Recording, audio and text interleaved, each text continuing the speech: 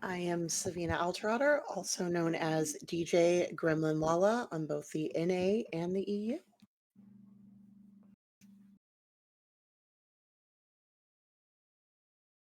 Well, hello everyone. I'm Aurora. I'm the owner of Floret and also Jade on NA.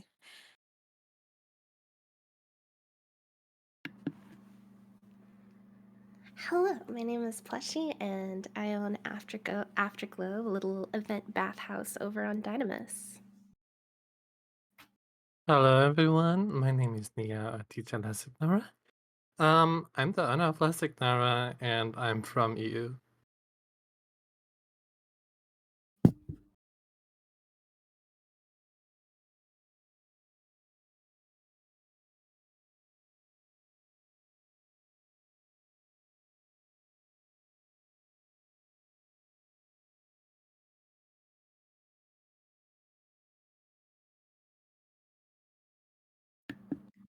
Yee, thank you so much for inviting us. I'm happy to be able to give you shit in front of a studio audience. That's always been the dream, right? Right? Now Let's it see gets to how be documented. That's the let's see how many times we can make Aruna lose their words. Let's go.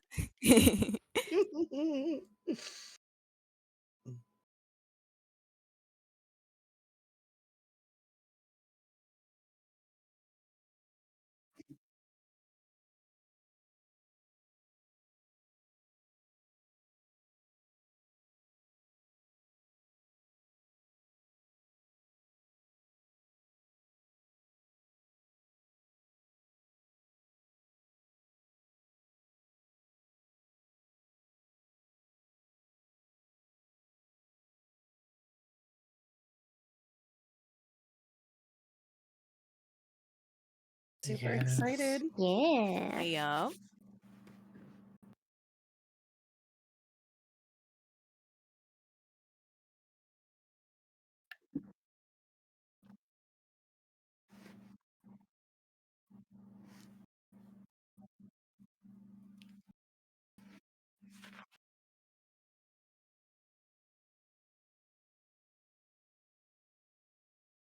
I love this one.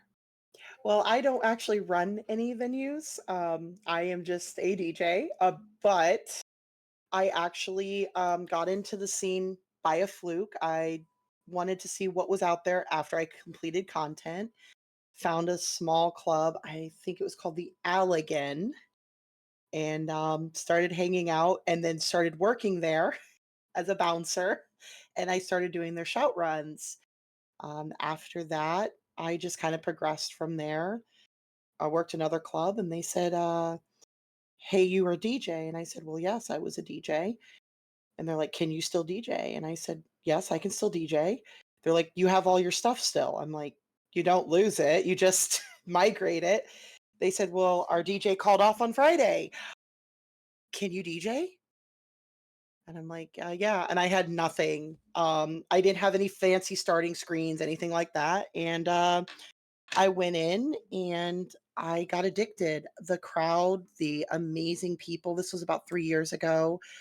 The camaraderie, and I had DJs I looked up to, like it or hate it. Alley Cat was a huge inspiration to me. I loved her vibe, and she always told me to keep at it. You'll do good. Then I found the likes of, Yams, again, Attitude 2.0, Swage, and each DJ I've met has a different, unique, and different take on things. And that's what got me hooked. And my mentors, I will say, have come and gone, but the message stays the same. Keep doing what you do it because you love it, and make the people happy. Because in the end, this is a game. and that's what we want to do. We're here to vibe and just have a good time.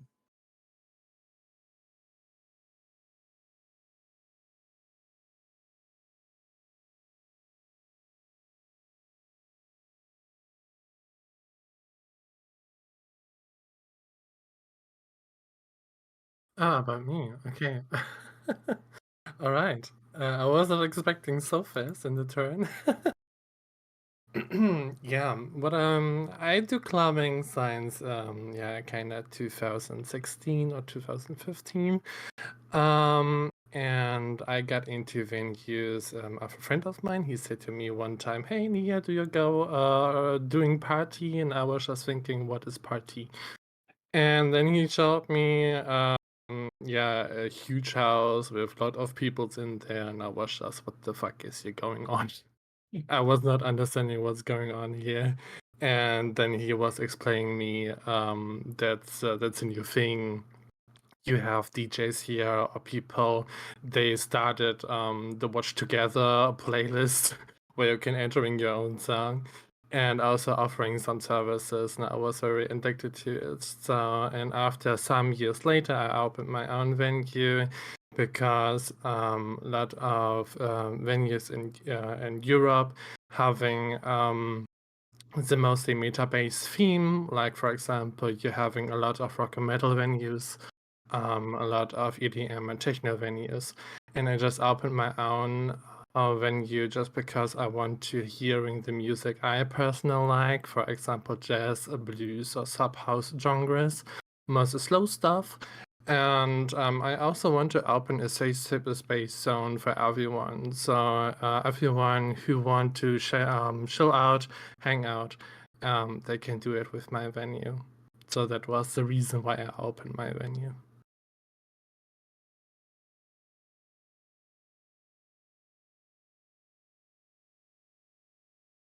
That's before Rabbit, too. Yeah. That's a Watch Together thing. Yeah, that was before the DJ thing overall. The DJ thing, I think, started at. I mean, I don't know how it started in on NA, but in Europe started the DJ thing. I think in 2017 or 2018, there was the first DJs.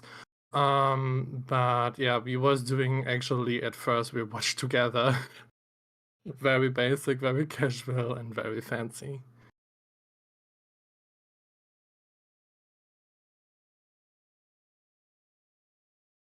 Yeah.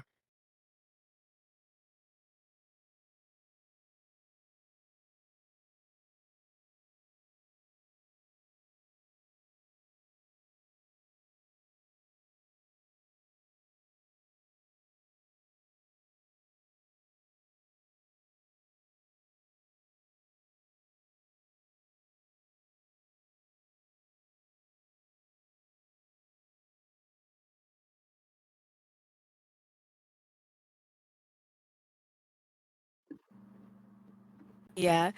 Um, for why I got into venues, it was actually just from the start of how it's funny of the day that I got a medium house because at that time I didn't even hit a year yet of playing, but I enjoyed doing the content and everything so much that I was just like, maybe I could have a little time to decorate a space that is mine in the game because it sounded cool because I never played a game before that had like player housing. And so when I got it, I wasn't sure what to do with it at all. And so I was talking to one of my friends who at the time was my FC officer as well before I moved FCs of being like, what do I do at my place? I don't know exactly what to do with a medium because there's a lot of space. And then I have been curious and heard of the RP scene for a while now from other friends that I met while doing content and they were into it. And so one day I just thought, well, I do like libraries and I do love books, so maybe I can make it into a library. And then from there, that one FC person helped me with getting housing stuff for it. And then also I learned of the housing scene, of how to work the FF Venues website as well. And then from there, I just went at it. I had no role play experience before I just made a venue. I kind of went to a few venues, some of them being my now affiliates, when I was starting out and before I opened officially to the public. But from there, I think it was just a leap of faith to where I'm now here with my chaotic library and also other venues, and I'm working. Yo, shout out to your FC mate though. I Huge know. shout Shout out out because to like why you're him. here right now. I'm so excited for them. No, he's probably very proud of me. Oh, I'm so excited.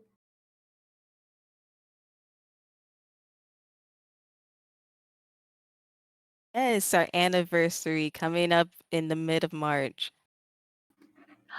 Wait, that's really, really close. How are you celebrating it over there? I'm celebrating it by since I just got the event space yesterday, so we're gonna decorate it to make it a floral masquerade. Oh, wait, that's gonna be so cute. I'm such a sucker for floral. I'm sorry. I'm so excited for that. I'll put Don't details laugh at later. Let's me. not interrupt the podcast. I don't want to take the spotlight off Aruna. I'm Sorry, sorry. I'm It's sorry. fine. congratulations. I wanna see it too. Yes, please send us details. Of Yes, course, 100%. all of of the details. course. I'm a huge book lover too, so as soon as you said floral in book, I was all in. Yes. Oh Oh man. God, I think that's me. Oh Yeah, boy. puts all the Got pressure on me Plushy into now. Oh God. What got me into venues? I don't know if I have an intelligent answer. Everybody's given such thoughtful responses. Um, I very naturally, like a fucking goblin, discovered housing the moment I stepped foot out of Endwalker, and I just was like, I'm never going back. I literally I got my very first FC house within the first couple days of discovering housing. And then my friend showed me what the concept of Party Finder. And I think for about 3 months straight, I'm not even joking, every single day we would go to just random venues. We would, before I understood what shouts were, I'm not gonna lie, I I would just sit there and I would wait for some type of like club announcement to show up with my friends and we would just go because we were just like a bunch of sprouts. We had no idea what the fuck was happening. Can I swear? Yeah. You're fine. Okay, sorry. And we ended up going to a bunch of places on Primal, and this was before Dynamis really started growing its own identity as a server. So it was a lot of Primal and Crystal in particular. Um, and I think I just really jived with the uh, vibes that were brought over at places like Roxbury, just the really deeply inspired housing, just the sheer creativity. I'm not really sure what they're doing nowadays, but it was their original build way back when. I'm not too keen on the details, but it was with their gigantic multi-layer techno stage. And also there was another venue that I very much remember. I think it was called Icicle Inn over on Primal, I believe. And the two of them combined really showed me like what was possible in terms of housing. And I genuinely opened up venues to fuck around with housing. There's no way around saying that. I've I've heard never a lot opened of up people say that. I love housing with like my whole heart. I never once opened the venue to be profitable. I just wanted to play around with housing and people just really liked the idea. So like, it makes me happy. Yeah, I can vouch for You're that as someone hired. that has had to adjust some of your builds before, so I am so sorry for that, by the way. It has Wow. only gotten worse. Call her out on stream, Runa. No, that's No, no. deserved. My Oh, that's elevators are pretty Yeah. rough. I have to use the same copy paste formula that Aruna has given me, so, take the little traumas with me as I go. I gotta Yeah. appreciate that. Yeah, so I should probably clarify. No, I did not help her build any of her designs. I just helped with the elevators. All that creativity is hers. She's made some amazing builds too over time that I've seen. Even back when you were just a little bitty baby venue. God. with enough caffeine and sometimes meth, you two can do anything, I suppose. But Oh my yeah, gosh. Anything's possible with as a little caffeine, Well, I treat, swear. a little treat, you know. I just met your venues recently due to Aruna, and I will say the one before you started doing the Ghibli inspired, The lush beautiful. filled greenery. Thank It was you.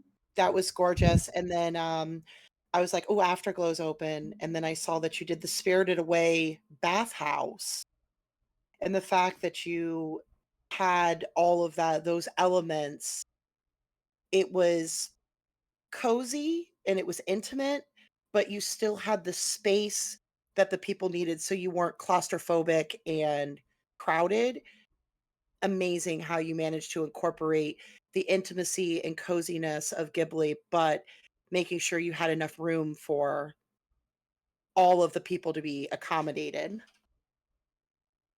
Honestly, thank you so much. Like, honestly, I am just grateful to be surrounded in this entire bubble right here, realistically speaking, by a whole bunch of very equally accomplished housing people who just put all that love and care into their venue and create the good vibes in our housing. It just makes me so happy to be around like minded people.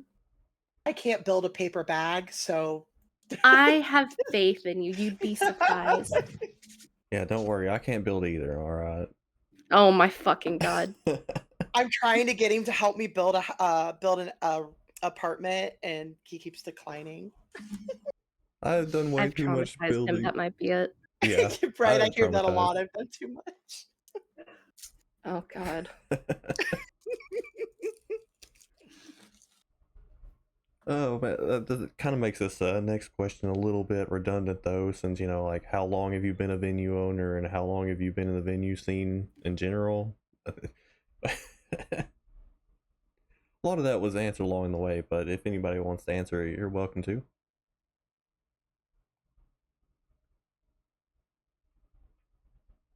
Actually, Nia, how long have you been around? I don't think I remember hearing you bring that up. You mean me? Yeah. Okay. My venue I opened 1.5 year now, not so long, and I'm in the scene. I would say 10 years. 10 So years in the I scene? Oh. Holy yeah, shit. kind of. 2015 was starting the everything, and Oh I my was god. visiting just. 2016, I started to work as a bouncer and security, and also as escort or dancer, but just for safer work, not for not safer work. I think at 2018 or 19, I started as photographer for multiple venues, and also sometimes helping out with creating our flyers or get in touch with DJs. And yeah, 2023, I opened my own venue. Yeah, I'm a old bunny. Yeah, you've been in the scene Honestly, that longer than comes I with so have. much knowledge. Oh, jeez. So I have to ask, how long has everybody actually been active in the game? I feel like I'm probably the baby of this I play entire Science the group. Beta. You would probably be surprised.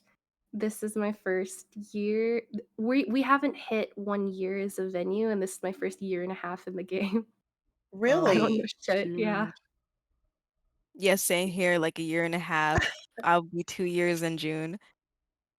Let's go, Wow. You guys babies. are so accomplished. I mean, I've been in for almost this will be my third year.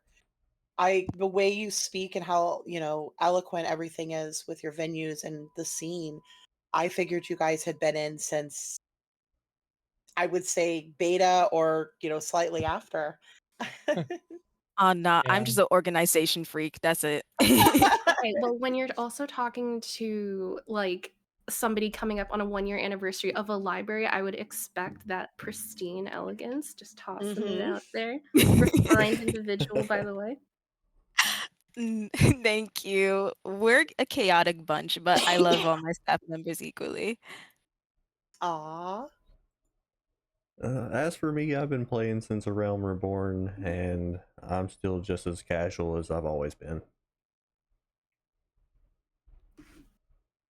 Oh my god, you've been here forever. Get this man a walker. Holy shit. Yeah, Grandpa, if you could see what were some of Jesus dinosaurs Christ. The like? cane. yeah, if you could see some of the items I have from past expansions you can't have anymore, that's just sitting in my retainers, you'd be like, damn, you fucking old man. Are you just sitting there hoarding belts? Is that what's happening here? No, I only hoard one belt as a reminder, okay? Oh my god. But I've got raid coins from Alliance raids, I've got quests that no longer exist items, and so on. I feel That's so old fun. right now because I played Science Beta. Oh Oh my god. gosh. I'm feeling like a granny here. Oh, stop. What were So dinosaurs like? Oh, sorry. You know what? At least your hair is white to match the aesthetic. Yeah, of I can There course. age you you Yeah, and go. there you go. Yeah. There we go. exactly. yeah, your hair's already full white, mine's just starting to white up. I was saying yours is starting to white out. Stop.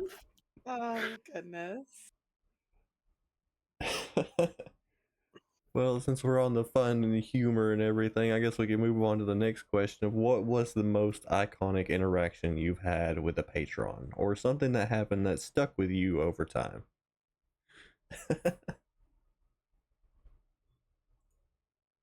The first question I have in a good way or also in a bad way? Oh, either way. Just both? Yeah. Probably good way because there's so many people that come through our doors on a daily basis. Like there's definitely people that we look at and we're like, holy shit, we're gonna remember you 5 years down the line. Oh, no, okay. I guess I'll go ahead and get mine out of the way since that is actually a real thing. There is this one person that's in the scene called Harshafont.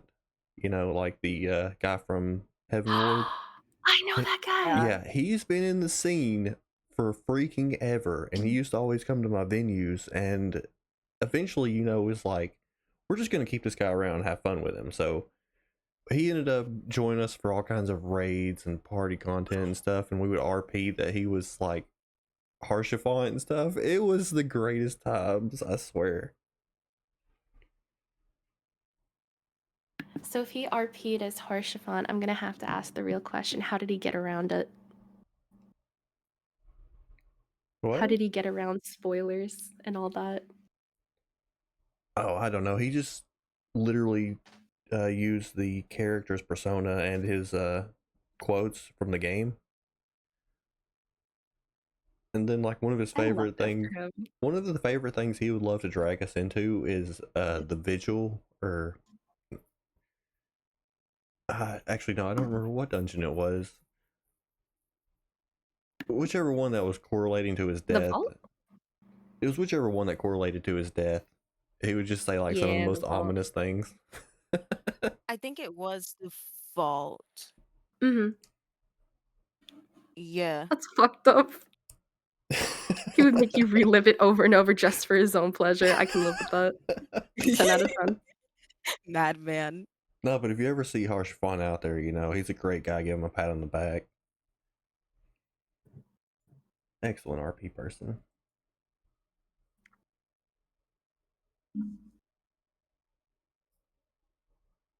Thinking of iconic people, though, you probably see a whole bunch of really, really memorable people as a DJ. You come in contact with so many people. um, yeah, there's been several. Um, Starting out, I would say, it's to some people it's really trivial, but when you're trying to make it like on Twitch and become a DJ, when I got my first 100 followers, because I looked at it and I'm like, I'm never gonna get there. And that was at Apollo.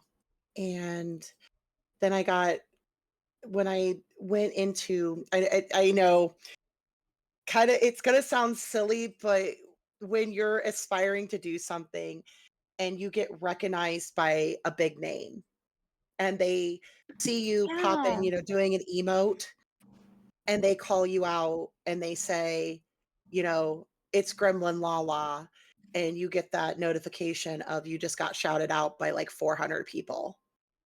Um, those are just some of the random Oh. ones. But again, one of my first inspirations when I saw them DJ, she's no longer in the scene. Things happen, people move on, but she dropped into my scene, back into my stream, and that was Alley Cat. And I think I was at around couple hundred. I hadn't hit 500 yet. And she said to me, "While you have grown, you're gonna go places." And for somebody that I was one of the very, very, very first DJs I ever listened to, and I got told by some club owners that my music sucked, I wasn't that good, I've been told to give up by some people, my transitions Mhm. were horrible. And, those stick with you, but that was my most memorable was when you finally have somebody who's big enough to say, "Oh, hey, I know this DJ. I've seen them play." And somebody who you looked up to go, "You're going places." And I just keep going towards those little goals. So, like, my most recent one was a goal that I never thought I would achieve, and I'm playing at a fairly large club. Um, Not tooting horns, but I've been trying to get into this club for 3 years. It's been on my watch list. Like, I will get into this club. I will be big enough to play on this stage. And the owner reached out to me and says, "I want to book you." And in May, I'm playing for that club. That must be so validating. I'm so excited for you. I'm Like, I I'm was so excited for you. um and I got into a DJ group that I was striving to get into, which is the NCV, and that was another one I was striving for. And I was scared to get into it because I know what their principles are, their laws, their bylaws, and how strict they are because they want quality over quantity, which is a great thing. Anything that I've joined, all of my tokens, they meant something, and that's why I joined them. I don't just join them to get clout. They have to have core values that I believe in. And these are just two things that are sticking with me, and I just keep upping the bar. But when a mentor looks at you and goes, "You're going places," and they can't believe how far you've come, it makes me cry because I went from a pissant DJ that didn't know, spit from spat in the virtual world, RL fine, but in the virtual world to now getting what I accomplish, and now I'm passing on what I have learned to others because I want people to get that same validation. And that's the whole thing is help people, keep them going. We're not going to be around forever, so take your knowledge of club owning or whatever you're good at and pass it to that sprout because that sprout is going to become the next mentor. How Oh, do you feel now that the roles have reversed for you? Now that you're in the position of the people you looked up to? I'm not going to lie, I still think I'm terrible. Um you can No, ask we any of my friends. I'm always going, "Oh my god, this is terrible. This sucks." But it feels good, but I always tell people remember where you come from. 'Cause I think a lot of people lose that along the way, because bright, shiny lights, Oh, but yes. yeah, Mhm, mhm. Oh, So yes, a lot of I DJs. I I call know so many DJs. They are so fucking arrogant, so fucking attitude. uh, Always saying like, "Oh, the dance uh, floor is not filled enough. Okay, I'm faking a disconnect." it's Just saying. actually it feels good to know that I am up there and I am good enough to play beside some of the DJs. I may not pull the crowds. I'll play for 20, I'll play for 2. But I know that I can at least hold my own and pace with some of the large DJs. Speaking of which, hi Vox. Sorry, I'm looking at your stream chat, and yeah, of course Vox my called you sister. out. Heyo, Vox. Am I allowed to say he is the owner operator of the Night City Vibes? They recently inducted me into Night City Vibes, and he's actually mentoring. Again, I'm still a student. He's mentoring me in a new genre, and he's giving me goals to work towards. He'll give me a song every week. I have to incorporate that song into my set. We never stop learning. So to say, I'm where my where I I'm where my mentors were, I'm never going to be where they're at because they're legends in their own right. Yeah, we've also gotten way off the topic of the question too here. Sorry, Anna.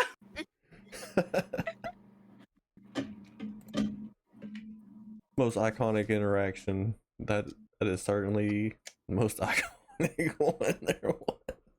Oh, I thought you said what was like something you what inspired you for an interaction. Like it was what iconic interaction that is making it. I don't know. Sorry. No, This it's is why you fair. give us At a the end list of of the day, questions beforehand. At the end of the day, I think that you still had like a collection of really, really good iconic interactions that kind of shaped who you are and like the direction, the entire trajectory of DJing for you. So I still think it qualifies. Yeah.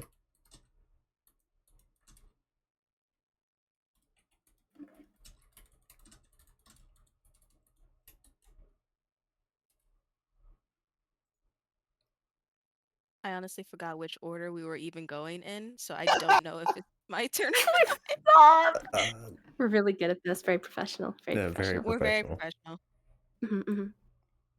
Mhm. Um, for any like guests in general, I don't really remember because all of them have been lovely. There's not really much that goes on that's very like concerning or anything because of course I run a library. Who's gonna be messing up with stuff in a library? Maybe have a But metal dancer or something like this. I don't know. Give me $20, we'll find out. Oh Well, my 20 god! bucks is 20 Hey, bucks, Imagine, all yo. right. imagine you someone visit the did try Hey, library. yo. to I'm gonna be someone did honest with try you. to role play set themselves on fire with our candles, so then I removed the candles. But that's the only thing that's funny. You know what? Actually, that's my favorite person. I take back whatever I was about to say. Oh, And imagine also someone someone tried to enters. fall off the ladder, so I'm thinking about removing the Oh ladder. my But other than that, it's been fine. I will say the butt stuff gang. If we had to say iconic, does anybody know who the butt stuff gang is? What? They were all What? Lalafels and they had butt stuff in their name. Oh my god. It was run by somebody named Ham Fist Butt Stuff. That name. I can appreciate the level of psychic damage that just coursed through my body. Thank you. I'm awake now. Yes. You talk about lighting things on fire. They would just run through the venue and like destroy things jokingly. Oh my god. Oh my god. That's funny. That's so funny. I love people who can commit to the bit. Nia, what kind of people have you encountered? Because you're fundamentally based in the EU. That's a whole nother world over there. What kind Oh of people are over God. there? I'm Mhm. nosy. Yeah. Yeah. Yeah, well, that's fair. I can Yeah. agree. I mean, I think my most iconic moment was just that someone told to his friend in the station, "Oh, don't worry, they just friendly." They're just Yeah, because we're Oh my greeting everyone personal. So when someone comes in, they're getting in the say chat, a normal chat with, "Hey, person XX, welcome to the venue," and then we asking always the people how you doing. So that's a normal thing. So and we do that with everyone. And I think some people's thinking that's not normal. And then I just saw in the say chat, "Yeah, don't worry, buddy. That's normal. They're just friendly." Yeah, that was very funny, and I mean, it's also very sad, to be honest, but Oh, yeah, but yeah, don't worry, they're just friendly. yeah. God. Isn't there okay, you guys have been in the scene longer. Is it true there is a Colonel Sanders and a Ronald McDonald that run around? Does anybody know? Not anymore I've that I never know seen Yes. it of, but before. Yes, I yeah. I've heard seen it. them. I love them. They're great. So I've that only is seen the Colonel's true. handle twice. So there Freaking is a iconic. Yes. He's great. I heard there's a KFC restaurant somewhere too in the world. Yes, it's on Oh, this is oh my god. true. Primal or Crystal. It's a chicken place. Oh my god. It's run out of an apartment. I remember this, but I can't remember the address. I'm so sorry. It's fine. It exists, I promise. But these are true. I've run into the call to the like the creativity astounds the yeah. There's I also can a remember link we person that we runs have on around. EU a pizza delivery service. That's kind of funny. They're having a website where you can ordering your pizza on the service, and they're coming to your venue and ordering pizza. It's so funny. I want to do that. I'm gonna go to. You know what? I'm jumping on my E character, and we're gonna order pizza. Yeah, it's That's so funny, really. amazing. And then they're coming up with an outfit and having a slogan or something else and saying, "Hey, here comes Taco Bell, and we having your order." Is so funny, really. Moogle eats. Yeah, Oh yeah, god. kinda. So Not the Oh, funny. Moogle Eats. let's see. Send ramen nudes. There's a chicken nugget place on Primal. Yeah! I need That to see place! it. Oh my god, it's so good. I can't. They have a ton of different Oh, sauces to order with their dodo nuggets. oh my I love god. that. Coop Hub. Ah. See, some of this stuff I have not seen, and now I need to go and we need to search for this. That's the problem. As, like, people involved in the higher levels of, like, management and venue owning, it's like, "Oh my gosh, there's so many venues we now wanna explore. I wanna deep dive that really quick. Let me tangent for, like, an hour. I gotta find out more about it." That's the problem. Yeah, if one of you finds the Coop Hub link and stuff, go ahead and drop it in the thing. Also, thank you, Little Miss Snacks, for the subscribe and also the follow. That is highly appreciated. And I hope you're enjoying the podcast today.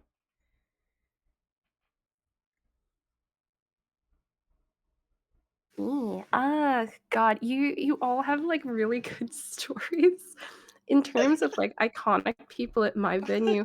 You're all gonna freaking laugh. There's this person God. So, I will make 0 effort to remember his name because his tagline is very literally, "Just a little guy." Just And oh, it's a guy, just normal dude, but he's the size of, like, a thumbtack in game, and he rides on people's shoulders, and that's his whole shtick. He'll just sit with you, he'll chill, he's really normal, he's just a little dude, and he was just such a cherished part of the small. I loved that guy, he was great. I got to I want see him to. for the first time in a while, I loved him. If you see him, send me a picture. I want to see a I picture of this, will. please. I Thank will, you. he's so funny. Also, I have to say I like the creativeness with the rows too. I saw the tomato, Tomroe, and he's all red with an afro. I love that. Yeah, his name's Tomato. Oh my god. also, Plushy Pyre says hi. Hi Pierre, what's going on? I can remember on one moment in my venue there was a lot of fella in a suit, and he asked me to coming into a corner, and I was just thinking, oh my god, what's going on now? And then he said, "Hey, ma'am, you look so beautiful. Do you want some coke?" And I was just thinking, okay, dude, I think that's the wrong place for your drugs. And then he comes with his friend, and that was fucking 5 Laravells around me, and they was trying to force me there to buy the drugs. And I just thought, okay, guys, let me working with you together. We are 6 peoples now. Now let's try to sell the drugs in my venue. Now it was so funny. Well, were you able to push product? Oh yeah, Yes. I Well, I'm mean, asking the real questions. You know how I'm scary the that right. was the first time I ran into that?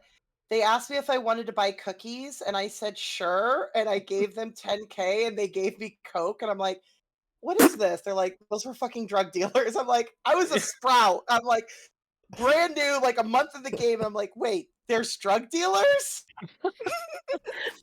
I was a Lalafell starting out, thus Gremlin Lala. Yeah, let's just say we got into a lucrative market of selling Lalafell candy. But do Oh you my guys god. knowing the people they're giving you a rubber and you're thinking what that means, and in the end it's a condom? I love those people. That's my I've fave. never done that, but now you have given me ideas. Garleen Yeah, the you're rubber very is welcome, no problem.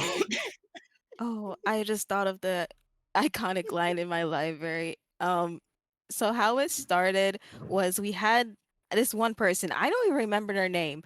I really don't. I just was looking at what they said, like what the actual fuck. It was someone, I think they actually just used to work there, but then they left, that came in, would usually have like a special drink on our menu to where they literally self-destruct and cause the kitchen to go on fire. And then we had one person come in while they ordered that drink, and so of course they did their blue mage magic and self-destructed, causing the kitchen to go on fire.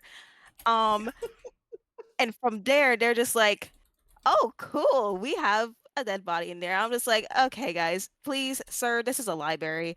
And so that's just been the iconic line of being like, "This is a library. Please stop what you're doing and get out."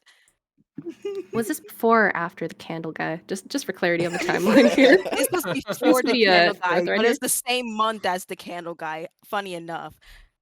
The Yeah, we had random someone Scrabble. Incredible.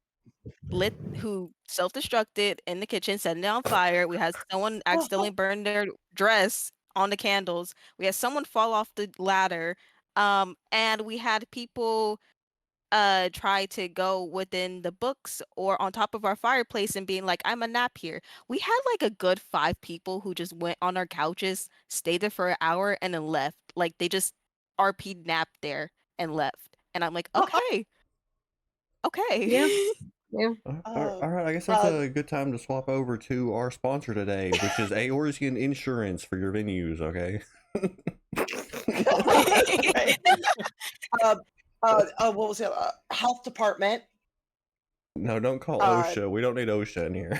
there was Patate. I remember I was running around with Patate one time, and they decided to do the Lalafell Health Department, and they had the suits, and they were going in looking for code violations in cafes. That's incredible.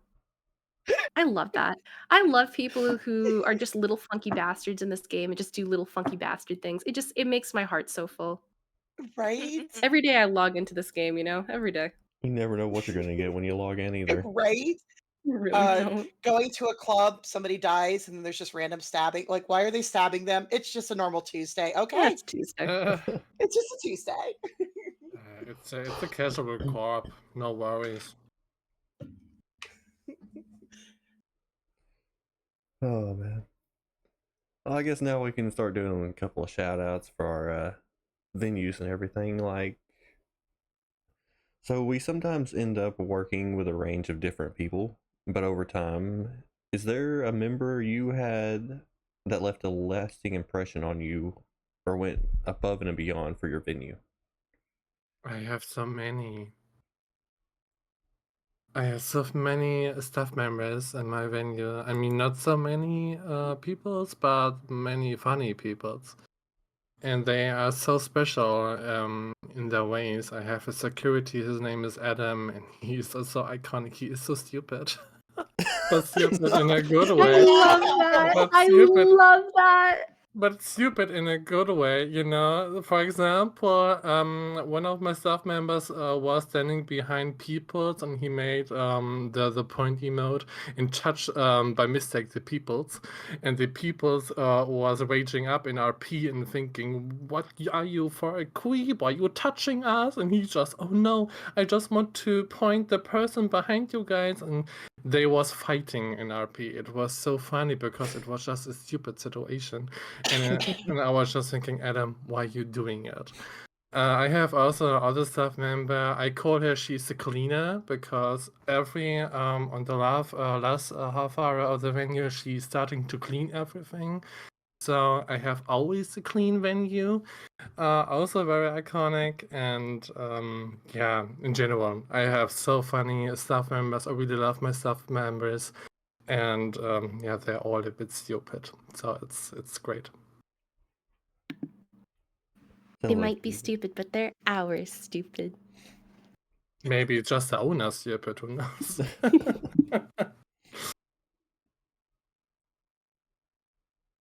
Also, plus, it looks like PR has got her eyes on you right now.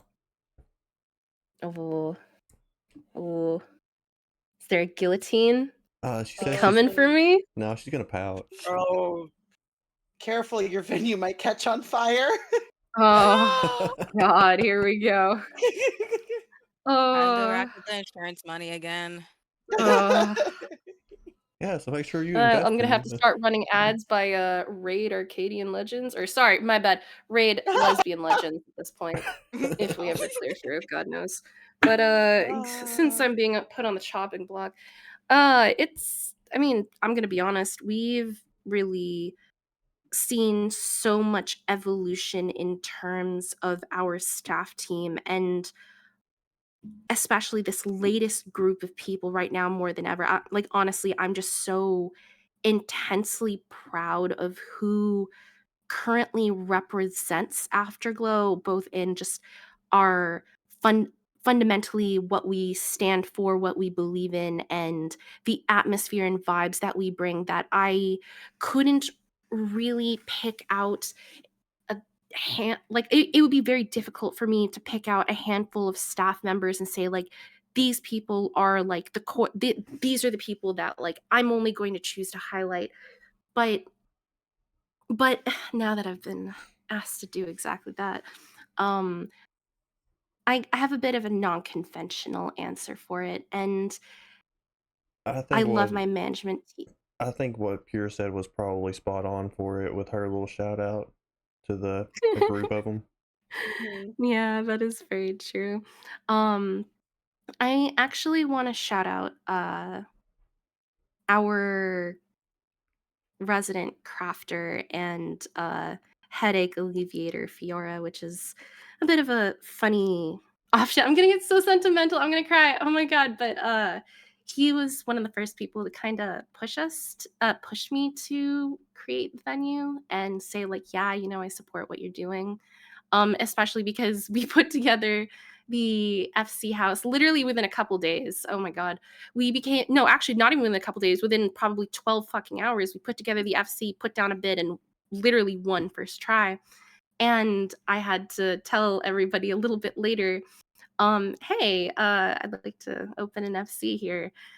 Sorry, not an FC. I'd like to open a venue here. I think it would be fun. And it was, realistically, I wanted to open a hangout space, and Fiora's just really always been there. He's just intensely supportive, really a strong gopher, and an excellent rock, no matter what's currently happening at the venue. I'm gonna Aw. cry. I'm like so like sentimental about it, so I'm gonna push it to someone else. No, it's all fine. Don't worry. There are No, so you're many good memories you have. Yeah, it's. Yeah, I'm I just think really looking I sad. think for It's every really, venue owner is the same. So I mean, we love our staff members. And I can also just say from myself, I'm proud for everyone who was working for me. I had a lot of staff members in the past. Sadly, some people leaving because of the genre, because the PC was not high equipped enough to playing for it. I had yeah. also photographer. I was really loving this photographer. She was my best friend in the venue time, and I was always try to ship her with mans. It was not going well, but she was my side bitch always. Aw. And and there are also a lot of some other people. For example, I had also a resident DJ. She was my first resident DJ. She stopped to DJing last year in summer. And that was a thing that was also very close to me, because she was asking me if she are good enough as DJ. And where I heard that people treating DJs is so bad, like they counting them just a number, because she told me, hey, I just have 300 followers. Are you sure you want me as a DJ? And I told her I don't care about your followers. I just care about what kind of music like you played and which vibe you can give me or present us. And that was also a thing or a moment for me where I was shocked about the scene actually. But I was very happy. She was my first resident. She was play every genre I asked her. She played every kind of fun with us. So she was absolutely amazing. As a DJ Feely, I really love you. Yeah, I kind of relate to that though, since I'm like brand new to the DJ scene. I've got like not even 60 followers. Okay, I'm gonna be honest, not that We much get yet. this. I'm just here for the fun, so. You get this. I promise you to give you some sets in Europe.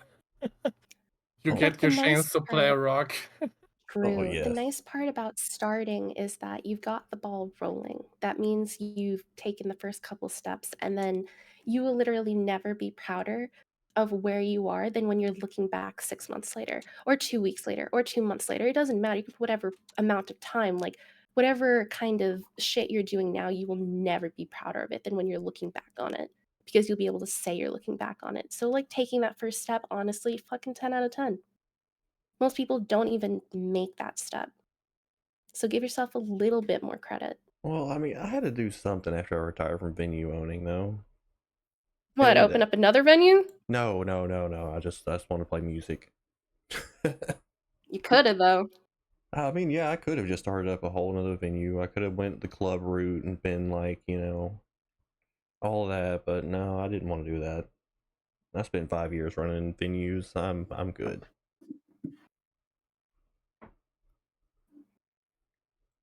I'm trying to think of a way to really answer this question because in my mind, I don't have anyone above the other. As I said before, I love all my staff equally.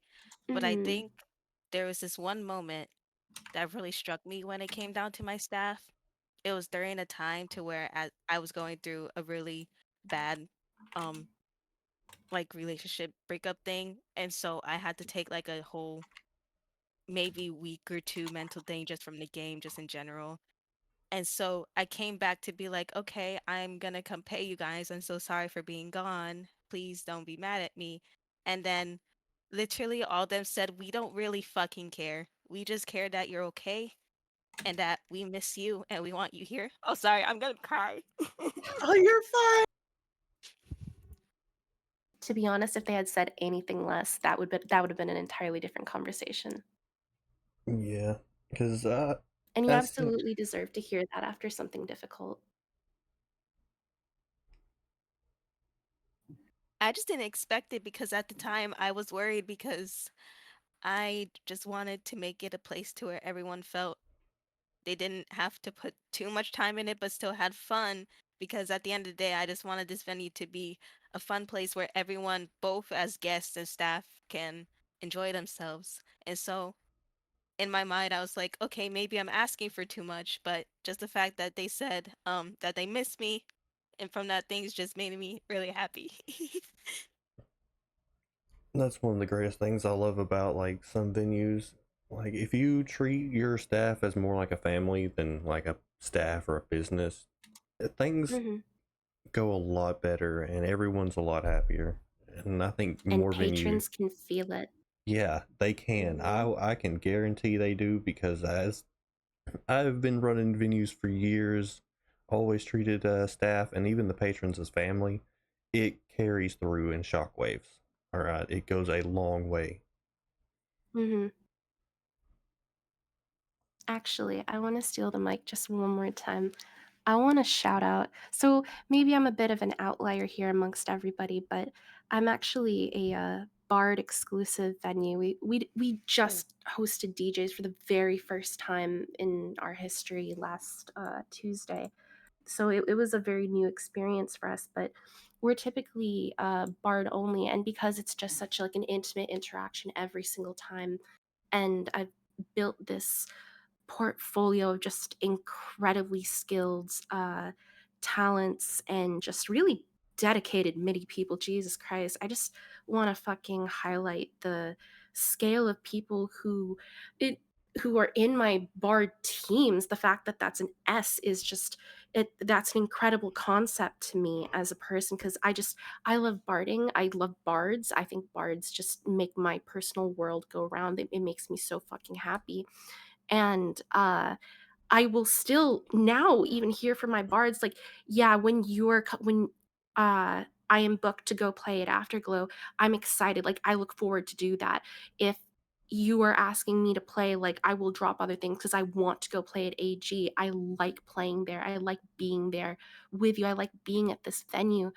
And it's just hearing feedback like that, watching my bards also do parkour with a bunch of people hitting follow on them. It's always really funny. But I fucking love my bard team. Like, all of my bards do so much work behind the scenes to add ambiance and bring incredibly good vibes, start shit with the audience, and just be really incredibly funny and heartwarming personalities. And it would be wrong of me to miss them from that shout out alongside my staff team, because they're a very core component of why continues to succeed.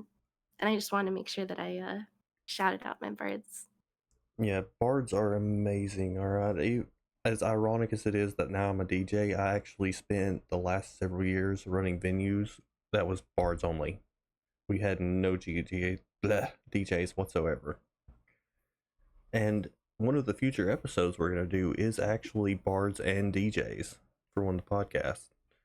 So that's gonna be kind of exciting. I think that could be hard because I heard from many bards they don't like DJs. Oh, I know bards hate DJs. All right, Really? I Yeah. have But actually it's not not. heard that one. Oh yeah, Oh, bards I have But it's heard hated that a lot DJs not. of for times. years. DJs came in and took all of the music and stuff, and then a lot of the big bard groups ended up leaving the game. There's only like a handful of the old, like, old school bards left.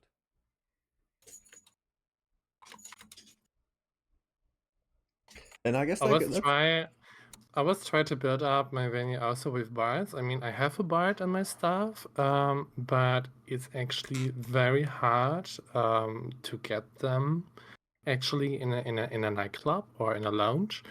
When DJs are involved, and every time when I'm asking very friendly for a booking, they're asking, okay, but you guys haven't casually always DJs, right? And I said, yeah, because we're a nightclub.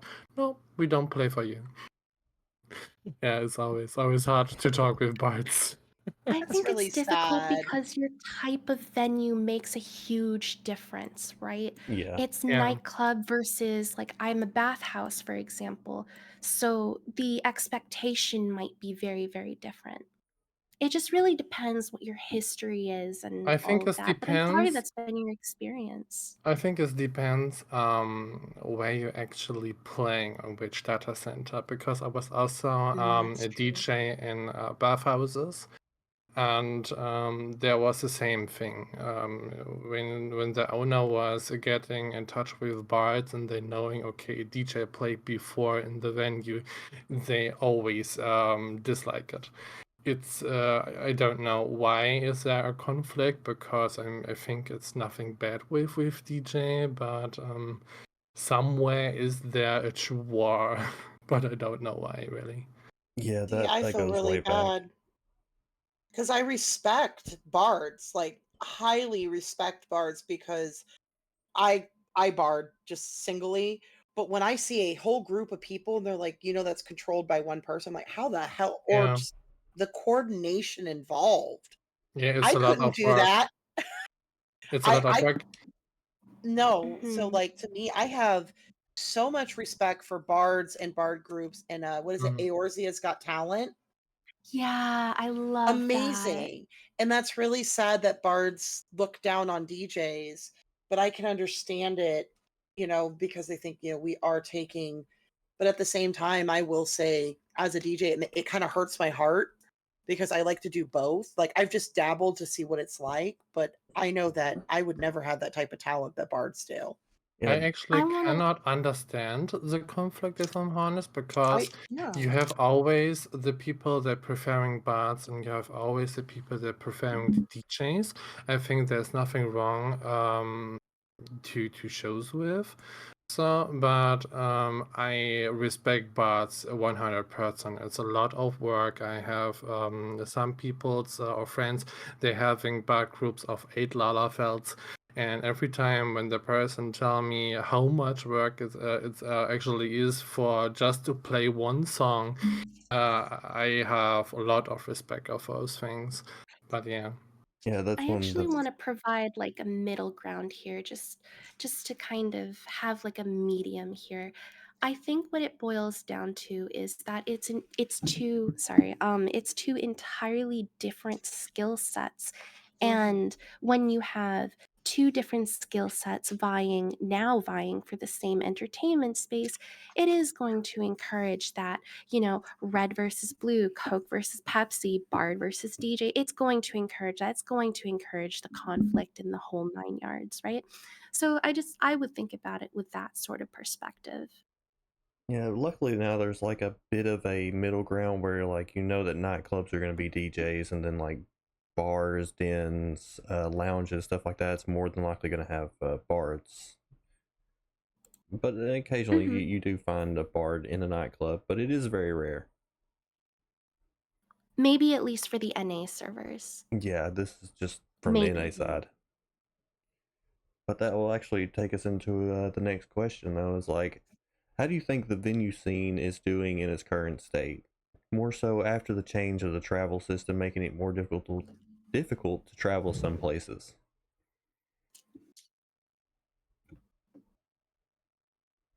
I've noticed a change. Um, I think I can skip this question because you just have two data centers, so Oh, okay, yeah. um, no This is sense. mostly NA, yeah, since NA Yeah, kind of yeah. busted. yeah, Way I to can exclude say, Nia. Sorry, wow, Nia, yeah. No worries. but Um, you I've still seen can get clubs She's shut in. down. devastated. Look at her. You can still get in. Like, what's your thoughts on the current state is, though? Yeah, no Hmm. worries. I feel bad because I've seen a lot of clubs that I enjoyed. They were small, but they were very nice clubs, great owners, great staff, wonderful people, have to shut down because of when the cluster for Aether was happening. Nobody could get over to Aether. So a lot of my The Aether friends that were Purge. Aether based, Yeah, they couldn't staff their clubs. yeah, that's pretty much So why I it was shut kind of a down. pain. Like all Yeah. that lack of Ah. traffic and everything, and no access to Aether. Like, what? Okay. Oh, we have an audience member saying something. Do you want me to read it out or do you want to? Oh yeah, go ahead and read it out. So hello, Cactopot. A juicer. Bards and performers lean into quieter, immersive spaces, and DJs lean into more casual, lenient spaces. Once you've established yourself as one, you'll unfortunately repel the other, it would seem. Aether is still incredibly hard to get into. Yes. And for the second part, Aether is incredibly hard to get into. Yes. Yeah, Aether Passport is kind of insane.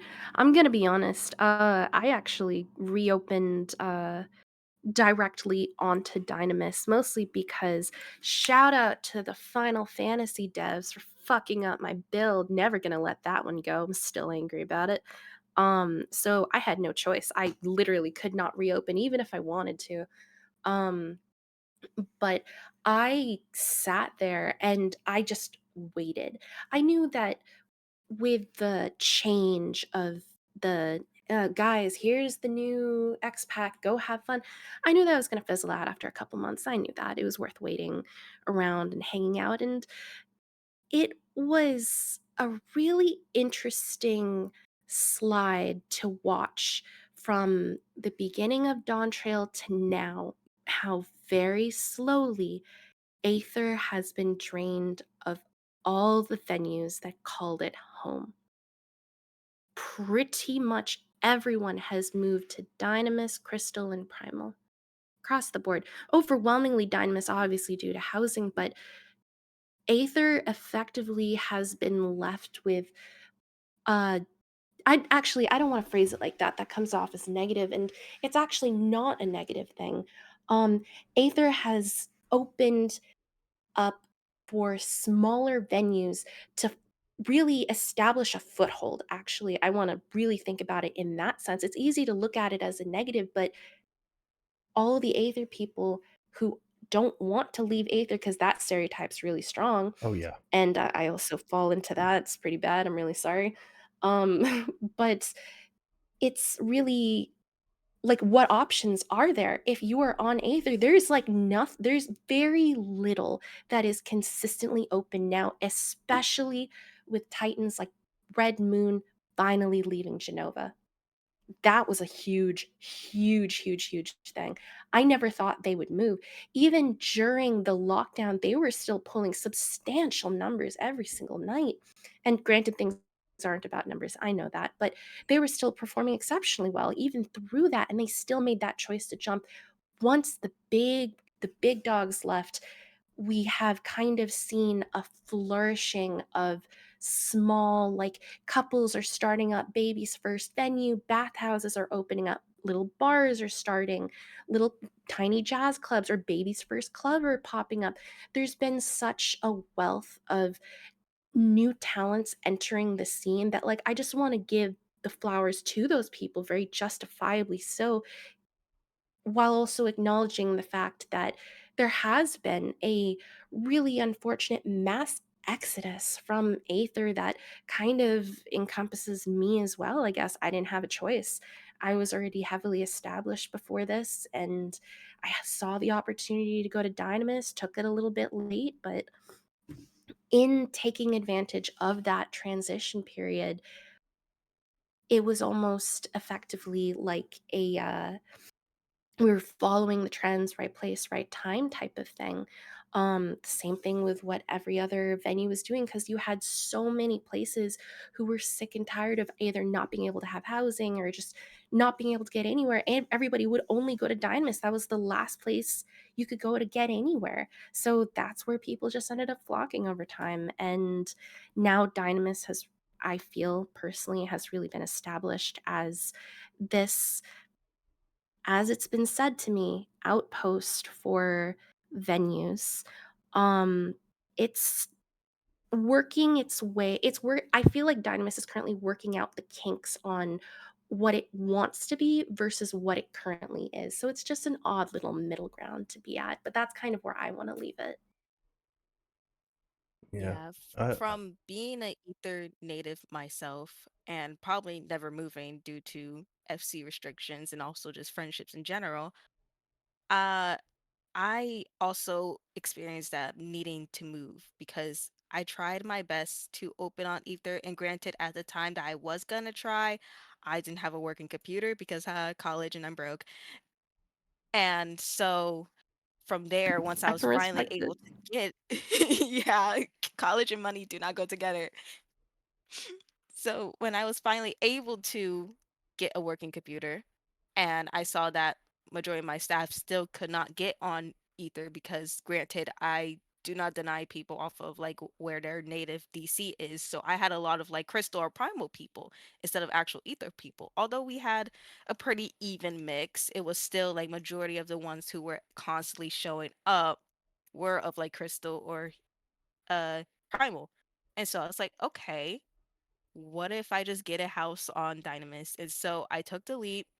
I got a house on Dynamis. I'm still on Ether, so I still have the original place, but I just made it all transfer her from Balmung, funny enough, and just been running from there with the event space on Dynamis too, with the FC house on there. It's it's been an interesting transition. Annoying on my part from trying to get it all set up, but also I feel like, as Pudgy said, it's been an opportunity for smaller venues, whether on Ether or on Dynamis in general, due to the massive housing and possibilities they could get, to be able to just grow, get that following that they need, and honestly make some pretty amazing like places. Like some of the places that I've seen like pop up out of of nowhere on Eden Ether, like studios or like little Mhm. cafes and stuff. It's just there's so many people who thought they could not do it because Ether was very heavily nightclub dominated. And that was my problem when I was opening up my library, is Yeah. that I would be floored with just nightclub ads over and over again in Party Finder. But now I feel like since most are going to Dynamis, granted Dynamis has its own problem with nightclubs and Party Finders and advertisements in general. I feel like all the data centers as a whole are finally getting their equal share in the venue community, where they can still find people who fit their audiences and be Mhm. able to also somewhat filter those who aren't interested in them. And that's what makes me happy. Despite my own personal annoyance at needing to move, I also feel like it was a major benefit on my part too. And I'm sure others can also agree. Well, Yeah. there's also the number of party finders in general. Like, so I'm also Cactuar based here, and the big insane thing here is that I remember early Endwalker. Oh my god, there were damn near 100 party finders in the other category. There were like Yeah. 3 pages, maybe Oh my more. god. I don't know. It depended on the day. Saturday, oh my god, you were sitting there flipping and flipping and flipping, which when I Mm-hmm. was new to things, oh my god, there's so many. But now that like I'm a But listing in there, just oh my god, this is but rough. just in the other categorization or Just the other overall? category Oh on my just god. Aether. Just of Oh my nightclubs Just and god. like Aether. some other venues that you see mixed in there, Well but then, it was bad. Mhm. It was I like Yeah. think sometimes you I hit it. guys need to visit the GU once. We never had double sites or triple sites. We have just one site. Oh, okay. Listen to And this. Back, I think it was just a few months ago. Like it was common where you would see like there's like 3 places that will put up like Oh my 8 god. party finders. Like I mean, that yeah, we still have also happens the even now. problem that some venues having multiple party finders, but so Mhm. much? No. Yeah. Yes, We have literally, I'll see another. like one place have 5, Oh my god. Wow, we have and they another still do it on audience. Dynamis. It's crazy. That's insane. I'll have to go there and look. We have an audience member. Uh, toe beans and cocktails. Some of the party finder ads for a small handful of places can get out of control with how many are posted. I have to agree with that. yeah. And Cackpot Juicer, 12 party finders max on Dynamis right now. Not too bad, Yeah, I 12 think but it is I a do good also number. agree. depends on the time of day because we're currently looking at early afternoon when all the clubs are closed. We're looking at lounges, bars, small intimate venue settings. Give it about 4 to 5 hours, then you will see peak party finder dominance. Yes, agreed. I have seen where there has been one club have 3 in a row. Like, Mm. we had a rule, we weren't allowed to post on the clubs I worked at. We would have person A post, then we'd wait 20 minutes, and then have another person post, then we'd wait 20 minutes so we could try to spread them out, but I have seen them where they're back to back to back, For my and venue, that it does was get annoying. always like post one and then 30 minutes later we post a second one. We always had 2. No more, no less. I was very adamant on Yeah. that. But I think also Mm. that 2 are too much in my personal taste. But I mean, okay, I can understand when venues on North America having multiple because you guys just having more venues actually. But if I see, for example, that a venue on EU having 2 party finders or more, I mean, there are sometimes, for example, on I think the last day is Wednesday. The people now on Wednesday open just, I don't know, 3 or 5 venues. Why need a venue when the list is already very empty? Why need a venue still 5 PFs? I don't get it. So what they want to say us with that. So I think 1 PF is more than enough, and I think everything is more than 1 is just spamming Yeah, see, or I just totally agree getting with that. attention. Do But we want to okay, just ask the controversial question then, since we're Uh, already on the yeah, topic? Are we Talon on the topic? VT, yeah. Since Yeah. we've already, Let's Talon go ahead and ask VT. that question, actually. all right. So So Talon VT states, sorry, always told 3 PF's okay. Anything more is excessive. I'm always going to stick by 2 in NA is more than enough. We should normalize Yes. 1, but nobody's going to listen to that. No, they're not. But since we're already talking I about do it, too. we're going to jump onto the controversial topic question: Party Finder. We all know about the Party Finder with its listings, and everyone has their own opinion when it comes to this. To you, though, what do you think would be the proper number of Party Finder listings for a venue during open hours that you would like to normalize within the scene? Let me actually snag this mic really quick. So I have a bit of a different perspective to this. Maybe it is partially naivete or whatever we want to call it here. Maybe it is the fact that I am significantly newer to the scene than a good chunk of the people at this table. Um, but I want to offer a question here. Why are the rules different for nightclubs versus non nightclubs? Before we answer this question, because all venues do not fit under the same umbrella and all venues do not play by the same rules.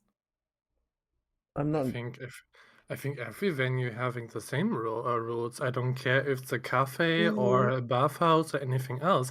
For me, is every venue. I mean, the venue. The word venue is just a word for establishment. So I don't care if it's a bathhouse, a cafe, a nightclub, a lounge, or someone else. So I think for everyone that calling themselves a venue, having the same rules. I can agree with that. However, on NA, things get a bit interesting in the party finder category. When I go, like, let's take Crystal, for example, right? So, when we collectively spoke about the Great Aether Exodus and all of that previously, when I go to Crystal, it is extremely common, no matter whether, okay, I'm Pacific time based, just for clarity here. It doesn't matter whether I'm there at, I don't know, 5 in the afternoon on a Friday or 2 in the morning. I will see venues there that are listing 8 party finders, Yeah, Oh my god. yeah, big established locations that are well loved and it's known by the annoying. public. And at 2 in the morning, I will still consistently see places listed at 6 party finders on Crystal. I can't really speak for Dynamis, but this has been my experience for the last very long time concerning the party finder category in venue advertising, realistically speaking. If that's what it looks like on Crystal, what does it look like on Primal? When we look at Dynamis and the shift that we've had of the type of venues that have flocked there, I can understand and I can deeply respect, hey, this is what the established number is. This is the number that we can respect, and I can respect that. I'm just wondering where the line truly is for each venue type, because it does not seem to be as similar across the board.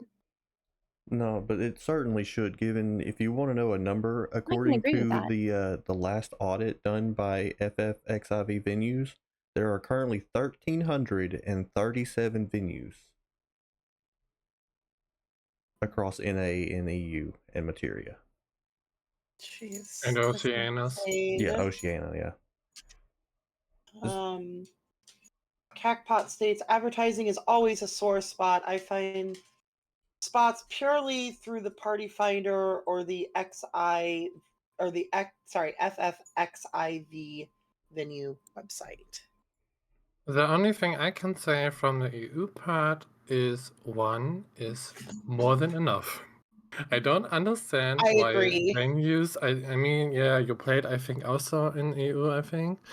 So, but I don't understand why venues need 2, 3, or 4 PFs. I don't get it.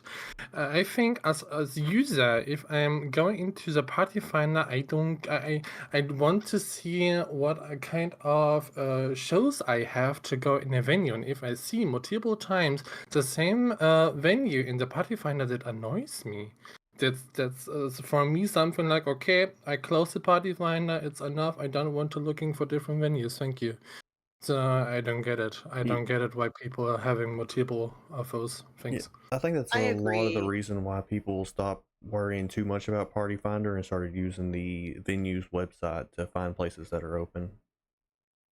I'm not gonna lie, when I found out about the website, I now immediately go there first, and then I may look Exactly. at I Oh, will go to the party finder Exactly, afterward. yeah, cat pod juicer. This is what I think actually. yeah. So I if I read your PF and you didn't want to go, I won't change my mind when I read the same PF 5 more times. True words. True I words.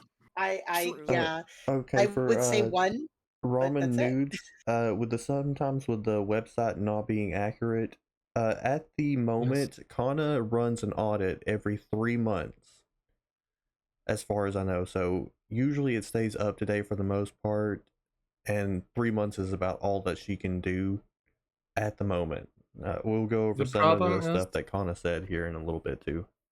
The problem is, I mean, I don't know if you guys knowing this venue, Endless Night. I don't know it's public also on NA. They're offering NA service, but Endless Night having a familiar thing like FF Venues. They're having a calendar with weekdays where you can see which venues open.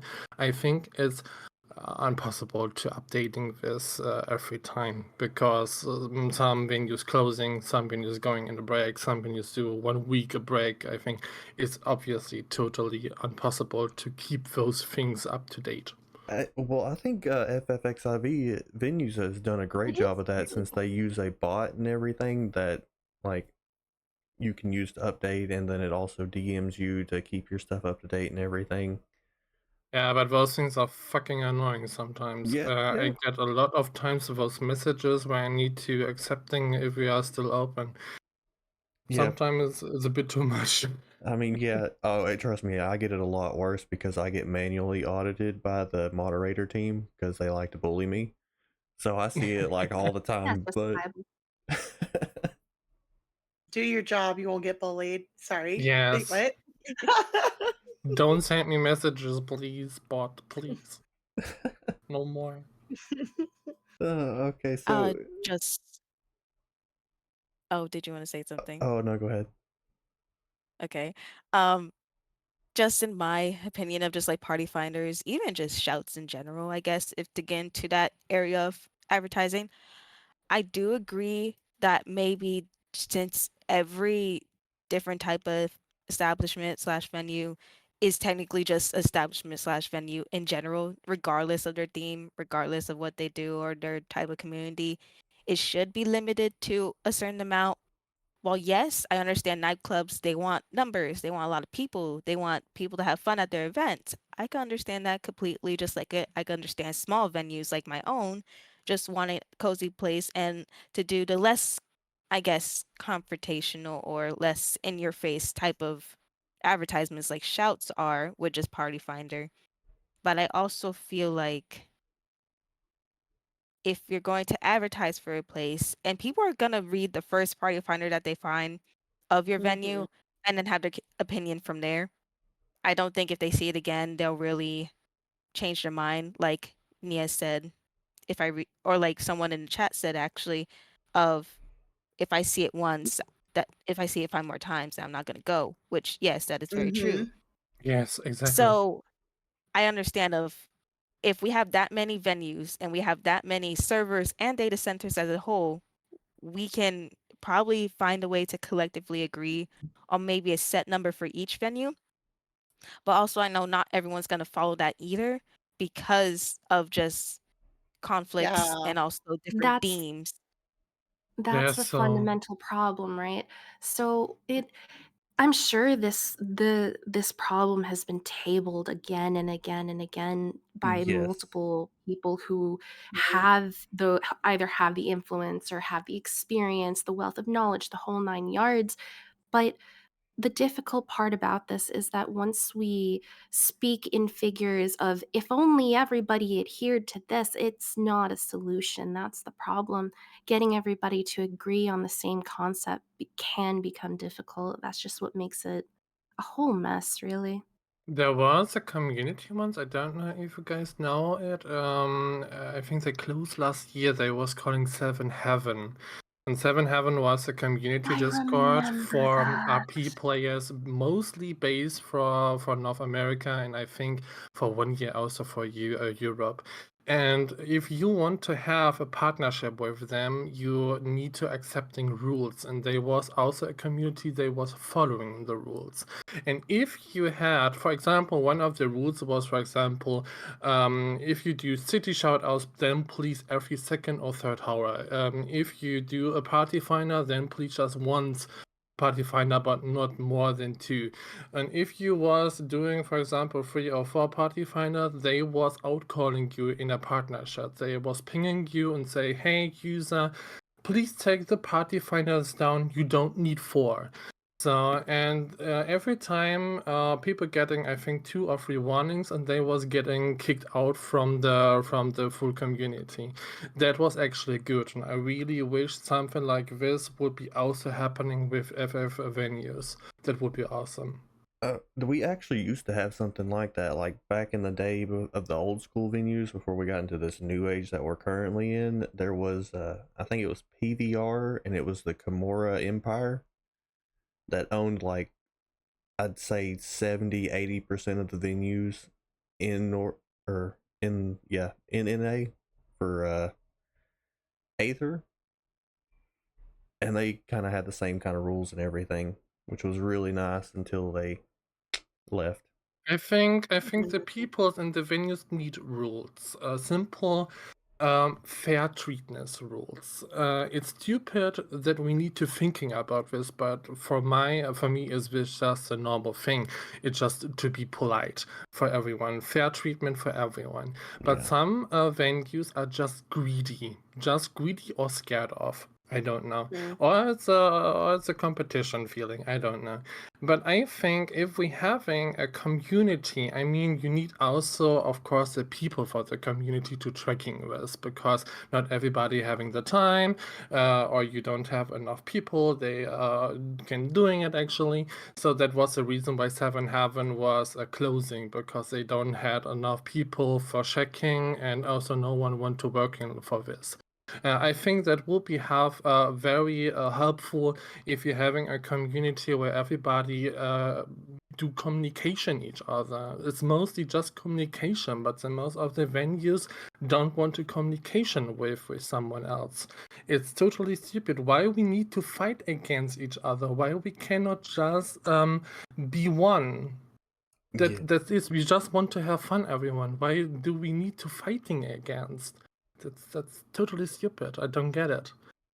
Yeah. Because But yeah, attention is a commodity that is yeah, valuable. of course. Yeah. Another one that I've run into that was it's controversial, but you don't hear much about. But I know that I have seen people bitch and complain. Shout runners in towns.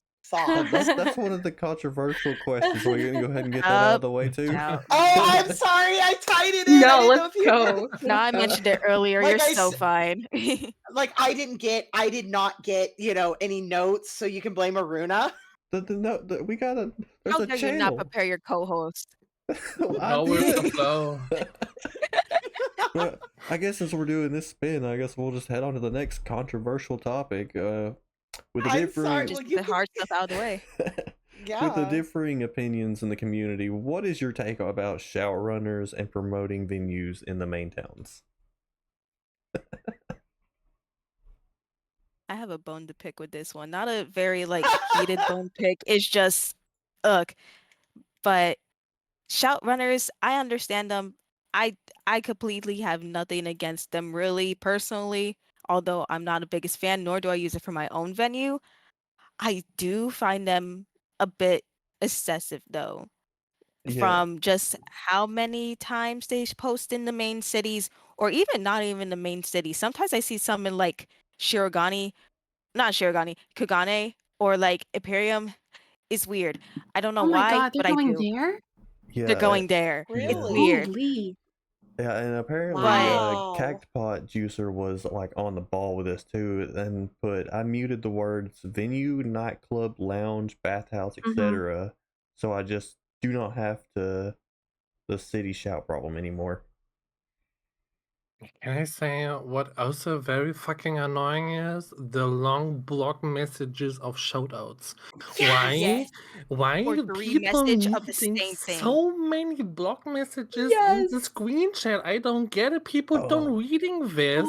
oh yeah, Oh, I've even got yeah. screenshots of Oh my me god. logging into the game to go to the Grand Company, and I get to the town, and within not even Oh, 15 seconds, I have Yeah. 5 oh my venues god. shouting like 5 blocks of Yes. text, and I'm like, "Are you shitting me? All right, I just It's want to really go bad over at here top of the and turn hour. in some It's freaking so gear." impressive. It was also a problem for me because at some point during the Starlight event and like around Christmas time, I think like maybe a week or so before Christmas or the weekend before Christmas and stuff, I was doing a FC event with my FC members. So we utilized like shout chat to like do a quick little message saying, Happy Starlight, everyone. If you want to get a gift from us, meet us at the Tree and Gardania next to the Carpenters Guild. Simple, quick, easy. Yeah, Nothing Mhm. harmful about I it. have to say. But it was the amount of shouts that literally came right after that just blocked my entire message. And I'm like, okay, Yep. your venue, I understand. But you gotta leave some room for people who are doing fun stuff too. Yeah, that's exactly what I mean. I mean, you just need probably just the name of the venue. Where is it? What kind of music you play, and that it's so. Yeah, And yeah, anything you don't else, need the like people 5 getting on the freaking place. messages. Can I actually pose a question to this whole table? This is going to be an interesting question. What feels more invasive, party finders or shouts in your chat? Shouts. Both, both, Shouts. Shouts, definitely, definitely. Yeah. both. I feel like that's like I understand of how it may seem like which one, but at the end of the day, I feel like we all are looking at chat to even see responses from each other if we're doing role play and everything. So of course we're Mhm. gonna if we're seeing like 3 or 5 shouts go back to back in our chat, we're gonna look at that first and actually doing the command to go on Party Finder to see a venue. Because we could Yep. always just scroll past the venues. We can't scroll Yeah. past the chat. Yep. You can Mhm. always not open your party finder there. Problem solved. You can't. Very true. I just don't stand in the cities. I mean, I'm just standing on my venue plot. But if I want, for example, I'm in the mood for clubbing and I read 5 times the same name. Oh, no, it's really bad. You go to Tuliolo, like, especially like They're in doing the it there. no, No. Doing it there now? Is I it yeah. haven't more been there. expensive to do that? If you go to Tuliolo to do like leaves and all that other stuff Holy. they got going on in there, and you're just minding your own business, and venues coming through shouting, and like, "Hey, we're Look at you. open." You quit becoming a fucking venue owner and you're doing fucking content now. Who are you? What is Uh, this? I'm a content arena now. This is weird. This is You I'm weird. just dragging said But through anyway. Moja, content so I creator. can't say anything. Speaking of which, I need to do Savage this weekend. Yeah. I Hmm. somehow have the time to do content while running a venue that opens like 4 days a week. Crazy.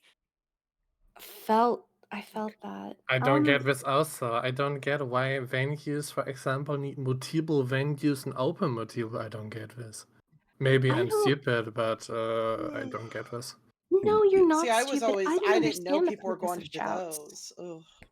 I Yeah, don't understand the purpose. It's like on a surface level, the marketing intention there is that you want the quick turnaround. Somebody who might not know better sees what your snippet is about and then hopefully stops by.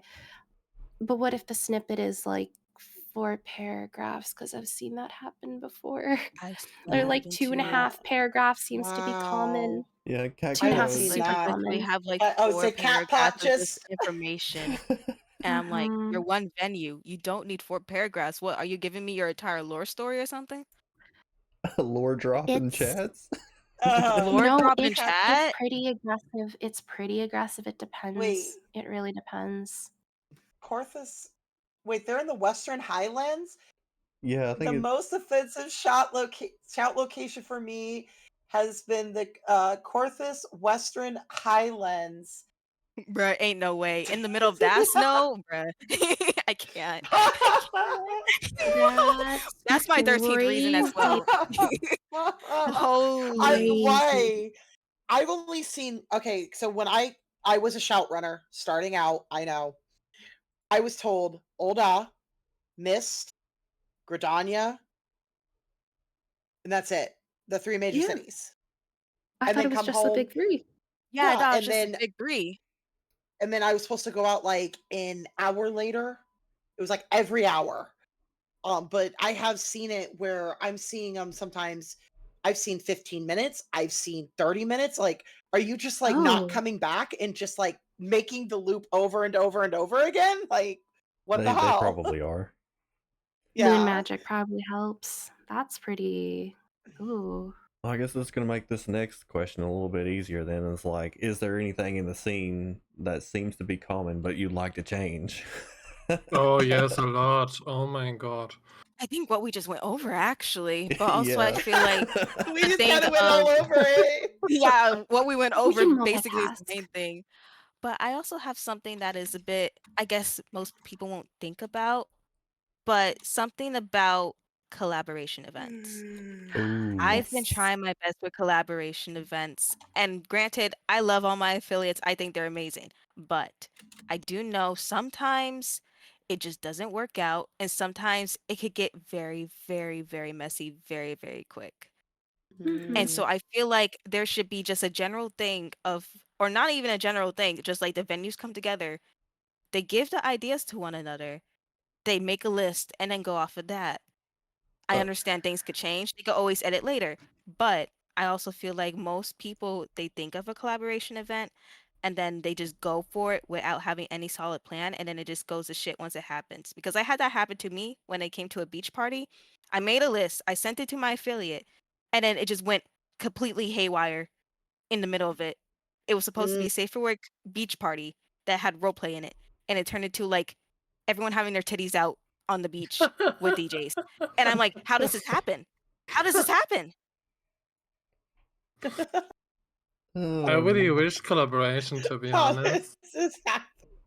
but it's Like I really literally difficult. tab out for a bit because I'm like messaging them Sorry. being like, hey, your staff is not listening to me. And then I see titties out and I'm like, what the fuck? When you don't listen, just pull out the titties. Sorry. a well-planned distraction. Oh my god, it's We terrible. don't I'm so see the Cav gets boobies in a it. library. In a nightclub, yes, but not in a library setting on a beach. Come on, guys. sorry. Yep. Fourth cast scout said it all. Boobies. Yep. Boobies. Welcome into the podcast, Cav Scout. I think I actually want to toss a bit of a different a different idea here. In terms of seeing I think this question really boils down to how do we want to see venues innovate going forward, right? How do we want to see venues improve going forward, really expand what's possible to about like being a venue, expand what's being offered and the type of venues that are out there. I would want to see a greater number spread in each category instead of a heavy concentration in maybe one or two category boxes, right? Like I would want to nightclubs. Mhm. see it could be one of the categories.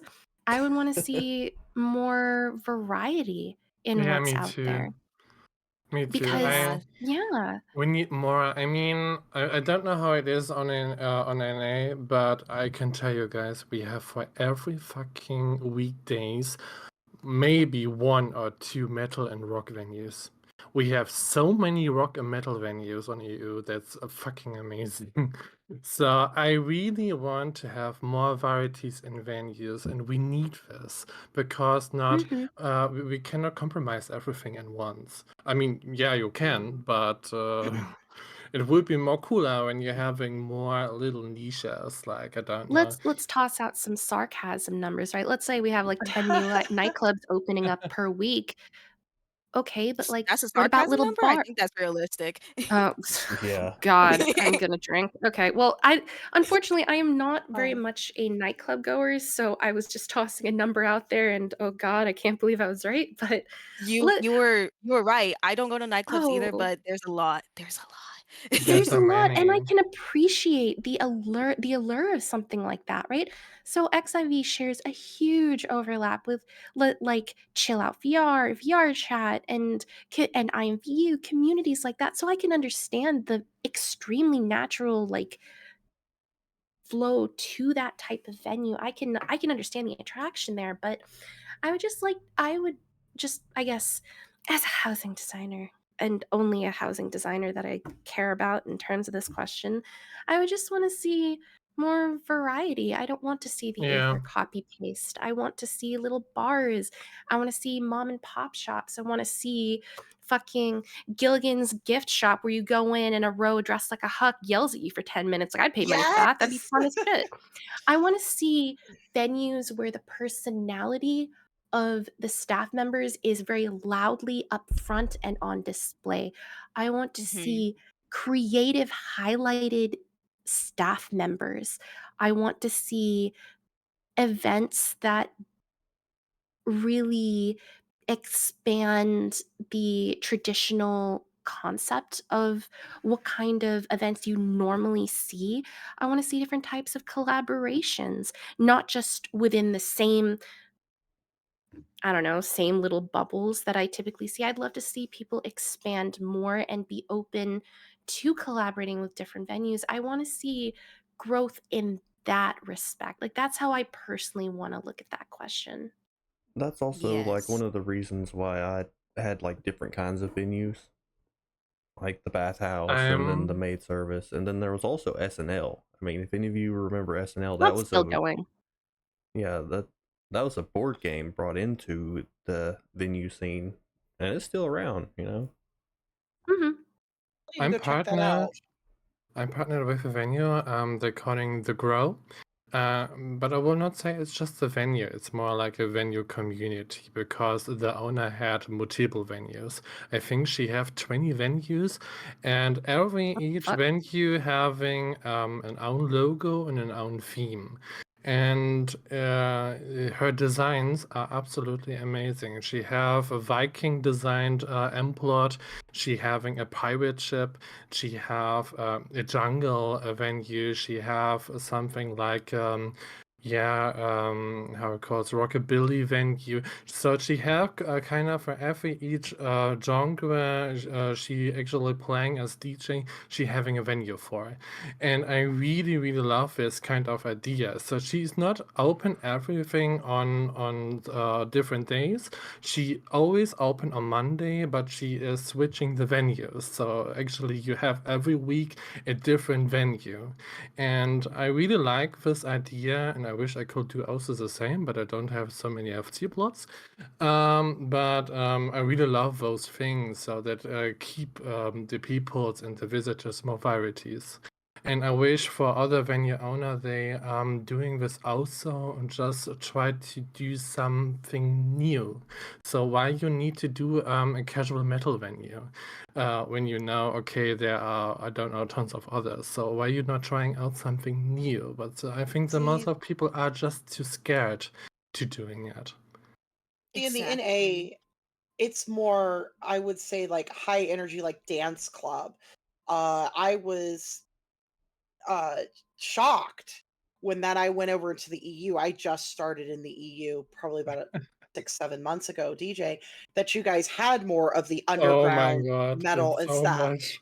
Yes. Yeah, and I was actually in heaven because that's how I started. Um, but in NA, it is a lot of, the dance music, the very light, bright Techno. colors. So Mm, there's actually a venue that just opened up that I was kind of excited for because it's kind of the seedy underground. It's a metal club. yeah, And but I guess it's depends on the region of where you're at yeah. because you're saying there's too many metal clubs. I think there's a lot of pop and light-hearted clubs over here.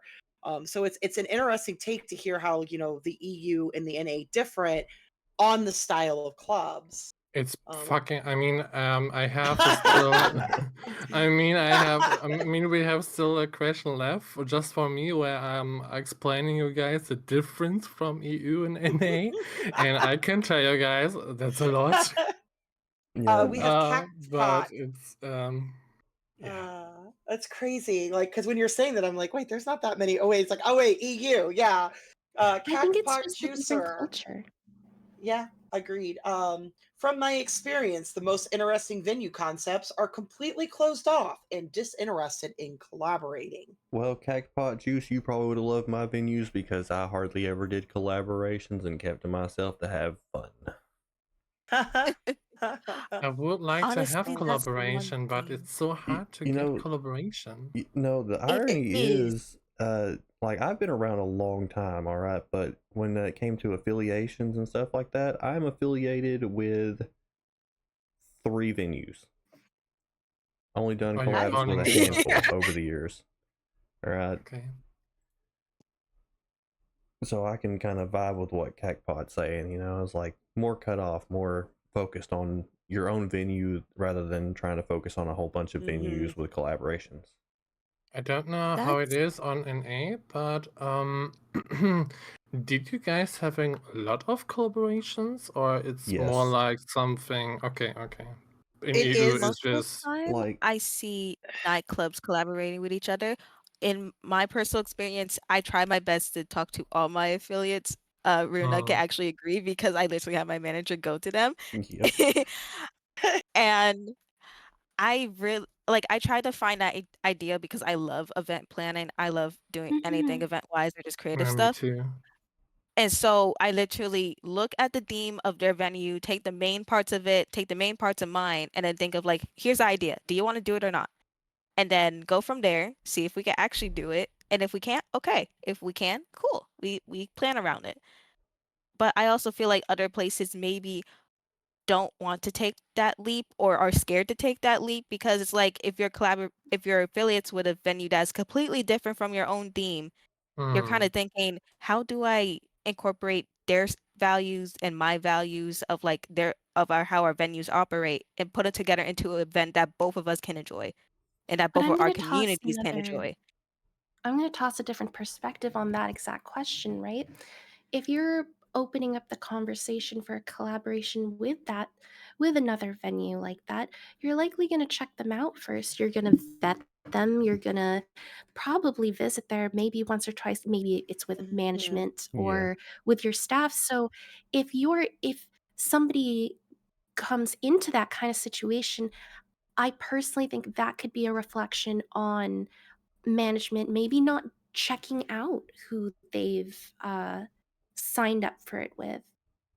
yeah. I think it's not a matter. I think it's not a matter what kind of venue you are. So, for example, No, I had also affiliate with a rock and metal venue once, and we was doing a rock and metal collaboration with jazz and blues. It's totally crazy, but it's working. But the problem I have mostly is the communication, because most of the EU venues don't want to collaboration with small venues or unknown venues. It's a horrible thing. The most of the collaboration just want the big name venues because to get more Mhm. peoples in there, and that's so sad because I would like to catching more experience in those things. I mean, I did some Sad. collaborations with partners, but I mean, it's nice, but I would also to work with someone else, just with my affiliates. So, yeah, you so Sadly, see yeah. that that. Yeah, you do see that a lot. And then it was also kind of the opposite when I met Plushy, like way back when she was just a small little bathhouse venue, and I was also a bathhouse venue. So I checked her out, and then eventually approached her for a partnership between our venues, since we shared similar like values and stuff when it came to running a venue and with staff and everything. I do the Yeah, sadly that same. you had to babysit me through the Mhm. beginning of how to run a venue for morons, and you still kind of do. That's the Aw. problem. I got Sadly, I it got your kind of back. that kind of that kind of bounces into one of the controversials that I have seen with the question that was going to be posed, but with I put in a duel with the venues. The other issue I have seen with collaborations and venues, and I'm probably going to be burned for this one. I have noticed just working in the club scene, and I'm only 3 years old, that there are some shady deals. I don't know exactly what Oh, I because, know Oh what you yeah. mean. I'm not Mhm. big in the club scene. I'm not a venue owner, but I have worked enough clubs. I have been Oh yeah. manager. I can do every job but Gamba, but it just feels that you can feel tension. You hear whispers. Oh, you shouldn't work with Axe. You shouldn't go to Axe. And the thing is that also, if you're not careful with that, you'll wind up on whatever drama list has been put out there, even though if you don't know the inner workings, like say, like you said, a small venue, you're a small venue, this big venue says, hey, I want to collaborate with you. You're thinking, great, they seem really nice, they get a good crowd, it's going to help you, but you don't know the drama. So then it becomes the battle of the, he said, she said, high school drama, and sometimes it holds with who has the most gil or who has the most clout, even if there's no truth behind or evidence behind the dramas or accusation. Not saying that's not always the case. There probably is, but there have been some that, you know, and sadly, small clubs have gotten caught up because they didn't know the drama. And then that puts them on the drama list, even though they didn't actually do anything. They are just working with somebody to hopefully get their name out there. I can And tell that's you, what I've noticed. I can tell you also if you are very small venue, you're getting in drama a lot. Maybe it's not your drama, but it's a drama from others. I mean, I like gossip and I like also the drama from others as long as not mine. But I Mhm. was not 1 month an owner and I heard so lot of shit of people's or drama things of people's where I thought of myself, why you telling me this? So I'm why? gonna laugh. Right. And I wish there was a lot Oh, more that did that, but yeah, there are Yeah, some that it's can I just, talk about my experience actually please. when I oh, first opened please. my venue? Because it ties directly into that. Um, when I first started my little crack shack, you have to understand, I opened like there was 0 financial options. You were there for the love of the game, that was it. Mhm. I opened a little bathhouse with, like, chairs, and I said, "Be free, my children." And I invited my friends and the people I had become friendly with at the primal bathhouse circuit because I just lived my life in venues for a while. Because love being a stuck inside the house loser, love that for me.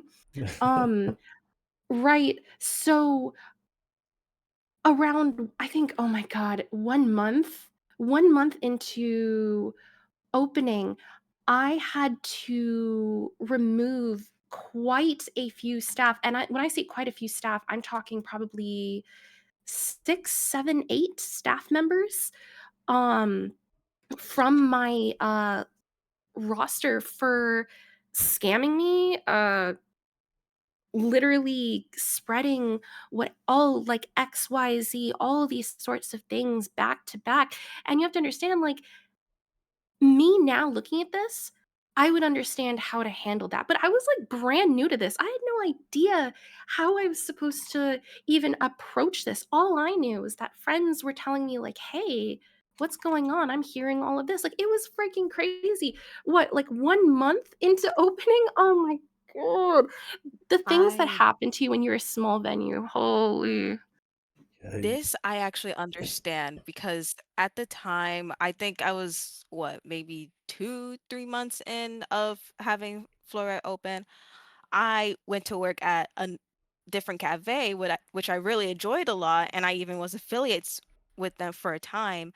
And then, which actually ties back into like my staff comforting me, and that's how I knew like, oh, these are my people. Like I love these people. And So from there, it was like it was fine until like just a random ass Sunday, literally a random ass Sunday. It was the middle of my opening.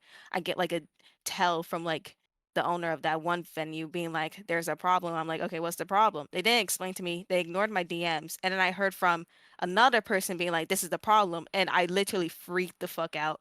Not gonna get into much detail about it because I'm like, I just don't want to think about it. But just in general, I'm like, how does this happen? I don't know what's happening. What is this? Somehow I'm tied into this. And then after a while, just like, luckily, all the people who were on my staff team, who are still on my staff team from that venue, they they're still like fine. They're like, it is what it is. And I'm like, yeah, it is what it is. But at the same time, it's like I had to cut ties with that venue because it's like, what just happened? What happened? What? I don't know It's what's your confusing problem. and disorienting. Oh yeah, but there is And, definitely like, a I lot that don't know why happens you out have a there. problem with me because of a problem that you have with someone else. That's not Mhm. my business. Like, why are you collateral damage? Yes, exactly. Yeah, eventually, like, Can I can I push maybe a different topic in there about the thing what I or what you guys want to change for? I don't know if that a big deal on NA, but on EU is it at the moment a big deal that are the giveaways? So what do you guys thinking about giveaways or guild giveaways? Yeah. oh man. Uh, Okay, okay, that that explains everything. Thank you guys. That is topic closed. Thank you. That's the answer that you needed, just that. Awesome. Yeah, that Uh, pretty much sums it Thank you up. so much, everyone. That Love pretty you much sums guys. it See you up. tomorrow. Nice having you guys on the Ah, podcast. See you later. Guild giveaways are interesting. I feel like agreed. respectfully, it is a cheap bring people in for one Yeah, immediate event so that you can hook them in with a secondary offering that you have you inside your buy venue, them. but you are actively gambling, Yeah, No, purchasing you buy people to come peoples. in. you're You just bribing buy for retention, peoples. and it doesn't always work because you can bring them It's in not with the it's guild never giveaways, retention. but if you don't have anything I else to offer inside your mhm. venue other than the guild giveaway, you have zero retention for your venue. They will not come Guild I back. guild have guild actually giveaways are quick politely easy. declined um because of venues wanting me to do giveaways in my stream. I will just I see No, dislike that it quite and a say bit. no. No. And I'm not trying to be mean, and I would no. never do it. if a Okay. DJ wants to do that, I'm fine with it, to each their own, Oh, but I want people to be in my stream because they want to listen to my Yeah, music and yeah. want to Mhm. support me. I don't want you in my stream if all you're wanting is that money. all right. Like, So I've actually got a great story here about this because one, I will also never do any kind of giveaways, but there was actually this really big venue on Ether for the longest. That was an amazing place that got strong armed by a DJ to make people watch their stream and do giveaways in there. And if they didn't, they would shit on their club. And it got so bad that they actually closed their venue because they got tired of being, you know, strong armed like that. Holy. But it's just so wow. amazing. But I'm feeling great now that you guys having the same feeling like me. So I'm not Yeah. alone with that. When I see in No, a I party find a 150 million giveaway or 500 million giveaway, and I'm just thinking myself, okay, guys, when you guys want to buy clients, then please tell them. I'm also thinking about maybe they should saying give for free or something like this and not calling the word giveaway. For me, is a giveaway something different. That's a fun buzzword, though. mhm. Yeah, Yeah, it's still the same because thing. I think a giveaway should be something special, probably maybe just once in a year or maybe two in a year, who knows? Yep. But it's so annoying, really. You Yeah. know what sucks about buzzwords like that? That I'm sorry, I'm gonna continue to dog on it. Yeah, I'm not sorry, actually. I'm gonna continue to dog on this anyway out loud. I'm gonna be honest here. But what sucks the most about all of this is that the club strat works, and that's been proven over and over and over Yeah, for multiple different reasons, good and bad, but it sucks that the club strat works. It really And does. I if you're think asking the venue owners how they get the money, they're telling to you, yeah, we do treasure maps. How many well, that treasure No, maps you they do yeah, need pay. for no, they Treasure 500 don't. maps do not million? give you that much Yeah. money. Now, Mm, I Uh, do not have an issue. I will say I do not have an issue with 50-50 because I think that those are fine because, you know that when you buy that raffle ticket, you're going to get half the money and it's going to go especially if it's a small club. I work for small clubs. I have a few clubs I work for. They are small. They do their best. They're great clubs with a lot of very close people that treat everybody like family.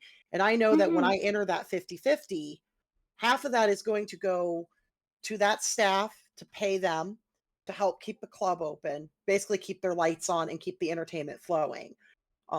Just for giveaways, a lot of it you can tell, those are the high end clubs and they're just trying to keep numbers up.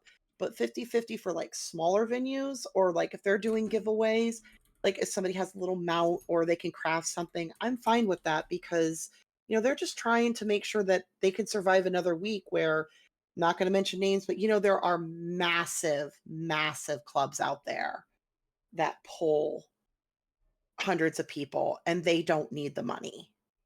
I I think the have worst. another thing for that is that what do you guys feel about I almost forgot it. Wait, memory? Um, what was I gonna why did I forget it in the moment I was about to say it, bruh? It is all Anyway, good. you could go I'm gonna try to think of this again. You could go ahead. Yeah. okay. I'm So, thinking of what I was going to say. yeah, ramen nudes over here saying the big stuff, and it's like, but the big clubs that are obviously dropping RNG, Of like, I mean, course. I We're mean, not going to I touch wasn't that gonna Obviously. say subject. it. That's uh, spicy. no, We're not going to touch that. We're not Yeah, talking we're not about that. touching Please that don't talk one. yeah, about yeah, that. Because we might obviously, we might go into controversial topics, and as somebody that's been around the scene a long damn time and knows that's yeah, that it does happen, we're not gonna touch it. it's Not this time. I I do don't know. remember what I was gonna ask now. What do you guys feel about staff being able to participate in the giveaways Oh, that's a It without depends no-go. on the any type of giveaway. limitations? That's a no-go. Normally, I mean, It we do depends. we I think it don't do depends. giveaways actually. We just do minion drops or something like this with rolling games, and I say always no stuff included. No stuff. Mhm. It's just for peoples. No stuff. I mean, if Usually, if they're if like there's small things, then yeah, sure, staff. But if there's like yeah, big things that are meant for the community, no. if there's not Mhm. much action, like maybe it's okay, but try to say, "Hey, do you mind like not, because the problem is if there's not very many people in there or trying to get people active, it does help to have the staff do roll. I do know that there are some venues that they will roll, but then they just won't take the item. Just like me, if I ever roll for stuff, if I win, I'll be like, no, give it to somebody else.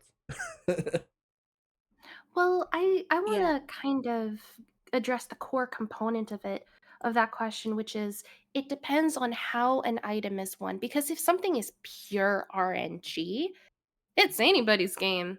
Fuck it, why Yeah, not, right? agreed. But if it's a test of skill or if it's something a little bit more involved, it doesn't really make as much sense to allow staff to be a part of it. Or if it's like a super rare item, absolutely agree with what everybody else has said here. Mm, My stuff become money from me, so I pay my stuff, so they don't Yeah, need like to I roll on pay my staff. minions. Like, why do you need a roll on They Gil? they don't need to roll on minions. And I mean, You if guys they, pay I yourself. No, I'm have a kidding. lot Kidding. of. What did you say? Don't worry about it. Don't worry about Okay. it. I have a lot of Like I minions. Sometimes people just put me minions in my bag and they're saying, please roll that. I love Um, that. it's always happening. Or staff members give me mounts or something like this. It's also happening. Nia, do you want to rolling? You like to rolling, right? Yeah. well, with all this negative, I guess we could go into like a more positive question to, at least balance this I'm out a short and bit. people give me my time. I think about changes into the clubbing scene is never positive. Yeah.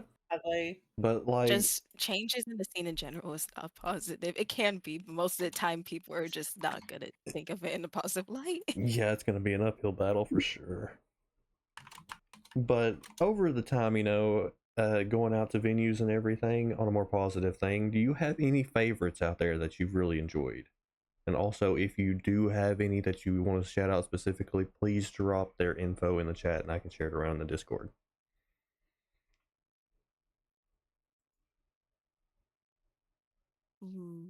That's kind of hard because for me, I went to a few venues during my time, although most of my attention has been focused on like the venues that I've worked at or my own venues.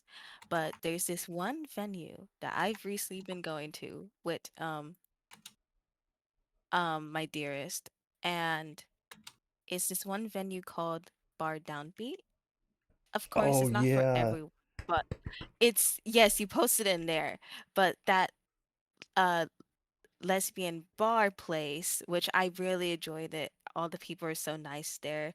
And going in there, it wasn't like a question of just being like, oh, why you're so tiny? Or just like, oh, interesting. It was literally them being like, oh, you guys are adorable. Come take a seat. Let's chat. And I think that's what I kind of look for. Although, yes, I play a fucking tiny ass character. I understand this. You are I think she's adorable. adorable. I think she's absolutely adorable.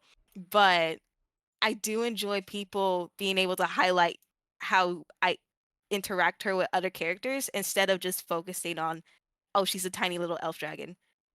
Can she be But that something one of like trait a is your very entire personality now. That's how this works. Yippee! But I yeah, We love just have bar being a tiny person. we have Sin Rant Ramen Nudes.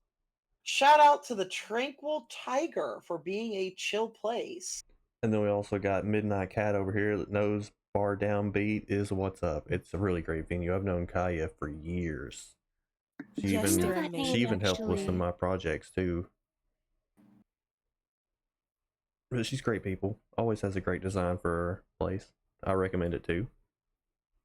Um, I would say Rec House. Just talking to the owner, Min. I think that's how you pronounce the name, Min. They're just so sweet. They just recently opened. We actually are getting the pleasure to play there, but I go on how you interact with people, and just she's so sweet and so nice, and she's very involved in the venue. And I will say that another one that I recently have had the pleasure to start working for is the Naughty and Nice Inc. They both run the Toy Box, which is not open yet, and also um, they also run EOTA, um, which is Edge of the Abyss. Their staff is amazing. They're very attentive. I'm not saying that because I work there. I actually know the owners personally. I have worked with them many, many times. And anytime that they need anything, I'm right there just because of to them, their staff and their people are family and they want everybody to be happy and comfortable and enjoy the game. It's not about the numbers, it's about you having a good time. Um, and I can link you those in your Discord, Aruna, for Edge of the Abyss and Edge of the Abyss, which is open, Toy Box, and then of course Rec House. Those would probably be the three recently. I've run into so many, so if I don't shout you out, I love you all. Mwah. But those are the most. Those are just Exactly. the most. These are the most recent ones that I have come in contact. Of course, Calypso Drake, her clubs are amazing. She runs a cafe in Apollo, But I've run into so many. But these three, they're small clubs. I'm shouting out the small clubs that I've recently gone to and just how intimate and nice they are. The staff always says hi, they don't ignore you and you can just tell that they care about what's going on there. I can do it quickly. I don't have really a favorite venue.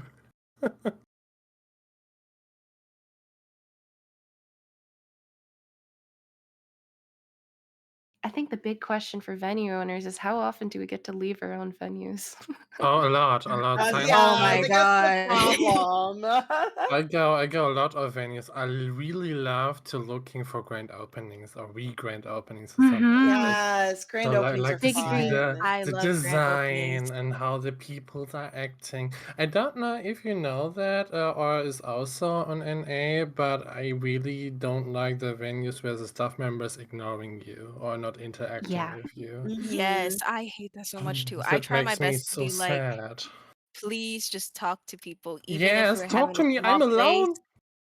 I'm alone. I don't know what's going on. I'm This is my first lonely. time here. Please Please, talking with me. please. Look, I'm sad and That's cute. Come say hi to me, please.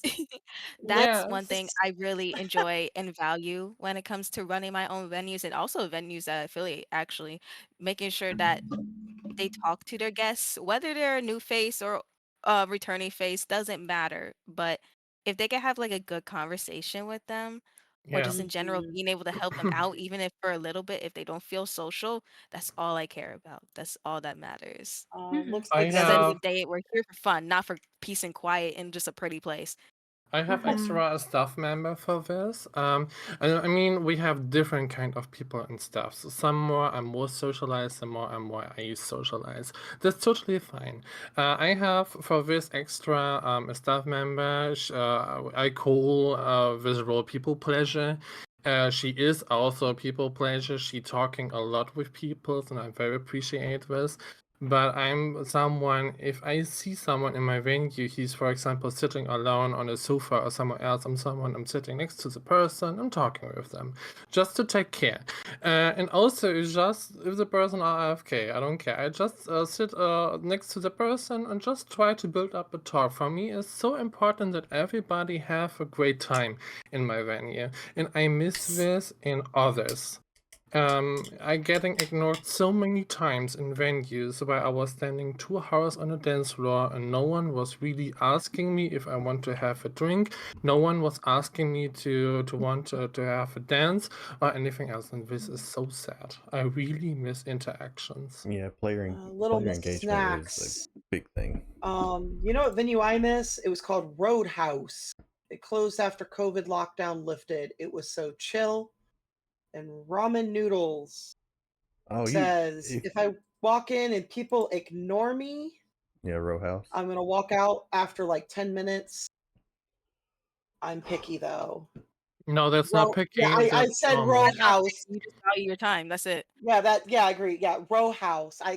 That. That's what I meant Roadhouse. to say. Row house. Yeah, it's hard because you want to Row put that house. D. You want to put that D in there. Row How that could house. easily be taken to a different direction.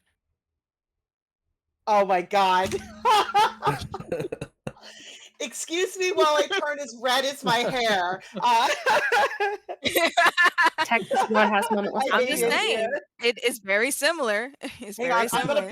I'm gonna pull a Runa, an Aruna line. You're bullying me. True. Let's get that in quotations, Mm. okay? Emily, cited, please.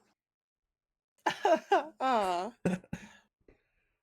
Are we ready to move on to another question, or we still got somebody to I answer for I've the? been I trying think to we're think good. We about the can move on to venue I another want to one. shout out, but like there's Oh, so many that I've just, especially in the last month and a month and a half, I want to say in particular that I've just had the pleasure of being able to meet in such incredibly fast succession. I don't even know where to fucking start with that, but I actually I I want to highlight one of our new affiliates actually who is very much fresh and just brings such a heartfelt intimate touch to what she does. It's the people over at the Ruby Red brand, so that's like their I bathhouse, love their flower Ghost. shop. Ghost is so She's fucking sweet, she's amazing. attentive. Her and her staff are incredibly genuine people. Absolutely phenomenal experience. And I'd been back like multiple times. I never thought I'd be like reaching out to them to work with to work with them, but like I just had such good experiences back to back to back.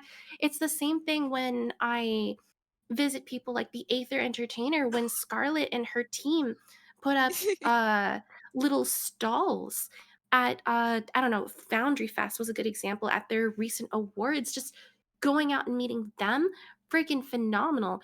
Absolutely Yes. incredible, tight knit group of people. Like I could sit here and go on for so long, but I really, really, really want to make sure that I highlight and give long overdue flowers to Ruby Red for really like head down working so fucking hard, because like I recognize how much work they do, and I really want to be able to pour gasoline on that fire and say like, boom, here's where you are now. Wait, Aw, isn't Exactly. No, I Ruby? love Ghosts, and also the amazing. Entertainer is so fun to work at. It's so fun to work Right? at because I They're was a so photographer sweet. there.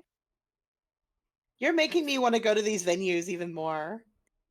You definitely should. You definitely should. Make sure you It's guys put like I'm them not to even saying that Aruna. because I'm not even saying that because I work at the Ether Entertainer, but also not because I'm just affiliates with Goats, but they're genuinely great people and great places. I Genuinely. have to second that because I've met Ghost and I love both of her venues that I've Mhm. seen so far. So, Aruna, we're going to go there sometime and, check it out. Yeah, so Aruna, what's your yeah. circle light Silence. photo doing? Your ring light photo doing here? What is this? Oh, that was from the conversation earlier about condoms. Okay. Yup. Literally made a logo while I was talking about it, and I just No, like, I oh no, god, no, my no, no. eyes, my I eyes. almost put we No. need to pass them in Belmont, but I didn't put that in there. Can you put Sorry. it up But on screen just so people have If some you know, you context to what know. we're currently looking at? Because like That's something that the I'm not Balmung quickstands um, people would eat up. They would eat that up. I know they would. If you know, you know. That's all I'm gonna If you say. know, you know. all People right. listening in, if you know, you know. I'm gonna cry. What? All of my cards have this photo. Why did you Yeah. tell me this? Yep. Wait, what Plushie was happened? actually the one that made this, but here I'm gonna pull it up on screen right now. You know, here No! is the Ruin a Radio brand condom logo. All I'm right. gonna Oh my god. Imagine Very opening. Oh, I love it. I love it Very For so all my nice. much. cards that are currently watching in I hate stream, it. write this down. We have a new merch idea. There we go. Oh, New merch Maybe idea? you need New this merch as idea. DJ logo. Only you can prevent Belmung problems. Stop. You Stop. know what's so funny? Terrible. One of my Hang a staff mouse. members regularly go to Balmung just to talk to people. And I'm like, all right, here's our number counter. Let's see which Okay, bun boy or cat boy I you also pick up go this to Here's time. Balmain DJ just to talk to so Arena. people. yeah, we have a small crew of NVC. We really literally will just stand in Belmont just to watch the dumpster fire that is, and I On love my it. attendance spot, I'm literally trying to figure out a way to recode it to where the bench option on the bot says Balmung bench instead. I want to fuck I her love so that. bad. It's I love that. Oh Oh my man. god. Uh, like I I would go that can't. far to record it just so it could say Oh, Balmung bench. oh my gosh. I can't. No, we don't need this as Why? merch. We need this as DJ logo. No, No. DJ Oh, logo. oh, hey. Yeah, no, look at that. no, I can't With use like that a as fancy signature Of across the front. There course. you go. I can't use that as a DJ logo since You can. no, Plushie is the one that made that. Well, Plushie's group Oh. of You have garbage. permission. Oh, Oh, Have there fun. you go. Okay, go. There you go. well, it's kind of good that you gave permission because it is one of the emotes in my thing. I don't. We don't care. It's fine. Is it? Just Yep, using see? it. And again, for those of you, if you've joined the Runa Radio Discord, in the chat, all of the venues we have mentioned that are to check out, we have listed the cards that we have available. So you guys can go check them out. They can't see that chat yet. I'd have to post it in the Yeah, we other put it in chat. podcast Oh, on I thought you put accident. it in the general. Yeah, we put it in podcast on accident. I just saw chat and I didn't see that was down in the podcast. Never mind. Do not listen to me.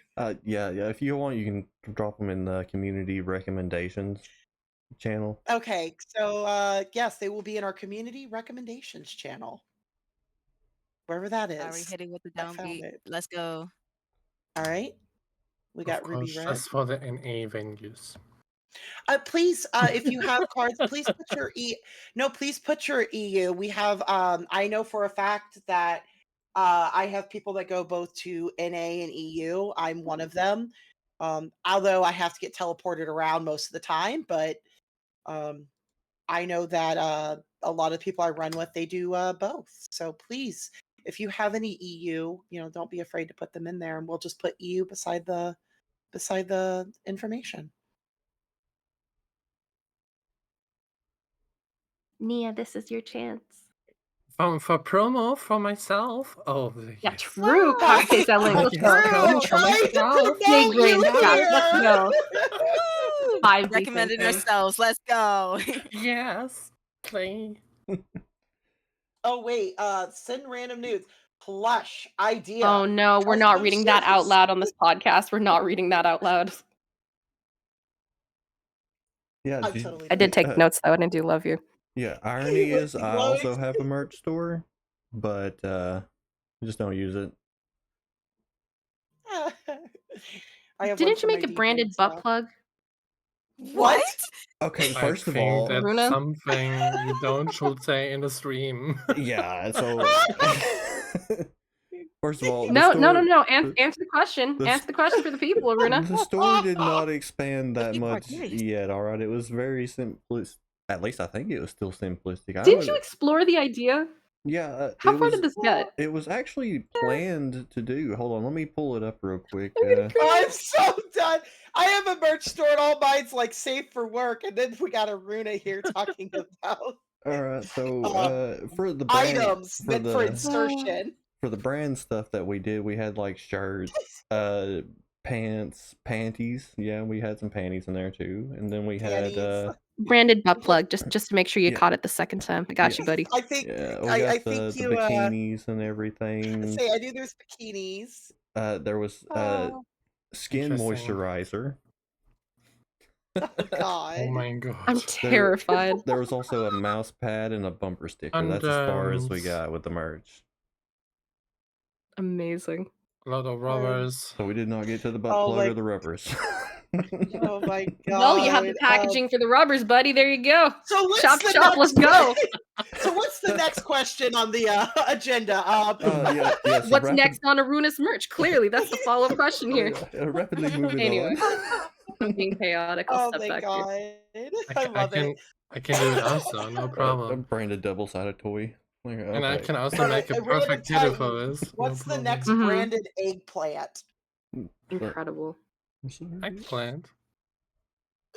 Yeah, I love maybe it. one day we'll find out.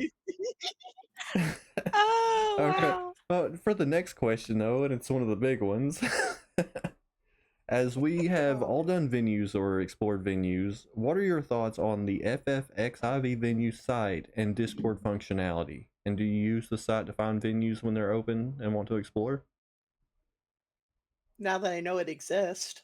No, that don't exist. Okay, I'm a little slow in technology, and I just found out about the website how long ago, Aruna? Probably a month ago. Oh my God. Yeah, it Oh. was when me and you started hanging out. That's so funny.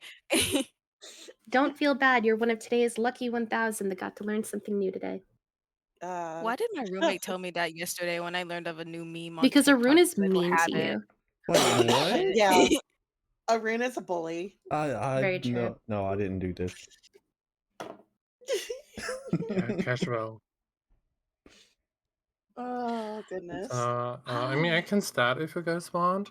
So, Go ahead. because Yeah. of this, I think this site is maybe more for NA players. I think for EU players is a bit more inactive. I mean, we have now separated chat rooms for each data center, I think that's maybe okay or cool, but ours is very empty. No one is chatting in there. And I think some channels are very confusing people. For example, the venue postings or nightclub posting or special postings, the channel for promo. I think this is so confusing. I know some people was asking Kiana about this, how to rename or making any kind of rules for the channels, but I think still people don't know really where to posting the promotion. And I think for myself it's sometimes very confusing with full Discord. Yeah, it definitely can be considering how much it's grown over the years. And there's a lot of channels, all right, especially for owners. We've got like our own little section and everything. But on top of that, when it comes to like advertisement, there's so many channels. And with language barriers, especially, it can be a bit difficult. I also wish a bit more activity for EU peoples. I mean, if you're looking, for example, for venue collaboration or a private forum or something else, you just see the NA people.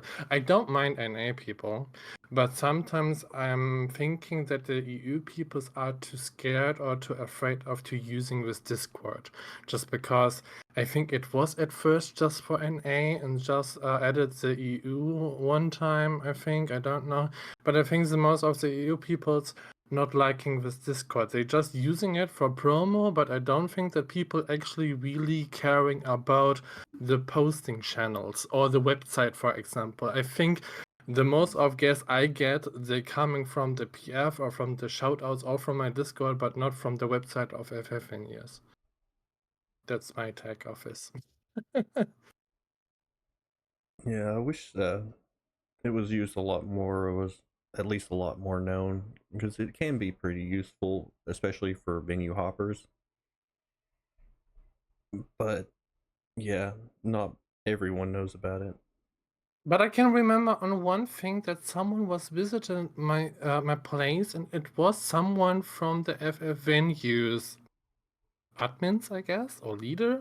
They were checking my venue. That was pretty nice and very surprising. That was never happened really before, but that was really nice that someone was actually really visiting the venues to looking they are really open. Oh yeah, So that was cool. they do that. They don't talk Yeah. about it much, but they have auditors that will like go around Yeah, and yeah. check out all the venues and stuff that are open now. And I think And that would be cooler when they're doing that a bit more often. I think they just do it once. it's more that they just don't have enough people, because there's 1,300 venues, and then there's all these different data centers and everything, so it's kind of hard to get the amount of people they would need. Yeah, I can imagine. Yeah. But they do Crack try. the whip, work harder. No. Kana works real hard to get everything set up and going. I honestly, over on the NA scene, getting listed on there was super easy. As a venue owner, using that thing is super, super phenomenal. The ability to upload a freaking banner onto that you get to customize, that's incredible. That's free advertising there if you want to use it like that too. It's that website by itself. I'm not quite sure like what percentage of foot traffic that contributes to for us, but when I'm looking for a venue, I'm looking like with my staff, I'm like, yo, let's go party somewhere.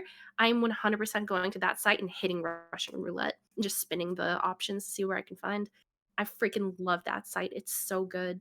In terms of the Discord, honestly, I appreciate it there even more because honestly, having that owners group chat where you get to have perspectives from other venue owners and just actually be able to reach out to people, plan things, and all of that behind the scenes, that's really appreciated. I I don't think that exists outside of dedicated, I guess, venue bubbles where that's already deeply established. If you are brand new to venues, if you are brand new as a venue owner, getting yourself listed on there and interacting with the people, especially who are active inside that venue, it's freaking invaluable. I love this place. I think Kana's done an excellent job with putting it together. I agree. Super When I found undervalued it, I resource. I love it. Like, if I wanna go find something, that is the first thing I do is you can ask Arun, I'll be Mhm. like, "Hey, Arun, I'm getting on the site. Let's see what we can find." And if I don't, like, see anything or if I'm unsure, I'll check the party finder, but that is now my go-to to try to find something to do. No, You I'm the know what I same way think would for it Mhm. because I go on the website when it comes down because my FC, I actually after I left my other one with when I was talking about my FC officer friend, I made my own FC that's a combination of both role players and content doers. So sometimes we have our content nights, but other nights we have our role play nights. And so then I use the website to just find a venue for us to go to. So we literally hit like 2 to 3 venues every single time, all being different, and then we go back if we really liked one. So I enjoy it I a like lot. that. And like That's a great in the idea. Discord, in the Discord, I Mhm. can't even get started on the Discord. I love it. I honestly don't think Floret would be the way that it is now if it wasn't for me sending in that first collaboration post and talking to those few owners when I was asking questions because I was Mhm. so lost. So definitely one of the most important steps in my venue journey was the server and the site. Big Yeah, agree, especially big for new agree. owners. In the owner chat, there's always people asking questions, and then you'll have people just rush in and just answer as best they can to try to help out the newer people and everything. It's really nice. I enjoy it.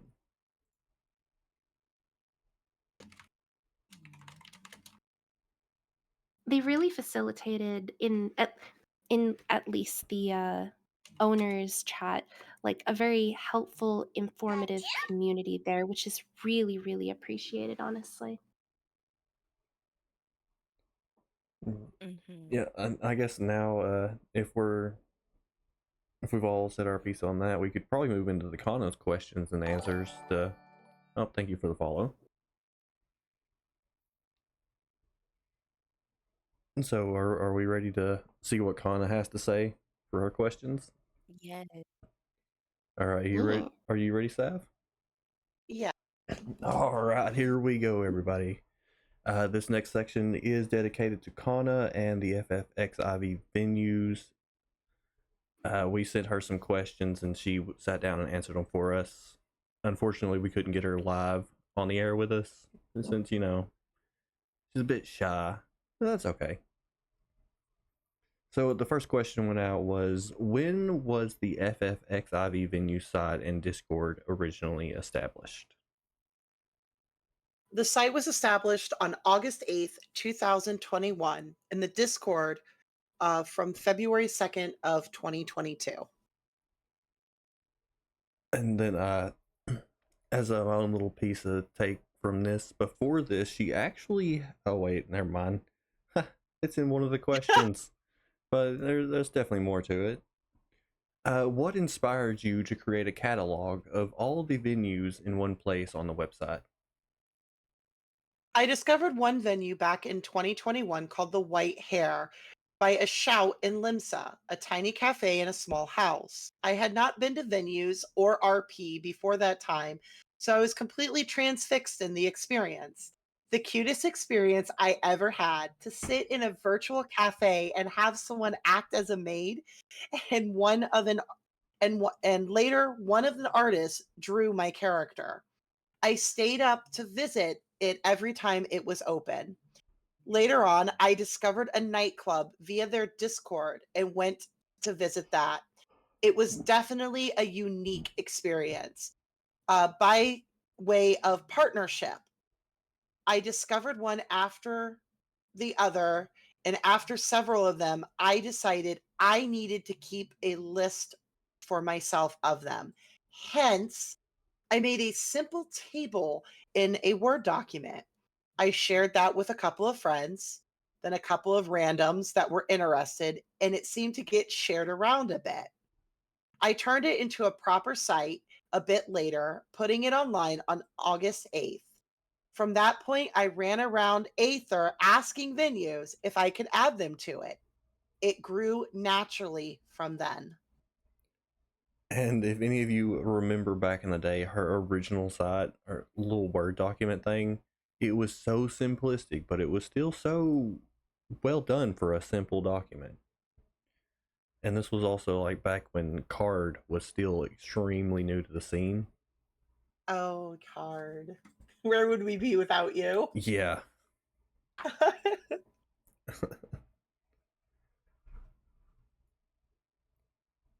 And then on to her next questions. Like, I remember when the site and Discord were focused on NA. Then it changed to include the other DC and regions. What was it that inspired you to expand things to EU as well? Growing beyond Aether was a necessity. Since cross data travel was introduced, who would want a list of only Aether venues when there are 3 other data centers of the venue you could visit? So it became more survival than inspiration. Adding support to Europe was a natural second step from there.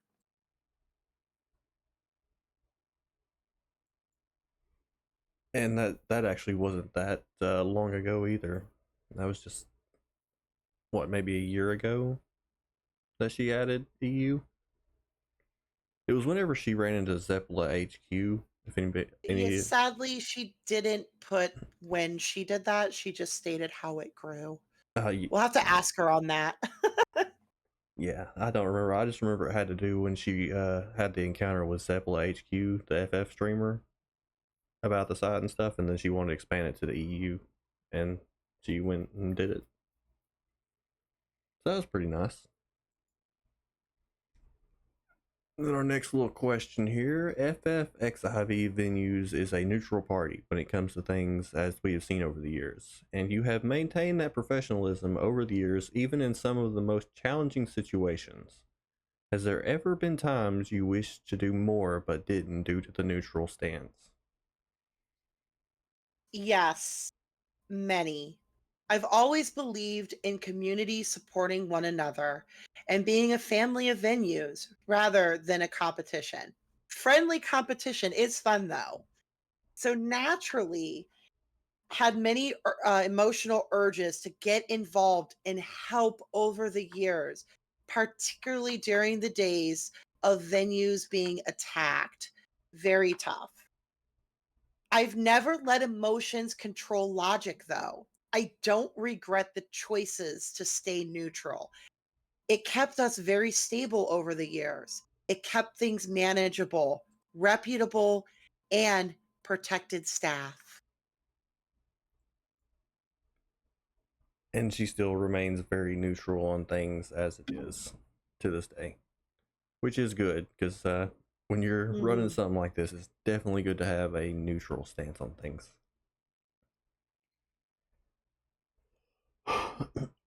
And finally, we have one last question and answer with Kana. With the site and Discord running pretty smoothly these days, do you have any plans for the future for the site, Discord, or how you do things for FFXIV venues? Not that I'm going to reveal at this point, but quite a few things, yes. Most done.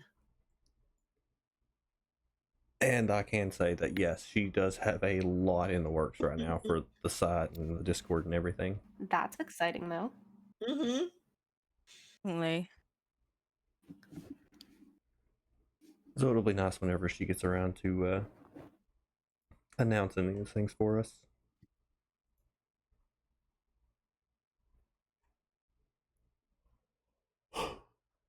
Any comments from the guests? I think it's good to have the person who laid the groundwork for us all to kind of go forward alongside it. It's really important to see that perspective and like acknowledge those roots and really take a moment to appreciate the shitload of heartfelt work that's gone into this damn site. It takes so much work to run a site like this. I definitely agree.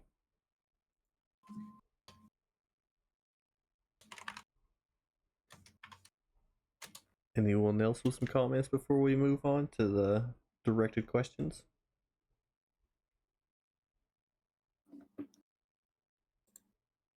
not currently for me, no. I'm just excited to see the things in the works, but I will try my best to be patient. Pretty much how we're all gonna have to be for a while until she gets ready to say something. Alright, so now we're gonna move into the directed questions, which is some questions curated to individuals here at the table. First off, we're gonna start off with Nia. It's Now, me. now I know I've heard that there are some big differences between NA and EU. What are some of the biggest differences you've seen in that regard? There's so many. There's very many. If I say there are words between, words between NA and EU, it is actually. So I think the most of EU people's looking very forward if something happened on NA. So I think the most of gimmicks, like for example, I think gambling and also the reader, the RP aspects, they're coming actually from NA, and many people from EU just looking at the NA venues to looking, oh, what is something new there, so what we can inspiring. So I think that had a lot of biggest effect on EU. This thing also, I mean, I'm not a great and big NA venue visitor. I was sometimes there when people asking me they're working there, and I was just a hour there. Or watching DJ streams. I mean, I booked also a lot of NA DJs. They told me a lot of the aspects of NA venues. So they're having also very strictly venue rules. So on EU, is it mostly like this? You having the casual rules like be friendly when staff say no, then accept it, etc. But where I was visiting once in a venue, I was a Lalafell, for example, I was not allowed to entering.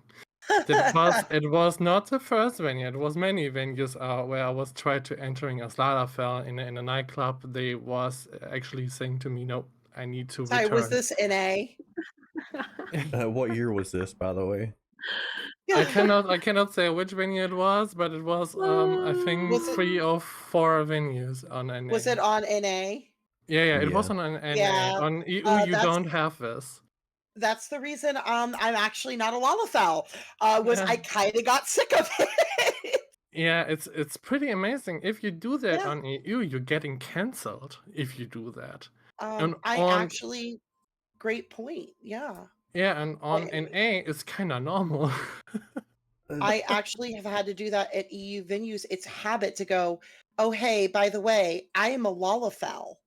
Are you okay with having a Lalafell DJ in your club?" Yeah. I heard that from our other DJ also. His name is DJ Terra. He is also Lalafell. He play on Sunday in my venue. And he said that also that he had a lot of bad experiences with Lalafell DJ. Mhm. I cannot understand this if I'm honest. I don't get it. I Because don't he's just either, a but DJ. He's not a part of a staff or something. I don't get it. Also I'm as a not running around visitor. naked, I'm playing music. Yeah, but also like for visitors, I don't get it why people forbid Lalafells entering. I don't get it. I mean, they have money. Everybody knows that the Lalafells have the deepest pockets. No comment. We're not going there, okay? Okay, we just skip it. All right. Shh. You know why we have so much money? Because we get tired of being stepped on, so we buy out VIP so we can have Ah, a yeah. place to stand. The gold digger, I see. Oh yeah. Yeah, also I think the huge difference is I think the monotonous music genre on NA. I mean, I don't know. I just listen sometimes NA DJs, and every time when I'm looking in my Twitch feed, I just see the casual music genres, dubstep, EDM, techno, so something like this. And I booked also a lot of NA DJs for example, deep house, disco, lo-fi, city pop. And every time the NA DJs was telling me, "Oh, Nia, thank you so much. I can play something else on NA." I was forced all the time to play techno. And I was just, why can you guys all play something else? Yeah, because techno is meta based and the people liking it. So I think that also something that I think Europe is a bit more maybe opener. I mean, not opener because we have a metal and rock meter here, but I'm always happy for every DJ who want to play something else and they want to play on Europe. So please DMing me. um, and the big thing is, I told that also to Rena, it's a payment thing on DJs. I had one time, I mean, overall to explain this on EU, you don't pay DJs. You don't do that. The most of the DJs are doing that for free. It's like a hobby, or they're getting the money via affiliate, via Twitch subs, etc. You can tip them, that's appreciated, but you don't need. Some DJs, or the biggest one, they having a payment like 500k via hour, but there's just a small amount. I had a one time a very special experience with an A DJ. I mean, I booked also before an A DJs and there was not taking money. But this DJ was taking money, and that was not low sums. It was very high sums. And he just came after he said to me and told me, "Oh yeah, hey, by the way, with who I need to talk with to get my money." And I was just thinking, which money? And he said, "Yeah, I take for every hour 3 million." And I was just, what the fuck? You Oh want from my me god, that's 6 million? insane. What? Yeah, and he said to me, "Yeah." Million No. for 2 6 hours. million. He won from me 3 million via hours. So, and I book always Oh a my DJ god. for 2 hours, and he wanted on the end 6 million. I need to say that was his first EU set, and I had to explain him how DJs working on EU. And I told him, hey, the most of the DJs playing for free, and my venue is very little, very small. So we having not this incoming that we can pay DJs, I don't know, 4 or 6 million. That's not working. I told him I can pay you, I don't know, 1 million. That's a normal rate here for the biggest DJs, but not 6 million. And he said No. he said to me, that was also, I think, the only time I saw him on EU. But why people playing on EU when they don't earning money? I said, yeah, because they're having fun probably. So I'm I gonna don't know. cry.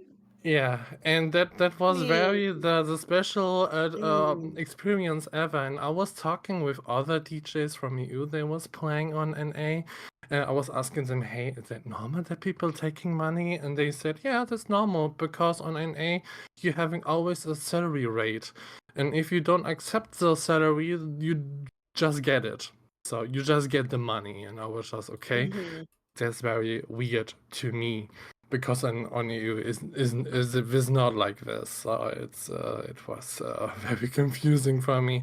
And also the different experience I made was also the DJ communication sometimes with the booking managers.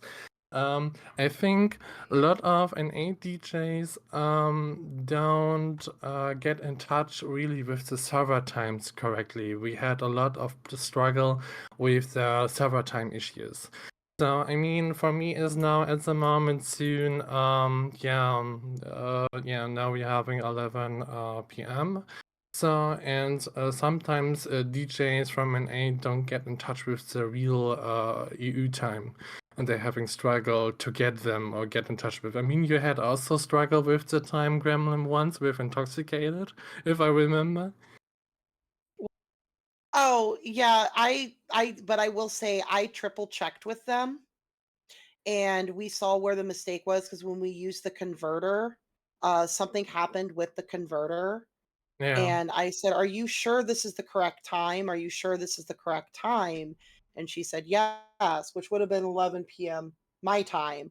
And I checked, my manager checked because, I felt something was off, and unfortunately it wasn't 11 p.m., it was 1 p.m. I still have the screenshot of the converter of what happened, but luckily they were very kind, and I was able to get them a DJ no problem, because if I mess up personally, if I mess up and cannot do it, I will do my damnedest to call on every DJ that I am friends with, and I will get a replacement for me Yeah, that's because totally that is great. But we professional. had we had also this kind of problem. The DJ was asking him, yeah, is that normal? Normal. I need to play on I think 11 a.m. in the morning. I said, well, when is your time? Then yes, because for me it's at the moment 7 p.m. and you need to play now. Yeah, So because usually I'm really good. That was actually, I think, the first time that I have messed up on my conversions because I play at Dissension, Zenith Hero. So yeah, I play with Dissension, and they taught me how to do the conversions. So I'm not sure what happened, and I take full responsibility for that. I'm not going to pass the buck. It was just miscommunication, and I was very happy that I was able to find them a replacement. They seemed very happy with their replacement. But I'm sorry that you went through that 3 million. I have a card. yeah. I mean, Everything I of was mine is not paying very it actually. transparent. I Yeah, was mine's not very paying it transparent. because I told him, I'm sorry, I cannot offer that. I can just offer him No, 1 million. I don't But blame you. Usually a million is like the most. Like I do charge a million, but I have a clause on there. It says, if you cannot pay this, I will not turn you away. Talk to me. Like if you would have said most play for free, I'd be like, okay, cool. But I honestly have not run into, even on EU, they literally open trade windows. Don't say anything, just open a trade mm, window and pay with me. But yeah, like most places are between 5K and a million. I don't know who that was, and I am very sorry that you had a don't drop a name. negative impact with DJs. Yeah, don't drop Um, names, but I just want to no, apologize on my end oh, you don't that you need. went through that. I Yeah. was at first I was very scared of because I just told him, please give me a second, I need to drop it like down. I was writing in the stuff in the same time, and I told him this DJ won 6 million from me for 2 hours, and the music was not that great, and the Well, staff member just, oh my god, Nia, and someone else wrote, yep, typical NA DJ. and, wow. and I every take great time pride in my work. and every time when I'm booking an A DJ or an A DJ is writing me on my post on Hyperdrive, I really love Hyperdrive by the way. Um, I'm scared of to ask them how much money they want Ask for a because EU card. DJs play always for free. You don't need to ask them, but an A DJs I need always to ask, and I'm always scared of. The biggest thing I'm going to tell you, be transparent. Ask them the Oh, I questions. am. I Yeah, am. I always be tell them transparent. always we are not a big venue. You need to expecting an empty dance floor or just a dance floor with I don't know 4 or 5 people. I'm very open in those things, and then I'm asking also how much money you want. So Oh, it's always the same, and they want always money. Oh no, yeah. It's I very wheel and rare I deal. met someone I for wheel and free. deal. I'll be like, oh, okay, you can't afford my rates. I tell you what, just allow my people to sit in VIP. They don't have to do anything for them. Just let them feel important by sitting on the I plush don't carpet have a seats instead of VIP. the floor. Then you know what? Dance with us and have fun. There you go. Because So I'll every play for 20. time. I'll play for two. Just yeah, I like music. I'm Every sorry that time I get happened. an NA DJ for free, I need to tell that everyone I'm friend with. I got an NA DJ for free. I feel so bad that you went through that. That breaks my heart because then it makes when you have one bad experience, it makes the whole community over here look bad because Kinda, nobody yeah. remembers the good people, but they sure as hell will remember the one bad experience. Kinda. This is also where I'm afraid of to asking, for example, the bigger DJs, for example DJ Swag or something. I don't know if he take money. I don't know, but I'm scared of to asking. But as for like name Um, drops and stuff like that, I did go ahead and drop your stuff into the chat, Nia, for a little shout out. Oh, that's so friendly. Thank you so much. if you don't mind having to teleport a Lalafell over to your club because I'm like level Oh 7, no, I'll come I'm check not. you out sometime. Also, I'm not German. I'm from Germany actually, yeah, but I'm original from France. Okay, Uh, I thought it was German because the way you said E and U, because I have family from EU, Germany, so like yeah. you, yeah, and I was like German. or somewhere close. Yeah, I grew up in Italy, and I lived also in France a long time. I'm living since Corona, or COVID. German people say Corona. COVID in Germany, but I have I have a horrible German accent when I'm speaking German. But I heard from many people I'm speaking clearly English. I try my best, but sometimes the German is coming out. But I I'm not from Schweinfurt. I know accents, but no, I have no issue at all. And I'm like, I was just more curious because I meet people from. That's one thing I do love about this scene is I meet people from all over the world, and it's amazing every time. Yeah, it Yeah, is. It yeah. is. A little Yeah, fun we had fact. also sometimes. Sorry, we had also sometimes visitors. It's so amazing that people go to EU and partying in EU. It's so funny. But Well, it's yeah, nice to get out there. What's over on the other side, That's Mhm. crazy. What's yeah. over there? But I a wanna fun know. fact is that did you guys know that Kana, the creator of the FXIV venues, is actually from the UK? What? No, Yeah, she's actually. European. Oh shit. Oh yeah, and the other thing, that's also amazing. I found out. I mean, sometimes I like to clicking on the websites from the venues on NA. Um, the price lists are sometimes very expensive in compared to EU. So Mhm. sometimes I saw it one time a drink menu.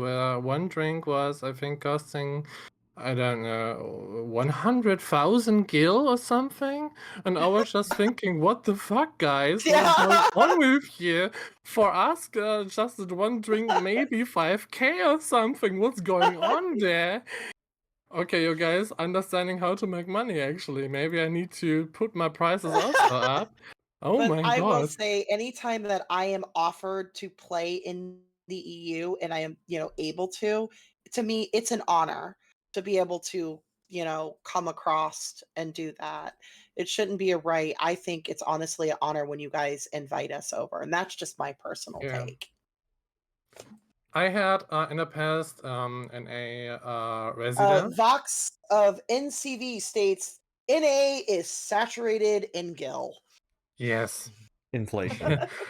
I met one time a person, he was also a venue owner on NA, and he told me what I need to do on EU to be famous. That was very interesting. He said to me, I need techno DJs, I need giveaway raffles, I Oh need guild God. giveaways, I need I don't know so Oh, much things. there I it is. need The Oh, nightclub bartenders. formula. no. There it is. Yeah, it Real was. time. The Go funny for that thing clout is, grab. yeah, the funny thing is, Oh, this dude was a casino owner or something like this. I don't know. This dude was gosh. so weird. I just told him, "Hey, that's my venue. I do it like how I want to do this. If you don't agree with me, then please go." And Wait, he so it was was leaving. unprompted? What? So it was unprompted? Like he was just straight giving you that advice before you had even asked for it? Yes. The thing was, I made a post. Sometimes I do a post on the Mara Discord for looking for pair, and he was writing me a DM and want to visit at my venue. So he just made an alt, and I just showed him my venue, my place.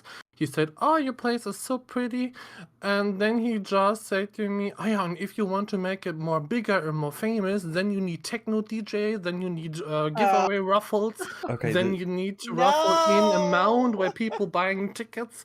And go on. this actually raises a great question. Which is worse? Unsolicited venue advice or unsolicited dick pics? I mean, Both. Both Both. equally. Both. they're Both both just equally as funny. bad. It depends on who the advice is coming from. That's No, the problem. I think it's both. So I think the biggest problem of venue owners are probably their own ego. Yeah. And I Yeah. want to do my DJ how I want. So if I Mhm. need help, or if I want to having advisement, then I'm going to someone and asking. But I don't need that someone tell me what to do from my own venue if you don't Mhm. know how my venue is actually running. So Right. Here we go. Vox of NCV. A picture a picture of an Elmo plush covering a, What? you know what? No. very Yeah, sexy Vox, you yeah. need that. Maybe we should just not Oh read that my one. God. Can we They're remove gonna my name just from that sentence? We I don't need claim that. that damn now. it, Vox. All right, rapidly This moving is on to the one next moment where I'm question. so happy I can't imagine things in Next your head. question. I think the only thing about the unsolicited dick pics is, you can go, you could sit there and like have a laugh and go, "Oh, it's so cute." Oh, I'm so done. uh, Incredible. Okay. Oh God. Savina laughs at PP's confirmed. Okay. What? All Oh, right. So the next question we got here goes out to Plushy. So I know you've been around Oh for about a God. year with Afterglow. I've been there. I've Yeah. worked there. I've seen it grow into the gem of a venue that it is now. There's no denying that. I'm even aware that you're currently Thank planning a you. huge festival event coming up. Would you like to tell us a bit about the festival a little bit ahead of time? Yeah, I can talk about kind of our hopes and dreams for the festival. Right now we're currently in the early stages of extremely early stages of planning. We're currently reaching out to several parties uh where we've got things such as Blitzball that we are looking to potentially have set up.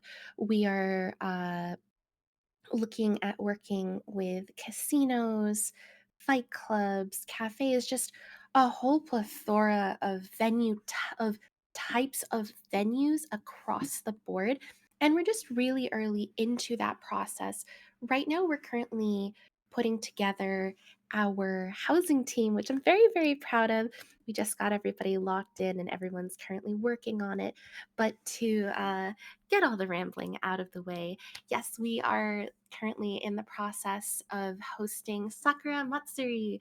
I do not have a date for it, but hopefully coming sometime in the next sooner than never.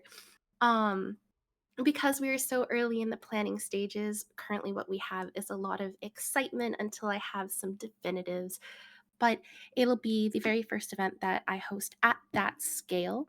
It comes with a whole host of extended staff, some of which are experienced venue owners themselves or people who have also been general managers, operations managers, and financial managers for other fairly large venues. And it's just a phenomenal team effort going on at the moment to source out the people who source out more phenomenal people to join the team. Honestly, it's just such an exciting period of time, especially now coming down off of the high of the previous event and looking to head down, continue to work on what our next steps look like from here. It's just very, very, very exciting. And Sakura Matsuri is basically most of our hopes and dreams put together. It's very much centered around several specific zones that we have out on the table. So we have things like a Yakuza den that would for example, host casinos. We have the Japanese school district where we have a Japanese school festival. So we have very traditional Japanese school style setting there.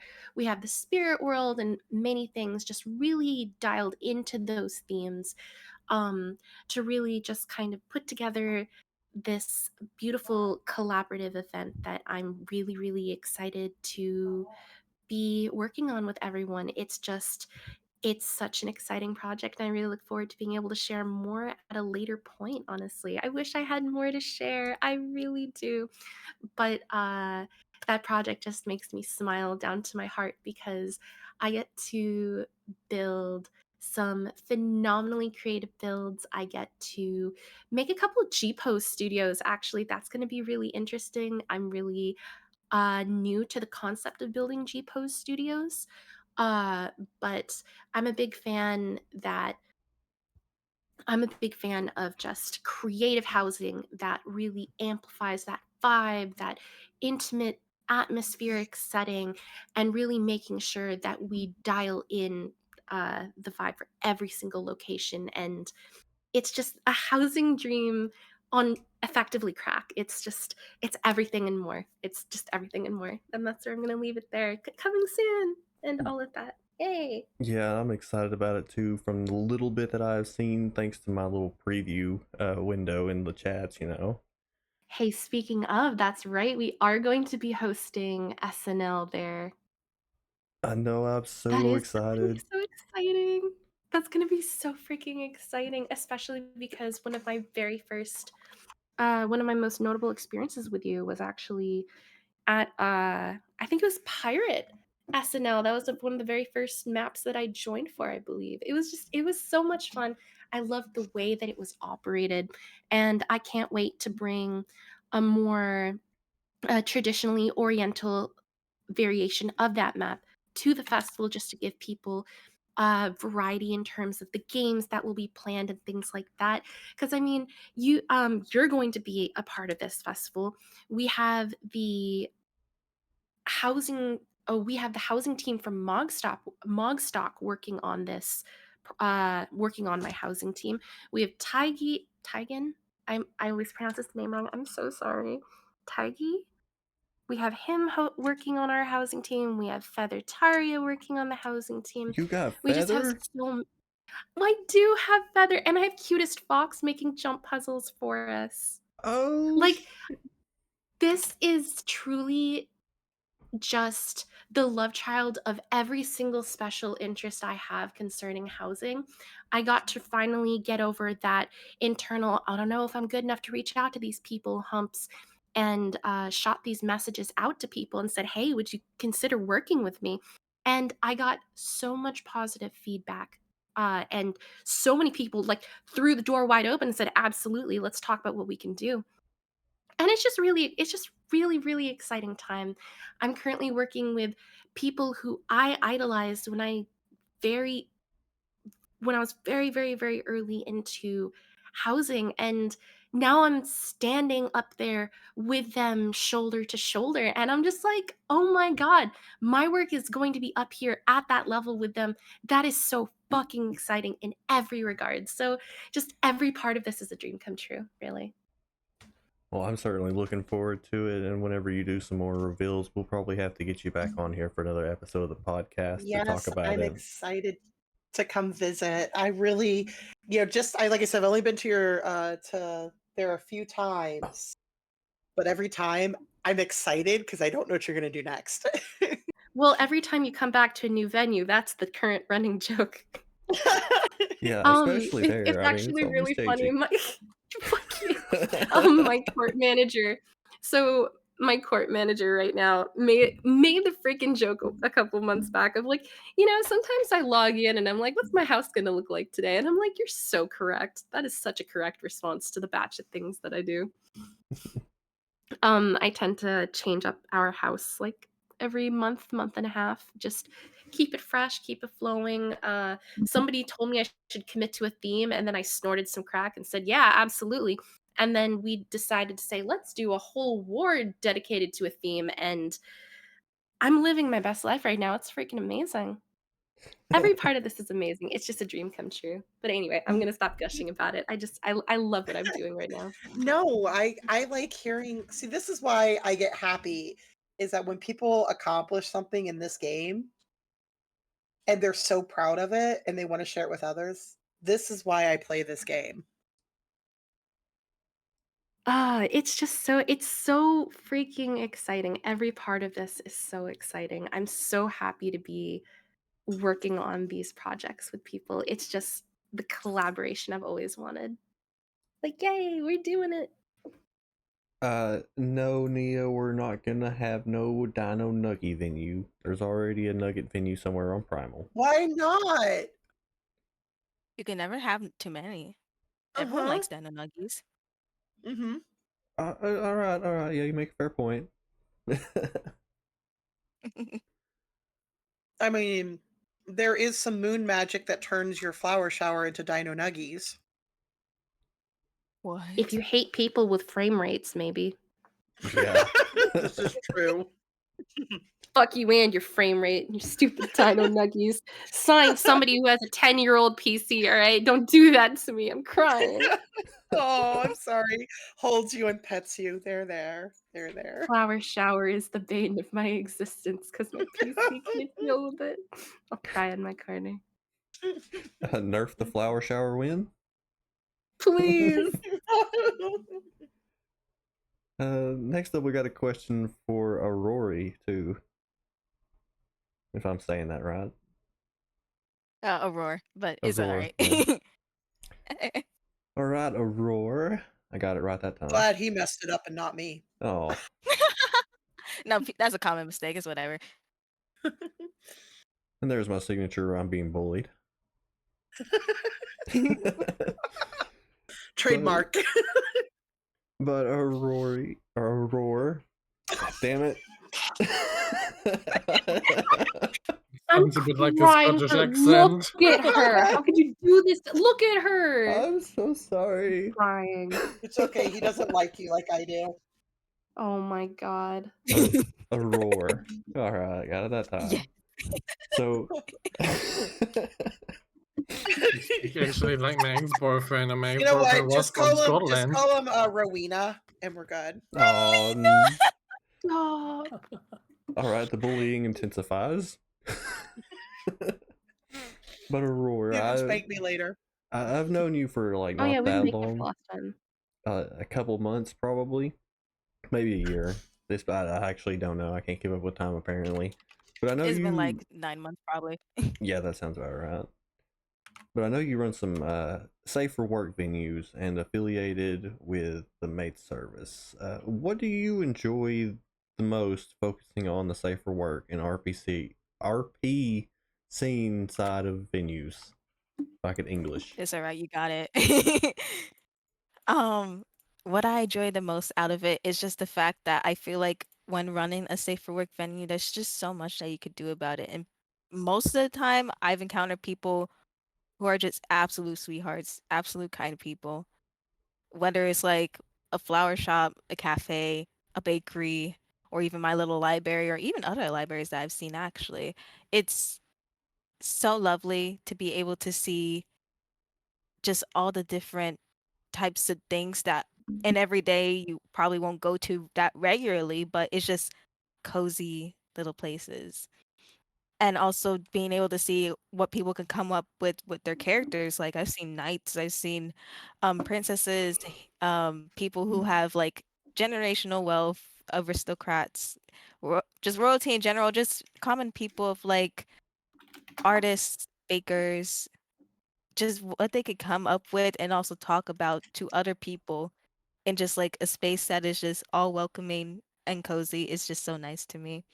And then also just being able to talk to those people and like there's for when it comes to collaboration events with all those other venues that I mentioned and also my affiliates who are the same way, it's like they're on the ball with it and it's like it's so nice. It's so nice.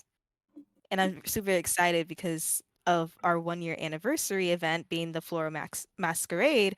I'm trying to get as many of my affiliates as I can to help out with that and them have their own booths in the FC rooms as they create a alt and then I could decorate it for them using my ideas and inspirations. But yeah, no, it's really nice. I really enjoy it and I really love just how cozy it is. No matter if we get one guest or maybe 20, it's just nice. Yeah, it's nice to hear this side of the scene too, since most of the people in here are from the NSFW side of venues, and I'm pretty sure you're the only one in here from the safe for work side. I have Me and my cozy also places. I have also I safe feel for work called out. venue. Oh, Nia, yours is safe for work too? We are Oh, totally safe for work, yeah. Okay, did not I know can that. smell the lies coming off your tongue. Oh, Oh my stop! god. Stop! One, you can remember the stupid Adam, my staff stupid Adam, he said today, I think the safe for work venues are the most lewdest venues ever. But no, it's not true. I'm innocent. I'm pure. All right, I'll I'm take your pure word for it. also. I'm actually joining a convent next Not week. true. Yeah, What the hell? I don't believe you. DJ Bungwin says Nia is totally safe for work. So I'm totally safe for work, yeah. We don't have any kind. I mean, we was at first not safe for work, but on EU is the problem that the dancers not getting booked anymore, and you just see the dancers AFK on the dance stages. So before that happens to my venue, I just say to myself, okay, I cancel them, and we turn into safe for work. I'm also offering, for example, a florist. The florist do RP stuff when she want to do. She do also handwritten love cards or just cards. Depends on what kind of person. We have a tarot reader. We have an artist that drawing portraits. Yeah, the bartender stuff, etc. Casual. But yeah, I'm also safe for work. Yeah. oh, so we had a little bit of extra safe for work representation in here today.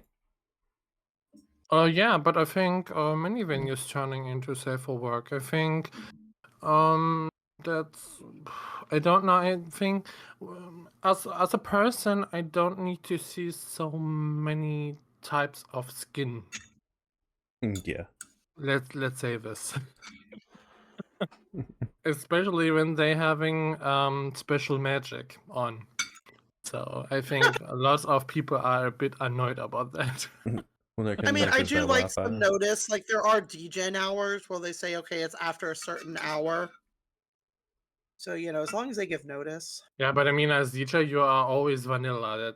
That's not. Well, I do go to clubs when I'm not DJing. I do go to clubs.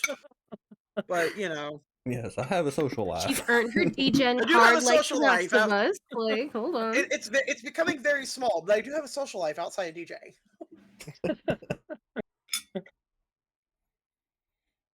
But speaking of DJs and Safina, I've got a question for you as well.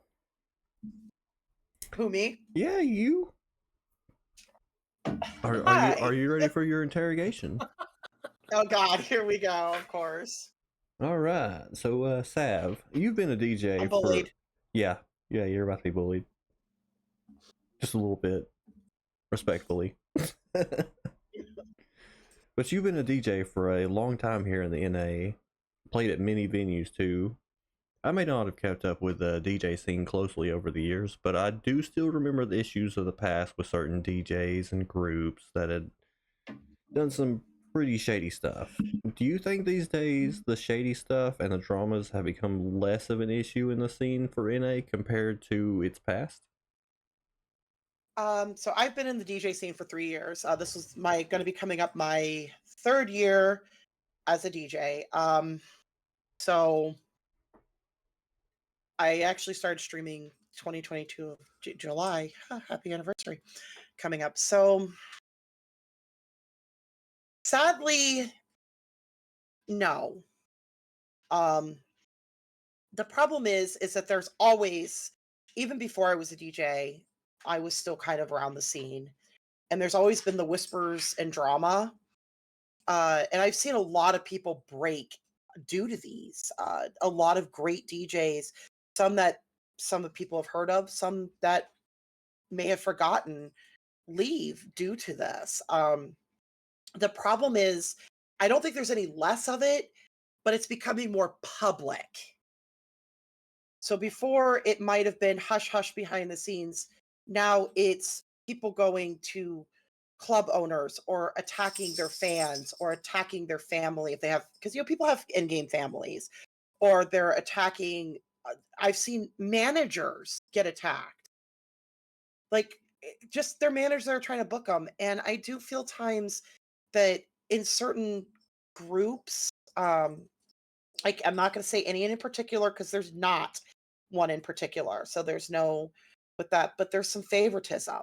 Well, this person's been around longer than this person, so this person has more X than this person, even though X might not be innocent and Y is telling the truth, but because of their name and the favoritism, there is that. It's as if the spotlight isn't big enough for everyone, which I honestly think there is. But here's the issue with that on the venue half. I have seen and I have personally witnessed some venues and clubs, there's none in specifics. They don't care about the quality or the music or the passion of the craft. Most want the people that they can bring into the club. But I've noticed that once X DJ stops playing, their club will clear out. And it's really sad that, that they just look for, oh, well, this person can bring 50 people to my club. And that's great for the first 2 hours, and then they leave. And then you have the smaller DJ come on and they don't have that, which people have their followings. That's wonderful. And I've also heard in passing conversations, again, this is passing, that some clubs won't work with DJs if they're part of certain groups or they Oh hang yes. out with certain person Oh within yes. reason, of course. There's some reasons that there are, and they're great reasons. But then it's just hearsay. I'm not going to lie. I've been part of drama. The problem is, I'm like, well, do you have proof?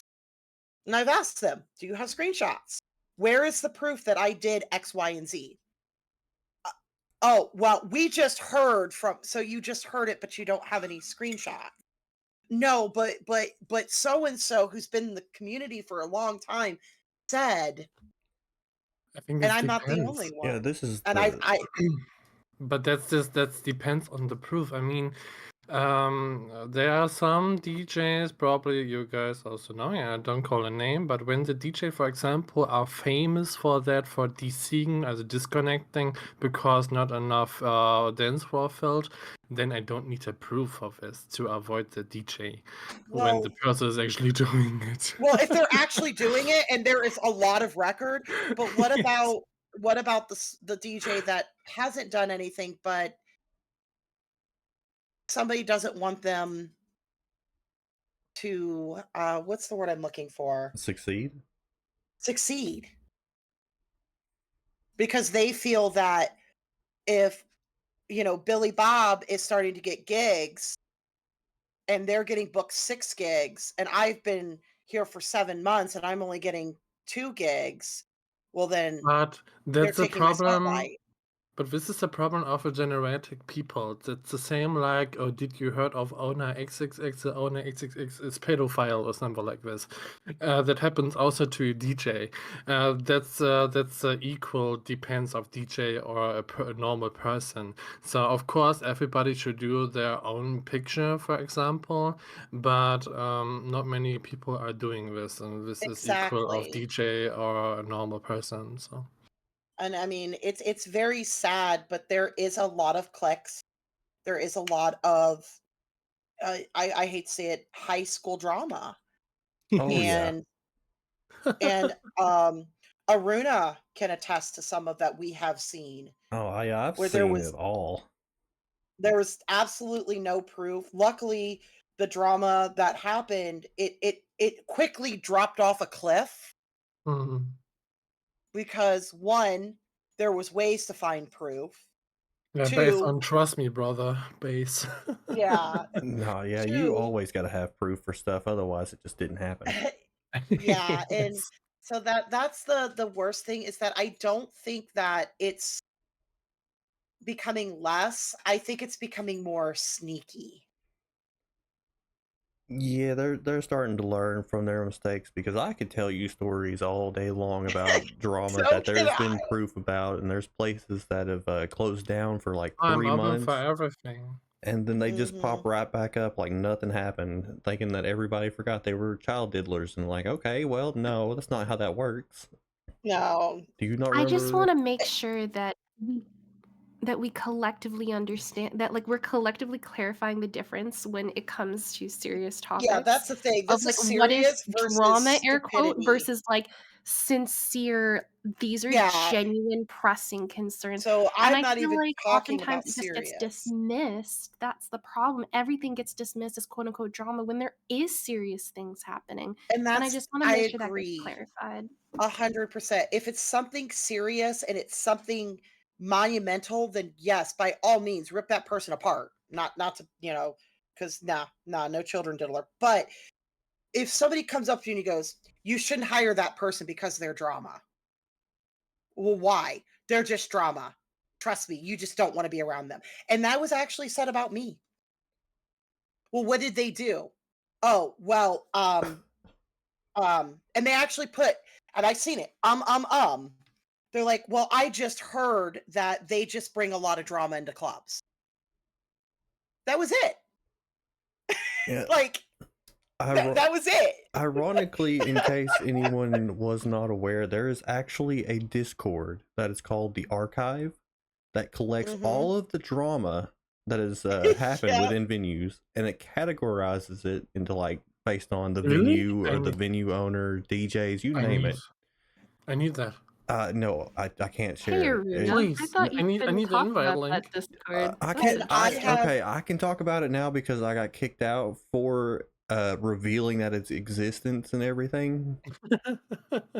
I need this now. Yeah, and but it was like there's very other limited to things like too. very specific people within the venue scene that had access to it. But they have like a whole army of like investigators and stuff like that, and they will go through and need this. investigating places, and they'll archive all of the trauma stuff, screenshots, videos, you name it.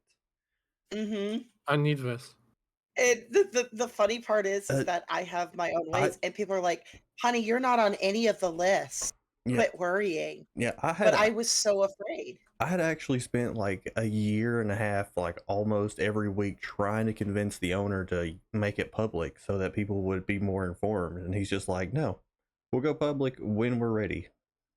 But like I tell And I it's tell been going on for everybody, like 6 years, and it still hasn't gone public. and like I tell everybody, the truth will come out. The truth will save you. Don't fuck up. And that's it. And when I was brand new, I didn't know about screenshots. I didn't know about keeping records of every conversation you had because I came from the real world where, like, I yeah, we came don't from the like each real other. world. Well, I'm a real life DJ. That's I've such been a DJing for power 20. move. Sorry. I We meant just like, bits. sorry, I meant that was the wrong term and I apologize. But like I've been DJing No, I agree with it. Say your truth. Yeah, we just mutual, no problem. like for 23 years. I can't do it anymore in real life. My health won't allow it. So I did this and I love it. But the thing is though, is that I've had to become more what's the word I'm looking for? Skeptical of everybody. Yeah. And it breaks my heart. Like, because there's people, oh, I thought they were my friend, and I found out they were milking me for information. And then they would turn that information, and I just answered honestly. Like, I didn't talk shit, but I would just say, if somebody asked me a direct question, I would say yes or no. And then I found out that that bit me in the ass. I'm like, but I didn't say anything wrong. It's like, it doesn't matter. They were able to twist the words.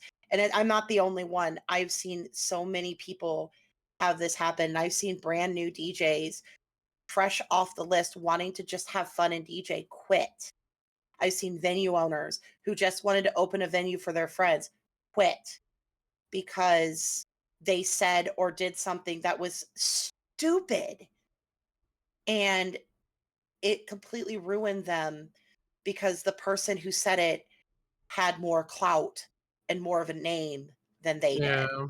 Yeah, And it's heartbreaking. having clout in a name comes with responsibility. All right, you have to use that wisely and for the good of the community, not for selfish crap like that. Because that's just where a lot of the problems end up coming from.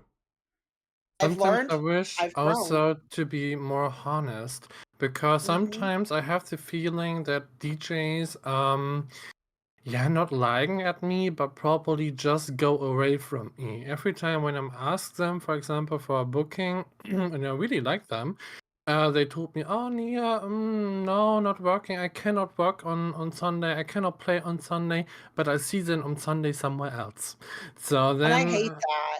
yeah, actually, and I don't understand why people cannot be just honest. Why they cannot honest to me and just saying, "Hey, Nia, your venue is cute and you are super cute, but you're not filled enough, or I don't get my global viewer numbers or whatever." So why can people not just be honest? I don't get it. As a Because DJ, people permanently. don't see the person. For some reason, and this is anywhere on the internet, not just this game, Yeah, I people see know. the pixels, people see the character, but they don't somehow they can disassociate and they Yeah, don't see that there is a real person with real feelings behind the screen. And that's it. and I can tell you, it feels sometimes very shit. It Oh does. yeah. Oh god, it It's does. so hard when I see someone else playing. I mean, that was not the first one. It was sometimes a lot. The DJ saying to me, "No, Nia, I'm very busy on Sunday," but they're playing in a venue. They do 500 mil giveaways and having, I don't know, over 200 people in the viewer numbers. Then I'm just thinking of myself, okay, literally the person say to me, with this action, I'm not good enough. And that's very heartbreaking. I will say, Nia, for that one, I felt the same way. I've been there, done that, and it sucks balls. Like, there's no nice way to put it. But Uh, I actually hid myself away for over a year. When Runa met me, he knew I didn't go out. I refused. I felt that everything I did was wrong and somebody was always going to be there telling me something. I have learned recently, just do you. I found a wonderful group of people that I'm hanging around. They are like family to me. They have grabbed me by my tail and said, "Nah, you're coming out. You're safe with us." I am working in a venue that my safety is more important than Gil. And that's what you have to do is do it for you. Even if you only have 4 or 5 friends, do it for you and hang around those people. I have a group of 5 that I have been friends with since I started this game. And no matter what happens, these 5 have all stuck beside me since I started this game. And we are family. And that's what you have to remember. People are going to come and go. People are assholes. Just you have to let it roll off your back and toughen your skin. And it's still me learning to do that. I am still learning that every day. And if you can figure out a foolproof way for things not to bother you, please send me the email and the instruction manual because it still hurts, but uh, Does alcohol do need you. instructions? you can just look at me, all right? I'm kind to everybody, but I'm also a hard ass, and I've been around a long damn time, so I got that tough skin.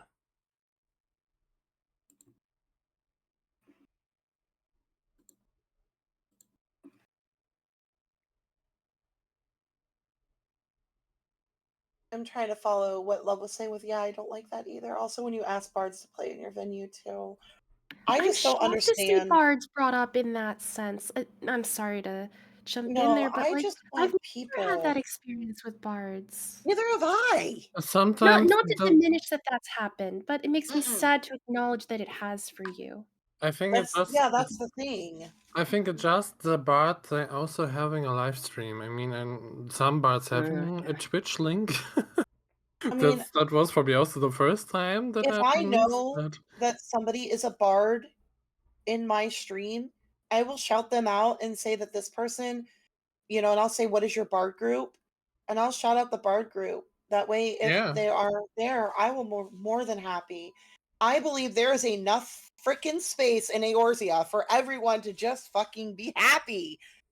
Do what you want to do. just be fair. Just treat everyone the Yeah. same. Just be fair and yeah, spread And love. So Yeah. spread love. That's my whole thing I with don't my know. music. I'd I'm here like to to spread stand love. up here and say that we have people up on the block right now that prove that being short and hateful is profitable. Shout out to my favorite trailblazers. I love these motherfuckers. I'm just saying. Saying? I mean, I'm just my saying. philosophy with my music is simple. I play to the crowd. I play to make people happy. I play for you. I'll play for 20 and I'll play for 2. The reason I do that is if I wanted to listen to music, I'll just pop on Spotify and go. But when I hear somebody in my stream going, "Oh my god, I love this song. You just made my day." My job's done. That's Yeah, it. that's true. That's true. That's I it. like it also when people telling to me they like to what I'm playing, because I mean I'm not a generic DJ. I I just play very slow stuff, so and very old stuff. I mean See, jazz I is like jazz. 1950. So I and when like people jazz. I saying, don't. "Oh, I recognize this song," I play also sometimes jazz covers. For example, Justin Bieber, Ooh, "Baby" in jazz. Uh, I want to hear this. Nice, very nice. Then I really like it when people recognizing the song, so it's always amazing. Some of my favorite sets to do is I loved doing my swing set. I love doing the swing and Yeah, stuff like that. I just did a swing set. I love it. I love the older music. My Bring 50s back set, electro swing. I just did 2 electro swing sets. I also Oh like my doo-wop. god. So 19s, 50s, sock hop. Fuck yeah. If you're doing that in your venue, call me.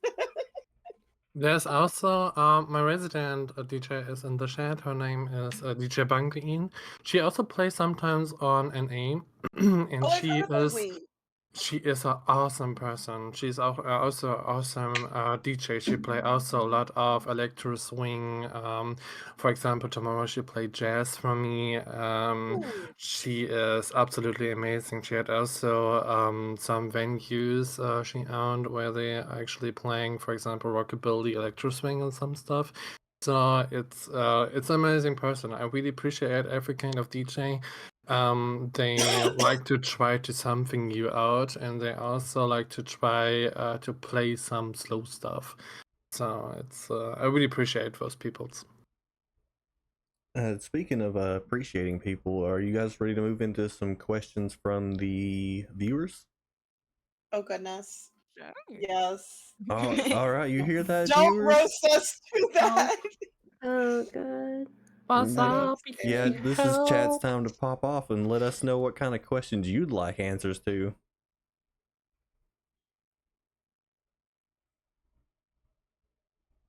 You know what? Oh, Hang come on. on, There's actually. 17 of you in here.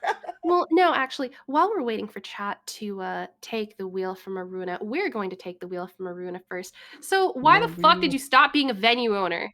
Oh, Oh, Bro, that's a big oh, question. Mic drop. oh man. Okay, straight out, right to the. Okay. damn. I Yes. like you even Oh, Why? more. all I right. still don't understand. Okay, Yeah, so it kind of was just recent. originally I kind of moved back from the venue scenes after I got COVID back in November.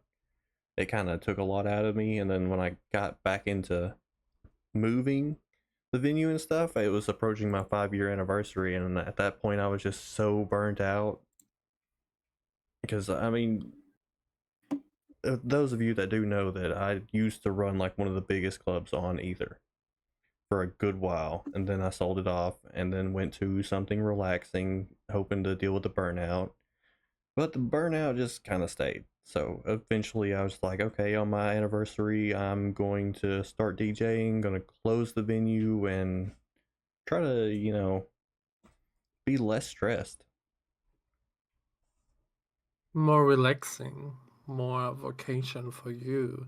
You can more focusing on DJing actually. Yeah, because originally, like when I was doing venues, it was an everyday thing where I was out making gil, getting stuff for giveaways that I would just Yeah. give away randomly. I wouldn't even advertise giveaways; we would just do them. And it was just like an everyday grind. This And is the reason why I have just a simple pod system, I don't want to spend my full lifetime in game for making gil. So I told the peoples and my staff, guys, we make a pod system, everything that comes inside, getting fairly split to everyone else, and that comes out for money. I don't want to spend my fucking private time for making money hustle around to get, I don't know, a lot of amount of money I can pay my stuff. I just want to enjoy my own venue for myself. And where I was, for example, paid my stuff with a casual salary, and I was paying good in the past. I paid my stuff 1 million via night, and we just opened for Horace. I was always hustling to making gil, and that's so annoying at some point. Yeah, because like at my peak, when I was actually having to do a lot for guild wise, our just basic expenditure for like just the basic cost was between 150 to 212 million gil a month paying out. And that didn't include like giveaways, the stripple tournaments we held, and all that other crap where we gave away gil. Yeah, totally understand. I was also a lot of times in a moment where where I was asking myself, should I close my venue actually? Because I don't know. Sometimes it's taking so much time and so much effort, and the people not appreciating this. Some people don't understand how much work it is actually to booking DJs, to find the DJs, to making always different events, so it's not always the same. Also the promotion, and then sometimes then you just have the stupid idiots. They're telling to yeah, so it's not so hard to doing this, and I'm just asking myself, okay, next week you are the owner, I go. So, and sometimes I was also thinking of myself to closing my venue. It's just a lot of work. Yeah, for us, we didn't It's really easy use to be DJs. demoralized. We didn't use DJs, but we did have like two bar groups that would come in, just swapping back and forth. We had the Dark Clouds, which, if anybody knows who they are, wonderful people, and then we had Zevrax, who actually, yeah, Oh, Zev, there we go. yeah, Zev. He also started his entire barding career inside of Kittens, and he made his connections with Aw. Ren, and then got his name out there, and now he's a big name, and proud of that guy. Hoping on the next EGT he wins. That'd be great. Mhm. Yeah, we got some questions. From Nia asking when's the Dino Nuggy event? All right, I guess Yeah. we'll make a Dino Nuggy event sometime. Of course. So I'm all for it. Gonna pop off on all Theme the. song. Danunagi's collaboration. Theme song, the 80s song of One Two Dinosaur. You're cutting in and out. You're Robert. I Robot, said you're the perfect theme song. The dinosaur Exactly. 80s song. is she robotic for anybody else, or is it She's just me? robotic for us Yeah. all, Okay, yeah. I was just making sure I was the only one. Let me rejoin. One momento. Well, no, you're working out, but Yeah, that was funny. I don't know what said- happened. Weird. I don't know what happened. Let's see. Vox of NCV, which is if you guys don't know, that stands for Night City Vibes. When will there be an NCV podcast? I don't know. I don't know, Vox. If you want to join in on a podcast episode, man, hit me up. I'm more than happy to have you guys from Yes. NCV on here. I mean, as you know, not only have they dealt with clubs, organizations of clubs, owned clubs, they are also a DJ group, and Vox and Fatalis are both DJs. So they have a very large multitude of things that they have dabbled in. So definitely Actually, would be something to look. it's really interesting that you have that connection. I would actually really love to reach out and grab that information. Plushie, would you like me to invite you to the server? Yes, please. All right, I'm sending you an invite now. And Thank you. this is what the FFXIV Venues podcast is all about: connecting to everybody.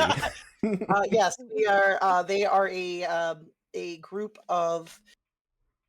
They are a group of like-minded individuals that help with a couple venues, and we are also mainly a DJ group. We associate with venues that primarily focus on DJs, but yes, we always are looking for club owners and things like that that want If to there learn are more. some DJs that are also able to play on Europe, I'm probably Oh, also sorry. having an invite Yes, we in. are. We are both European and NA friendly. Oh, Yes. yes, yes. Okay, then I need also an Uh, invite. Yeah, I think. okay, I'll send it to you also.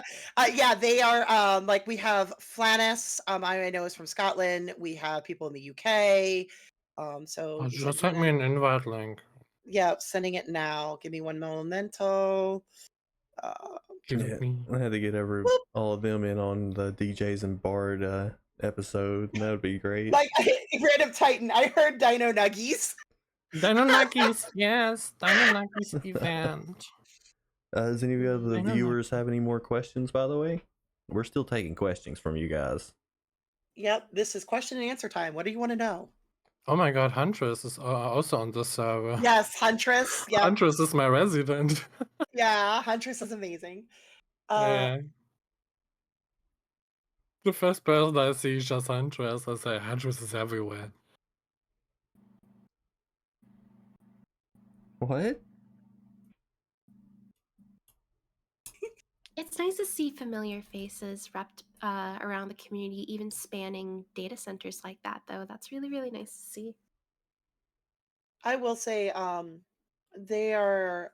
I really I am one of the newer ones to Night City Vibes, so I actually just was inducted in recently, and so far my dealings with each and every one of the members and the owners has been positive. They are very professional, and they want to keep it business. They want to make sure that their DJs have a good rep because we don't want to get caught in that drama. Again, he said, she said. So we try to keep it professional and to make sure that we are putting a good light for those. And Vox also said that he's game to pop on to one of the podcasts whenever, so that should be exciting. Okay. Also, Vox said that the club that they did run was the Afterlife, and they'll be opening in the near future. Wait, that's so familiar. Was it closed for a while? I know that name. Unless this was an After EU club and I'm fucking hallucinating. I don't know, but it was run by Sorry, that name's just really familiar. I'm not gonna lie, I have not been there. But I do know that that was the name of their club, and it was run by. That would be a Vox question. Oh shit, we got Kana in here. Kana! Kana has Oh, joined the hey, Connor's stream. here. There are some there are some DJs in there I booked already. Oh, funny. Welcome, Hey, Kana, Kana, to the Here first we and go. stream. foremost, thank you We for all of closed your back in work. we closed back in 2021 when we wanted to help a friend open their venue, and they needed a house. Can we So they shout said, out to all the people who have done that for the other, like, for the people who've had ideas in their lives? Can we just, like, take a fucking moment to acknowledge and appreciate all the, like, FC mates, all, like, the friends of friends who have said, like, "You are opening up a venue and I want you to succeed. Use this house and do something crazy." Because I've had so many people in my fucking life alone. I've had, like, what, 4 separate people do that for me. I just want to fucking acknowledge the other people out there that exist in the fucking universe that have done that for their friends, because that is fucking amazing right there. I would be scared. Well, you know, I would be scared to it's not using a something. plot that's not owning for myself. Yeah, I mean, it comes with risk, but it's a type of thing that as a long-term relationship offer type thing takes a lot of trust. Kana's struggling with Kana Twitch. boomer, that's happening. "Aw, Kana." And Kana, Kana boomer. you missed your whole question and question and answer I section, tried and to we be as also. professional as possible. Can I download a report?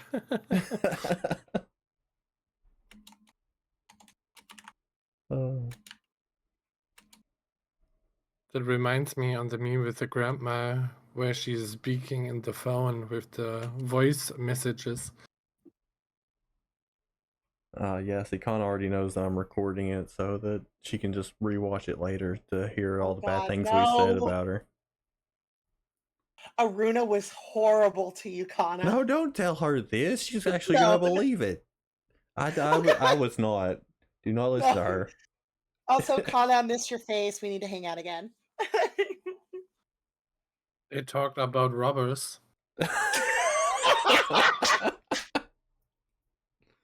Okay, do we need to bring the rubber back on screen? So, like, here we go. Aruna Yes, brand yes, yes. condoms. Strong enough to protect you from Belmung. Rubber, I Oh mean, my a, god.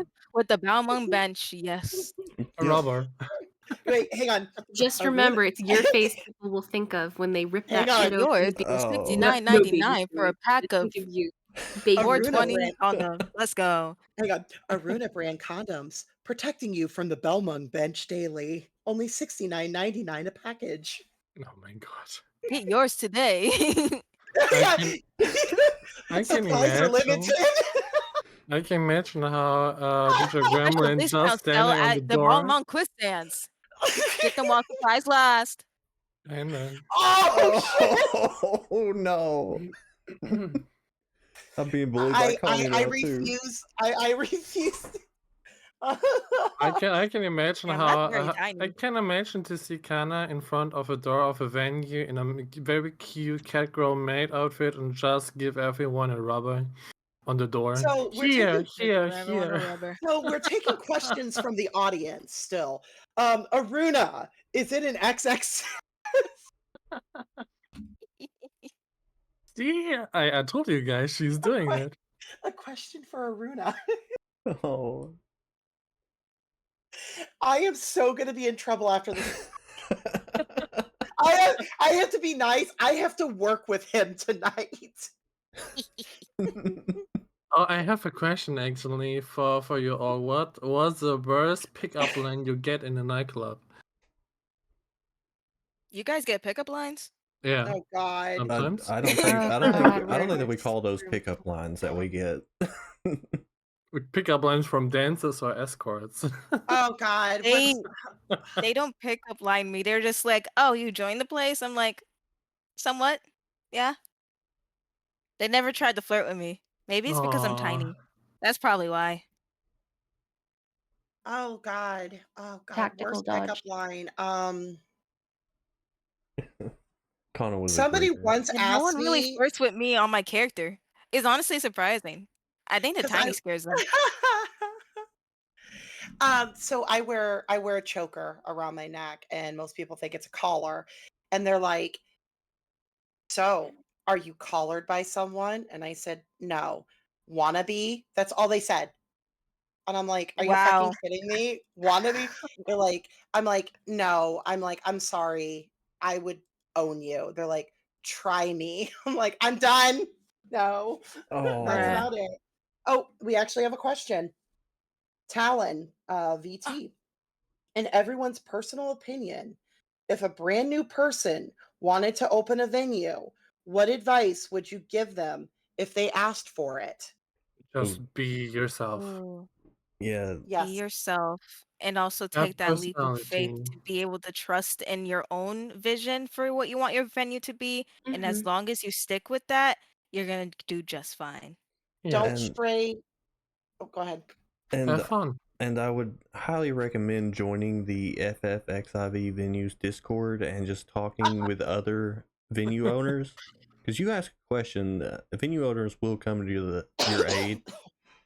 I'm not simping, Stop all right. it. I'm trying to give good advice to help people. Okay.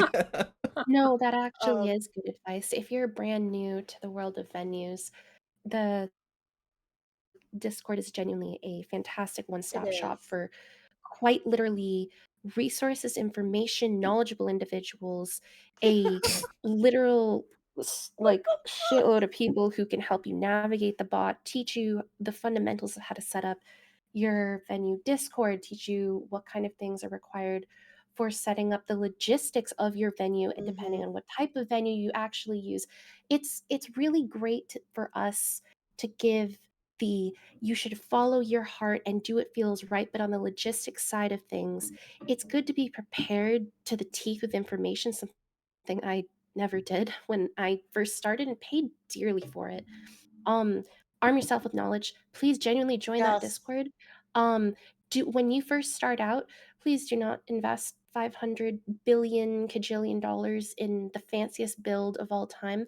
Focus on customer acquisition and retention above everything else. It doesn't matter what kind of venue you have, because if you don't have retention, then you might not be able to host whatever you're looking for. Realistically speaking, build relationships with people, go to other venues, interact with their staff, get to know your staff. But the unfortunate secondary thing to that is when you open a venue, you're going to lose friends for completely varying, and quite honestly polarizing reasons. You are just going to lose friends, especially when you Yeah. first open. And it's a Someone told sobering me reality. Someone told me once, where I was planning to open my venue, yeah, if you open a venue, you're getting lonely. And yeah, sometimes I was very lonely. And don't forget, Kana have for free, rubbers. Just pick up the rubbers from Kana. Very important, Talon. We also You had need a them. You we need al- them all. we also had a little input from Kuva about the previous questions. Like, not the worst, but my favorite is when they go, I'm not usually into Midlanders. Oh Kuva, my god. stop. And then we You got Vox coming in with a question as well. The other thing I want to add to that is don't stray from your path. If you have a branding and you want to try to go for it, don't let others persuade you away from it, because Deep then it agree. becomes no fun and it just becomes another job. Yeah, make sure to always have fun with it, and be sure to take it slow when you're starting It's a out. game. Do not hop in full throttle. All right, slow you and have to steady take wins the care race. of the guests. Very Remember, important. this is a game. Oh, not for everyone. Yeah, I awesome. You What are do you the mean? only Uh, weird God, uh, oh my person, god, oh my Savannah. god. okay. What do you mean? So Savannah, you're Vox, the only weird person here, so we just pixels.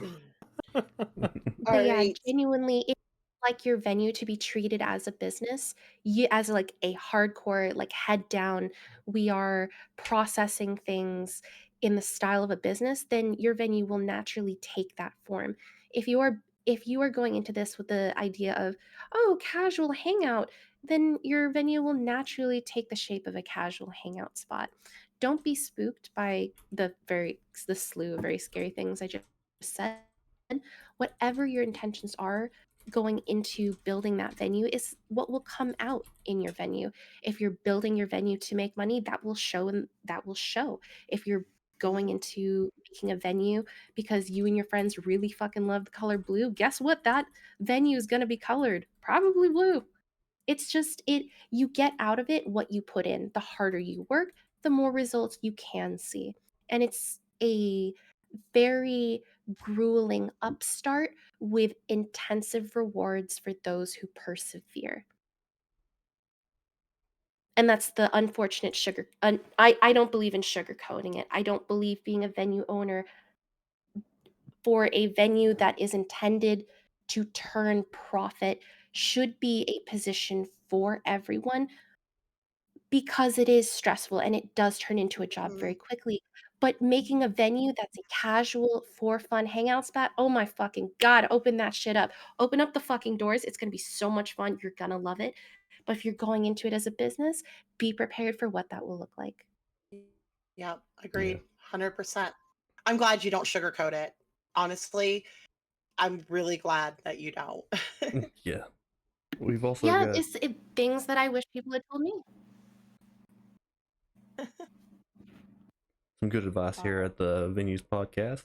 let's see. Do you want to Okay. read it out or you want me to? Yeah, Vox asked, so now I have a question that I always wanted input on. Do you believe that the venue scene and how people come together may have impacted the growth in G-posing?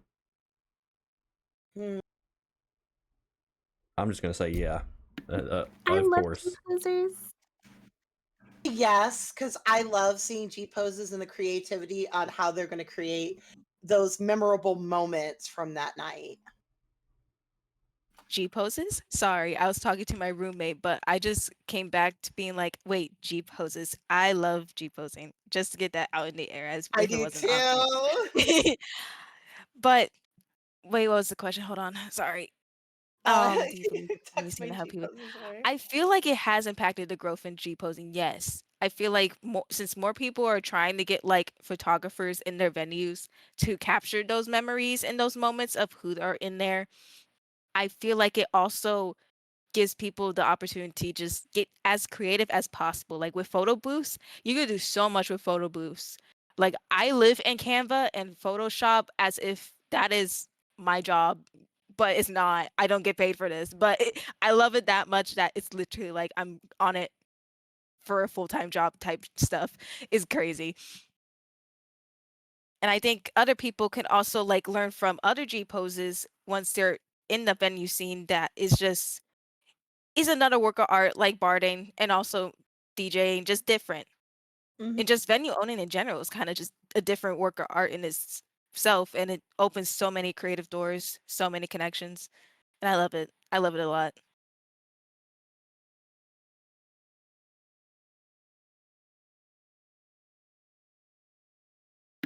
I Will say to freaking you or love to G you club posing. owners, I admire each and every one of you. I couldn't do that shit. I would legit murder somebody on day 2.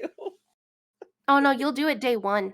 You'll do it day one, fucking immediately. Oh, Don't oh don't don't shit. put a don't put a time gate qualifier there. It will happen immediately. You learn how to be incredibly patient and customer service and I Customer crying did in the customer service. background. service. Lots of tears sometimes when you're trying to understand what a person's saying and they still don't elaborate.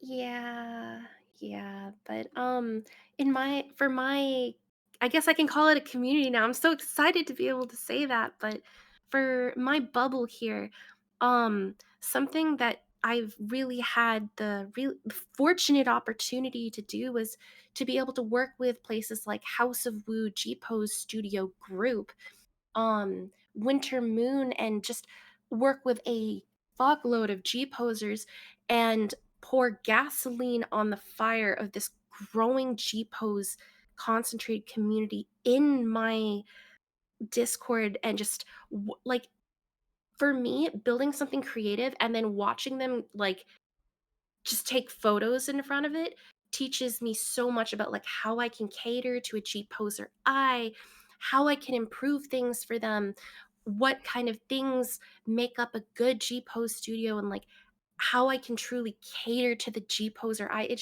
I freaking love watching how G posers take something so seemingly ordinary and just add so much personality and flair and really bring out incredible things in the most mundane circumstances. It's just fucking incredible to watch. I really, really love it.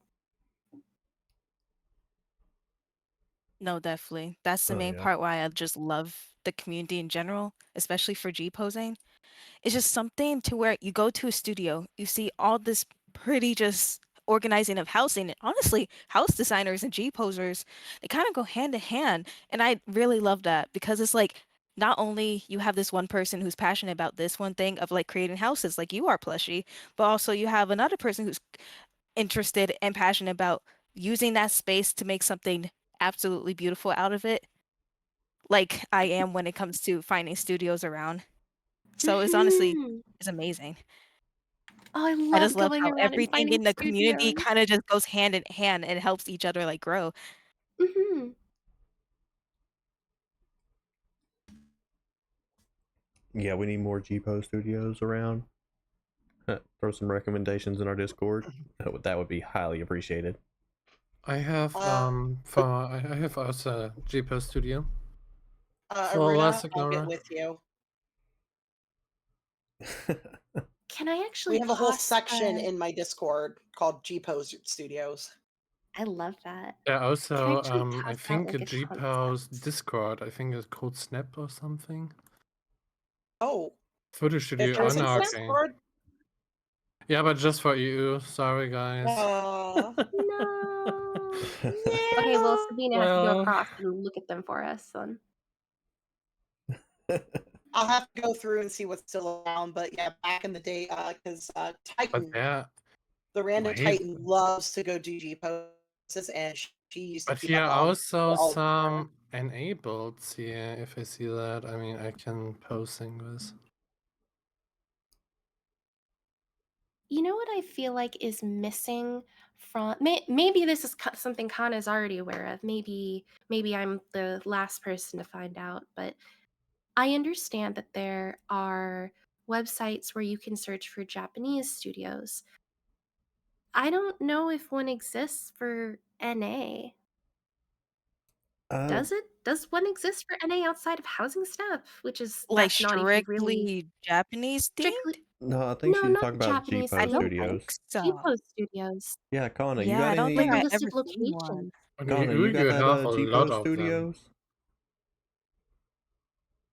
That would be a phenomenal addition. I understand it's probably not like XIV venues. It's not technically a venue, but I'm going to the site right now just to look see if they have that option. if there's staff, most studios aren't staffed. No. No, I It would think just be something cool to see from the NA scene. actually there is a photographer. Oh wait, never mind. No, that's for. Yeah, so no, it looks like there's not one yet. Yep. So No. you kind of stated it's like has to be staffed.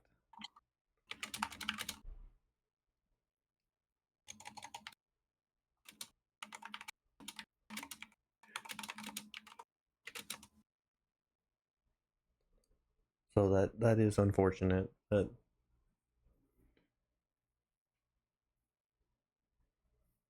I'm sure there's another site out there somewhere that has that info.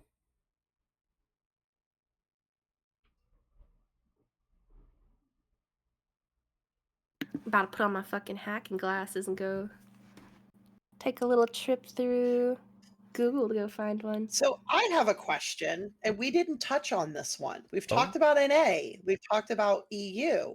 How do you guys feel about being able to cross oceanic now for both NA and EU as a meeting ground? I I never honestly use forgot it. that we could do that. Yeah, because EU and NA were separate. We can't visit each other, but we have Yeah. that common ground now with the new Oceanic. I personally have not seen too much, I want to say growth. I know that sounds terrible. I haven't seen too many venues. I went to check out one and it was great.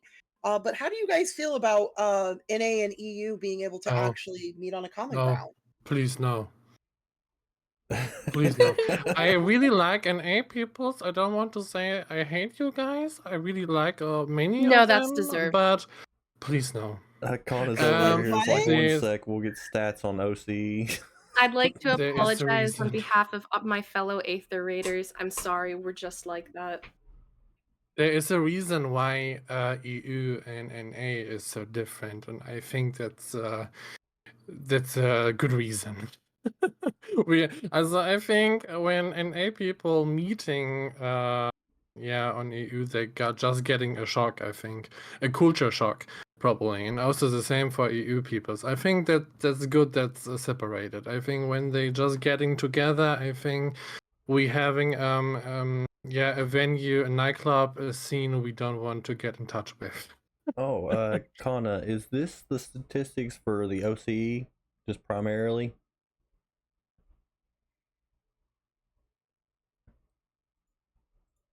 Okay, so she sent me the statistics for the OCE, and it turns out that the all-time venues high number of venues on OCE was 59, but there are currently 30 venues on the OCE servers.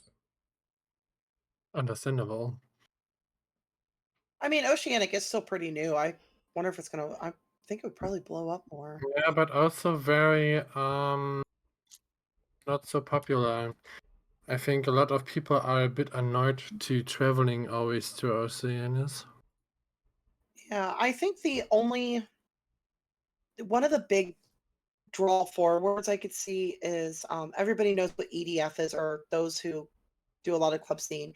It is the Eorzea Dream Fest. It is where DJs from all over come together for a multiple day music fest. I don't know that. Okay, yeah, it's a DJ fest, but Okay. it's bigger. But we have a lot of NA and EU DJs. And I feel bad because like our EU people because it's 24 hours a day for 3 days. Mm, So we can do. I think like one thing we trying to get Y- GX. You're you're uh you're doing the thing again. Oh my god, I don't know why. I think the only thing that I can see is a plus from Oceana is let's say there's a charity keep event. going. Mm. Is it still going? Yeah. Oh my god! That was my favorite. It sounds like I don't know, Okay, autotune. It sounds like autotune. Oh my that god. clear it up. Way better. Hello, Mother, welcome I back. crave violence. Stop. And I forgot to turn off my entry sound. I think No, like it works. the biggest thing that I could see it being a plus, and this is why I was asking your guys' opinion, is when there's like charity events or multiple day events and functions, such as like a music fest that happens. We have like EDF is 24 hours a day for 3 days. It's like nonstop. So we can cater Hmm. to the EU and the NA. But I've noticed like, they have to make alts to come over here. And then we have to get them to where they need to Yeah. go. And it's in a public space. Usually it's like in Coastal de Sol or something like that.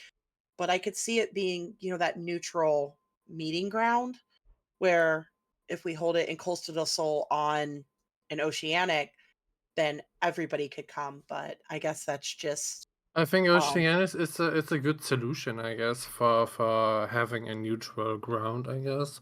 I think there was last year also something like this with the DJ festival that was also on Oceanus, I guess.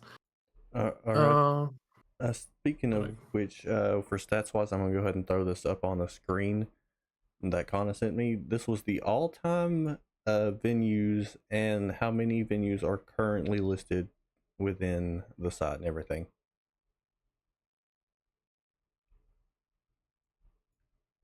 I that's actually kind of a significant drop when you think about it. 1,000 Yeah, I think most of that's I think because of that's like the natural. COVID. though.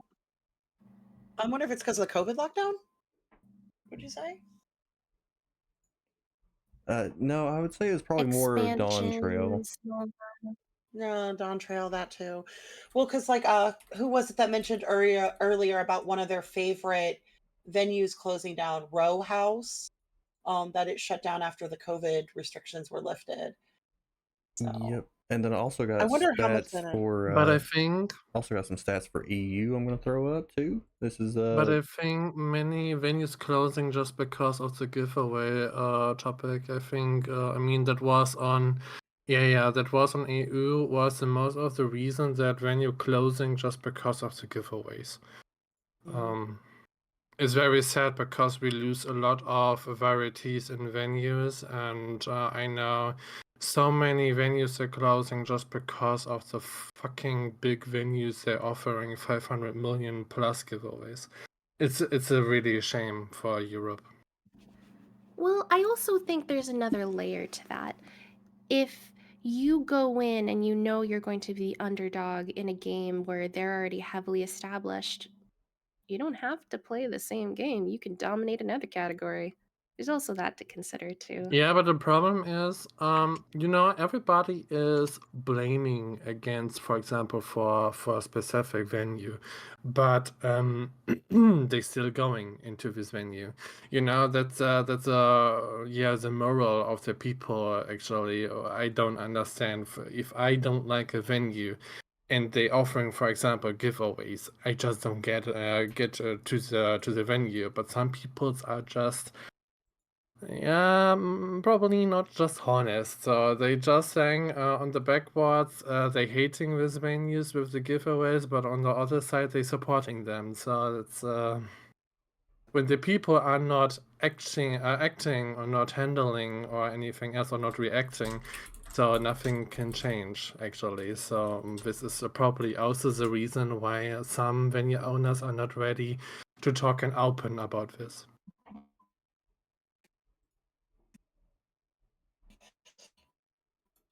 Well, it's probably also a contributing factor of in speaking about it, you would be openly talking about your venue's personal finances, which is an incredibly touchy and sensitive subject for many. So I can't even blame people. Mhm.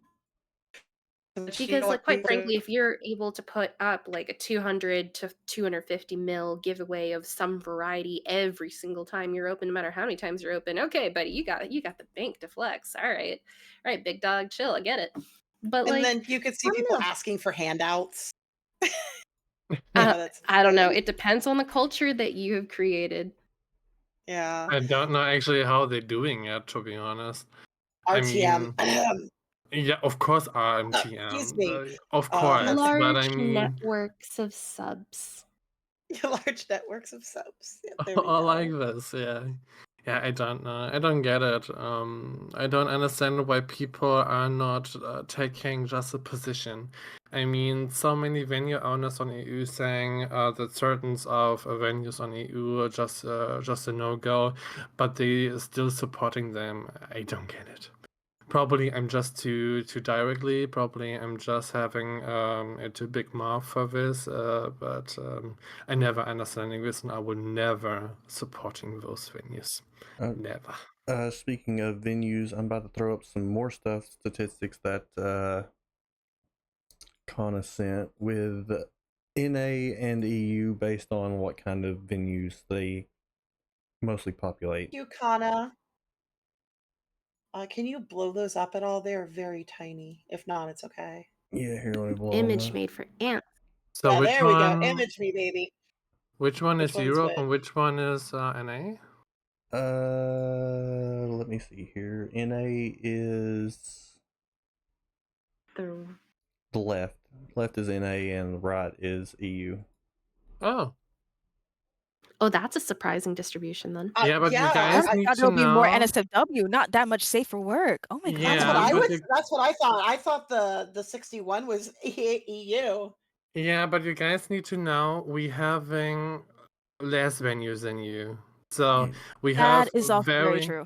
Mhm. very big venues. They are not safe for work. For example, Haven, go on. So we have a lot of UD venues. They are very big, but we have just over 200. You guys having over 1,000. So that's something different. Yeah, and we may So have a lot of clubs and everything, but you also have to take in consideration we've got a lot of cafes and of stuff like course, that, yeah. especially in Crystal. Crystal's very RP heavy, so a lot of it is safer work. Yes. And most of the I ether ones are also either nightclub or also like cafes from what I've seen. Yeah. I also want to ask a couple important qualifiers here. Like, are these venues that routinely do open? Is this just the complete catalog of what has been listed as a general overall thing? It's hard to pull This conclusions from the data being presented without that this qualifier. is as of right now the current state based Okay. on what is open So But I'm this and is not. just registered. the totals. Yeah, no, the But I'm totals not for in the right now. graphic. That's the one graphic. I think the EU graphic is not correct. Where is the 1% and the 1% just fully safe for work?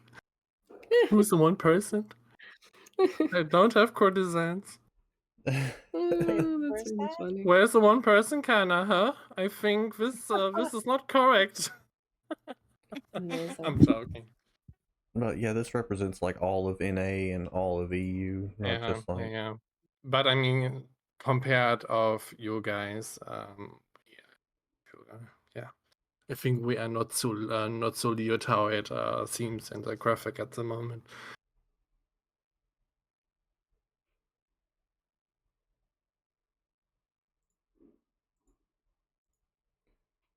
But yeah, a couple of nice little statistics from Kana. Thank you, Kana. I need this statistic also for giveaways. Hey, Kana, do Who's you have? offering giveaways and who not? In percent, please. Yeah, Kana, you got those stats for how many videos do Can I giveaways? have those, please? We need this, please, for giveaways. I actually don't think she has those stats, but if she Oh, does, that no, would I I be don't think think you can hilarious. unless most there's a tag on no, there. not. But that would be very funny, actually. It would be very funny. Yeah, she does not have the stats for like giveaways and stuff like that. No, Maybe next time, Kenna. Maybe next time. Maybe next time. We gotta see how many of them be doing big giveaways. Imagine she's counting the giveaways. Counting the giveaways. Which prize are you I giving think everybody? I How much think mil that's each giveaway? no, but I think that's a very easy result. She's just adding a new role, like for example, giveaway role, and all the people they're offering giveaway, they just need to using add giveaway. So, and I think after for I mean, maybe I'm just giving an idea, but I mean, from this statistic, how many people using the add giveaway role, probably she can read the numbers and percent how many people offering giveaways. But I mean, that's totally useless. Yeah, it's probably useless, but it is a funny Yeah, it statistic is. to It is. have. It was just a joke off from my side, so.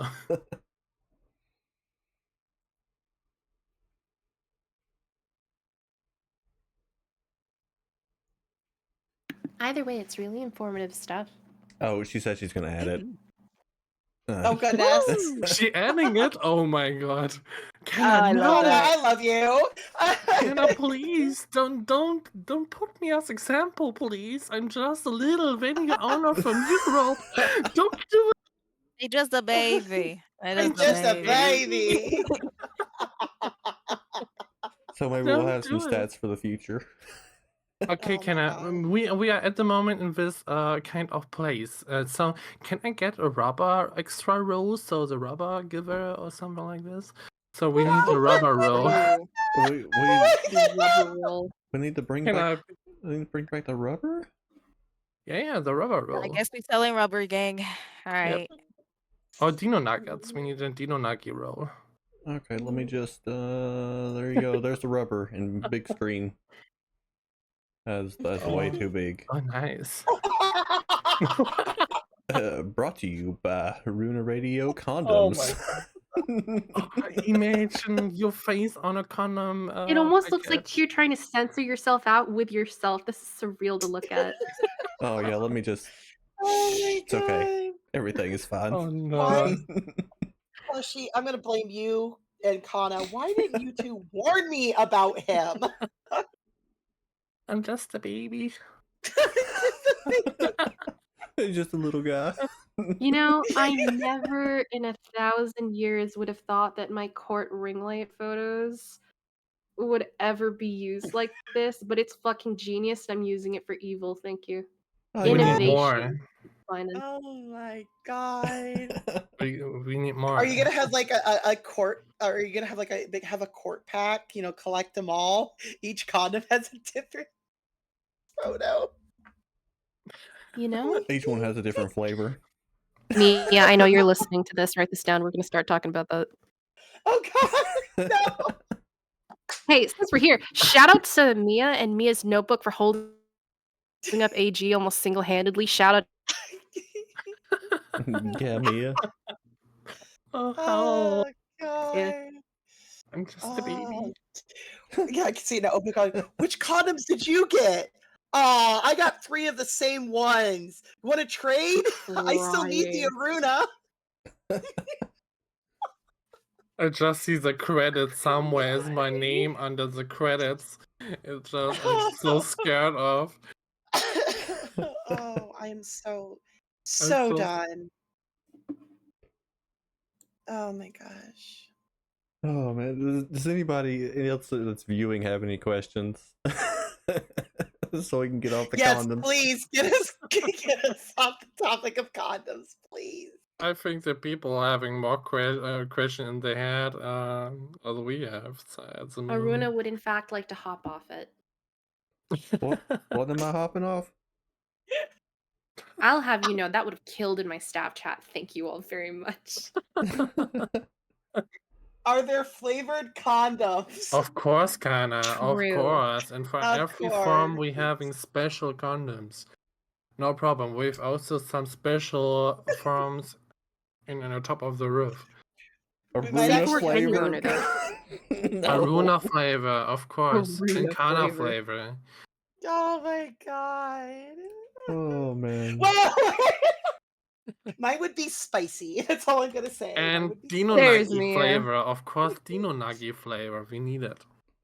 Yeah, we got the nuggy flavor condoms. Oh, what the hell, I would dude? actually enjoy it. Uh, well, see, I've got horns because I am a void gremlin. So would mine also be ribbed for your play? You know what? Any more questions from the audience? Yeah, what kind of horns? Oh, there's Uh-oh. someone calling Nuggy. Oh no. Someone's calling Nuggy. Add up to my notebook. Yeah, me over here taking notes. Well, I just want to clear for everyone, I'm innocent, right? Are you on this podcast? If you're on this podcast, you're not You're innocent not by influence. innocent. Oh, you guys make me We dirty. may run safer work I got venues, it. but that doesn't mean the innocence is still there. God knows my staff chat isn't. Anna, if you want to be spicy, no Lord. worries. For you, we can get just everything. Oh, hey yo. If you want to Spicy. spicy, no problem. Do we have Have you jalapeno said peppers? I'm pretty sure that's not how you're supposed to use those. Oh we my make God. sure there's enough milk for you, Kana. Hey, Runa, can we test something on you? Nope, I already know where this is going. What It's the so happy I'm the hell? only one from EU, Visual so I learner, can by the just way. go. You can just leave. Oh, well, it just turned into G-Gen hour. Yeah, It's as it always often an does. hour. At least we're not talking about Elmo. I can't get that image out of my head. I'm so fucking done. Elmo? Oh, God. I think Don't Runa ask. just need to cut the last half hour from the podcast. Nope. Unedited, uncut. Uncut? Oh my god. My mind just went to a very, very perverted place. I'm so done. Yeah, because we were just talking about condoms and Yeah, stuff. But, that's normal. How many skulls can you handle, Kana? Why? Ooh. Kinda, Oh, how many my. pickup lines did you get so far? Just asking. A lot.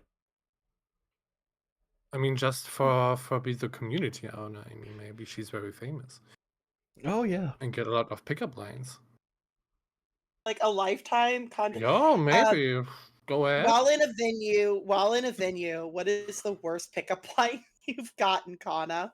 Oh my god, I didn't told you guys my pickup line I get one time. Oh no, you didn't. Oh my god. No, I didn't. Well, don't leave us in suspense. What Yeah, was don't it? leave us in suspense. Okay, I was one time in a venue alone. I'm always alone in a venue. And there was a bun boy, he was writing with me. He's told to me, hey, pretty, do you want to visit my bun hole? And I was just like, nope, I need to leave. Thank you so much for visiting. I need to go. I don't want to see your bun hole. Oh my god. Wait, what is Kana taking off in chat? They don't need them, so take them off. I don't know, but I'm here for I it. think I mean, Kata wait, is what? drunk or something. I mean, you know, Connie, you can take off whatever you want. I mean, just saying. I mean, I'm an innocent. I'm a nun. I join the convent tomorrow. God, it just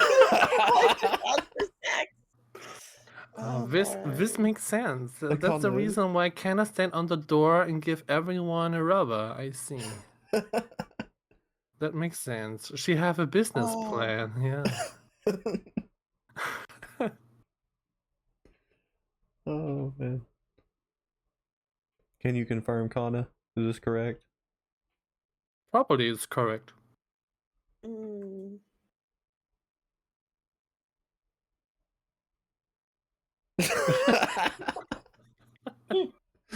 But Oh not the my. happy end massage. What about the happy end massage, Kana? She didn't like our branded condoms, so they're optional. I see. Oh gosh.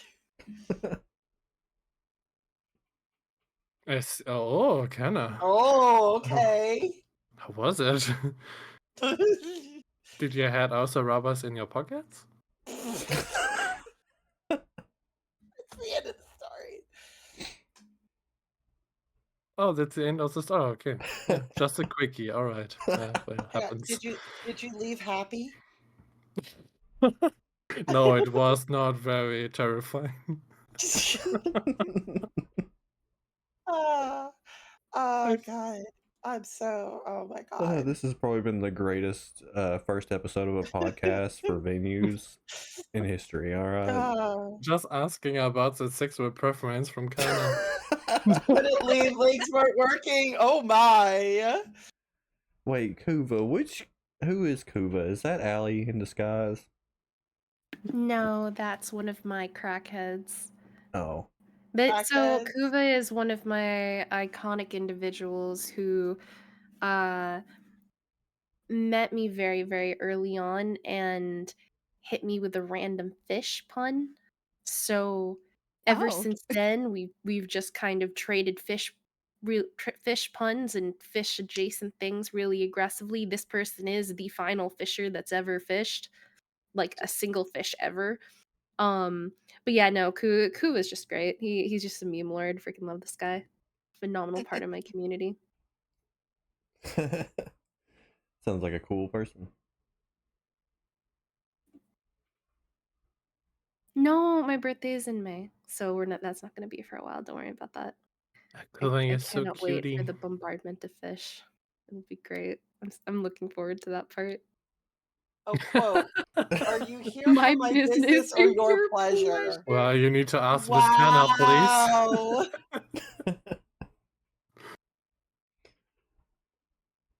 Both. Both. Oh my god. Both.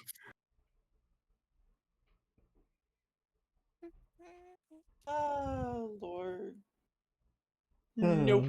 Not going there. Chicky nuggies. It's a wild. It's the wild. Oh. Hang on. You don't want both. There's knives involved. I knew that was coming. I knew there was going to have to be a knife joke somewhere in that. both, but it's a threat. There Yep. you go. So Yep. the pound of flesh is kind of a joke. If you see Vox's crew, I'm crew adjacent. If somebody dies on the floor, there will be stabbings. They start taking pieces. Why Oh it wow. became a thing in the club. If somebody does play dead on the floor, then they have a stabbing emote that they take their pound of flesh. That is all. Please note that we do not endorse an dismemberment upon community people. No, we don't. But if you do get dismembered, please note that there is at least not one, not two, but 3 healers at your disposal to res you. I cannot guarantee that all the parts will go back together properly, but we can at least heal you. Do we need to go back to our sponsor for a Orzean Insurance? I don't know. I was a big fan Now, of at this kind of price during this podcast while supplies last. True. I was Oh. expecting context. I always get my pound of flesh wasn't exactly what it's like. Wouldn't that be there? You know what?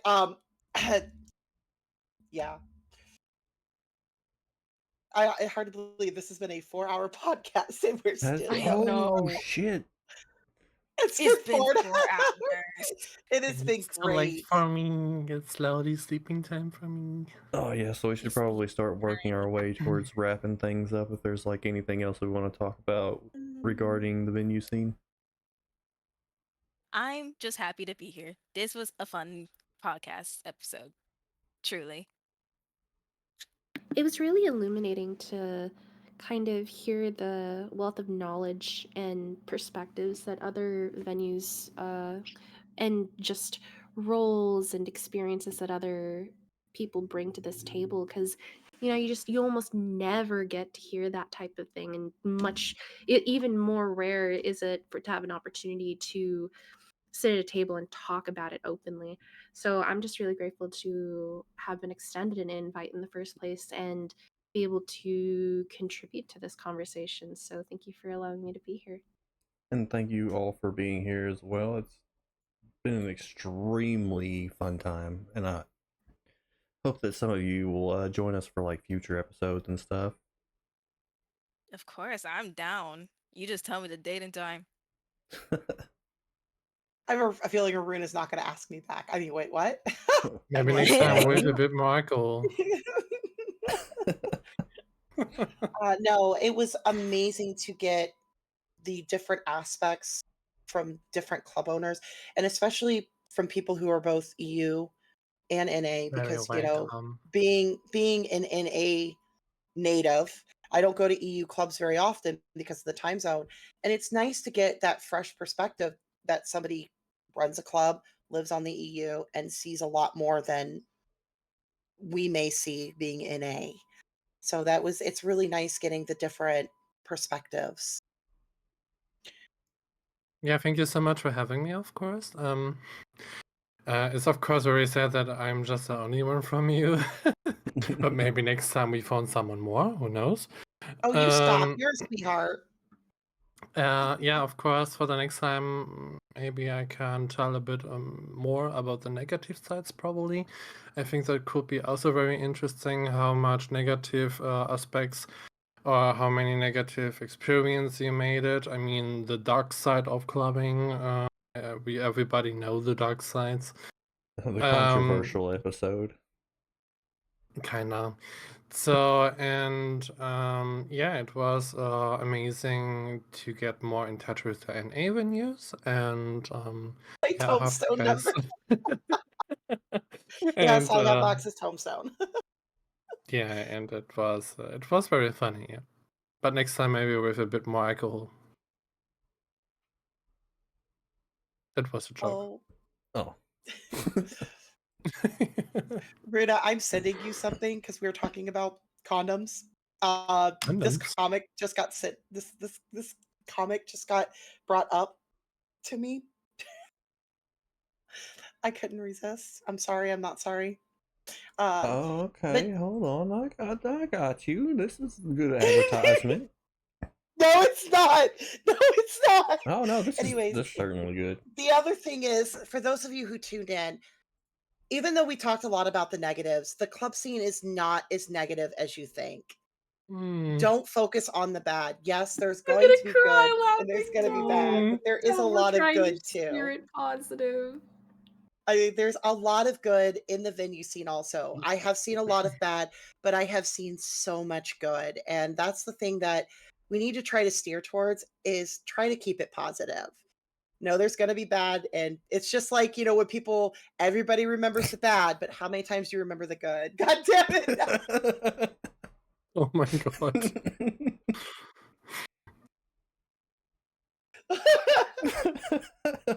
Oh my Aruna, god. I hate you. I need bleach today. Yep, after that one. That is bleach worthy. Alrighty. It's not about the negative stuff, it's just because I think yeah, you can always see the positive stuff if you want, so go ahead, but don't forget also the bad things you learned about experience. It is about experience, but if we focus so much on the negative, then it stops being fun. And I'm here to have fun and, unwind. Yeah, I'm sure there will be a lot of positive and negative on the next episode, since we'll be focusing on the OGs and the new Gs within the scene. I'm still reaching out to some of the old school venue owners, see if they want to get in on it. Actually, is can I plug that? What are we plugging? Discord. Do I have permission? Because I will throw out the link. For what? Is that okay with you too, Runa? Don't be shy if you're ever in the NCV server and you want to chat. There are some of us who live in the VC there and don't mind to share our voices. It's a venue for DJs and venues to coexist.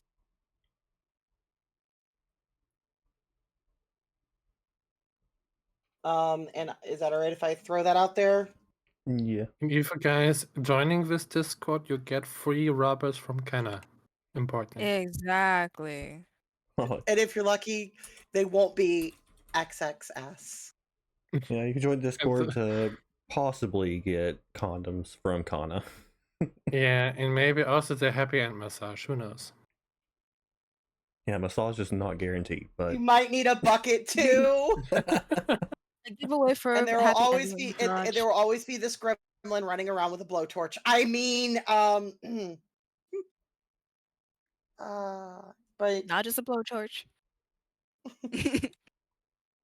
thank you guys so much. Thank you, Aruna, for hosting this, and thank you guys for your time and wanting to be a part of it.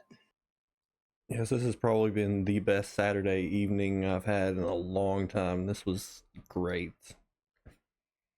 Hilarious, to say the least.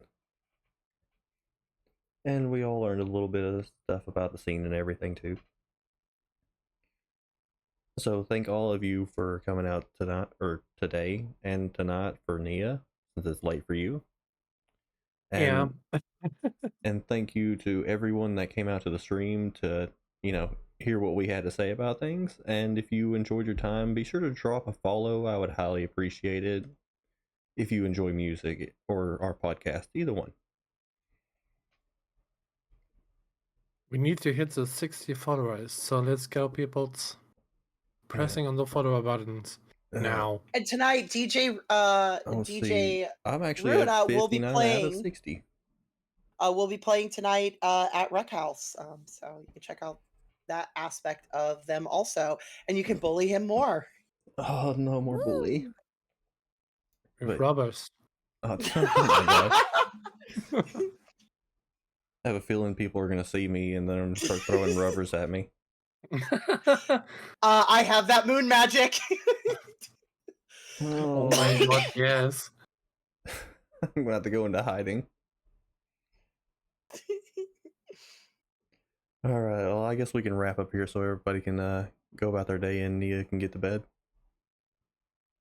Probably not, but yes. Mm-hmm. No, So- not this. Slowly but surely. Alright, well, thank you everybody, and we're going to end the stream here, and hope you all have an amazing rest of your weekend and Saturday night. And if you're into the music and everything, we do have a couple of shows tonight and tomorrow for Ruina Radio that I hope you will take the time to check out.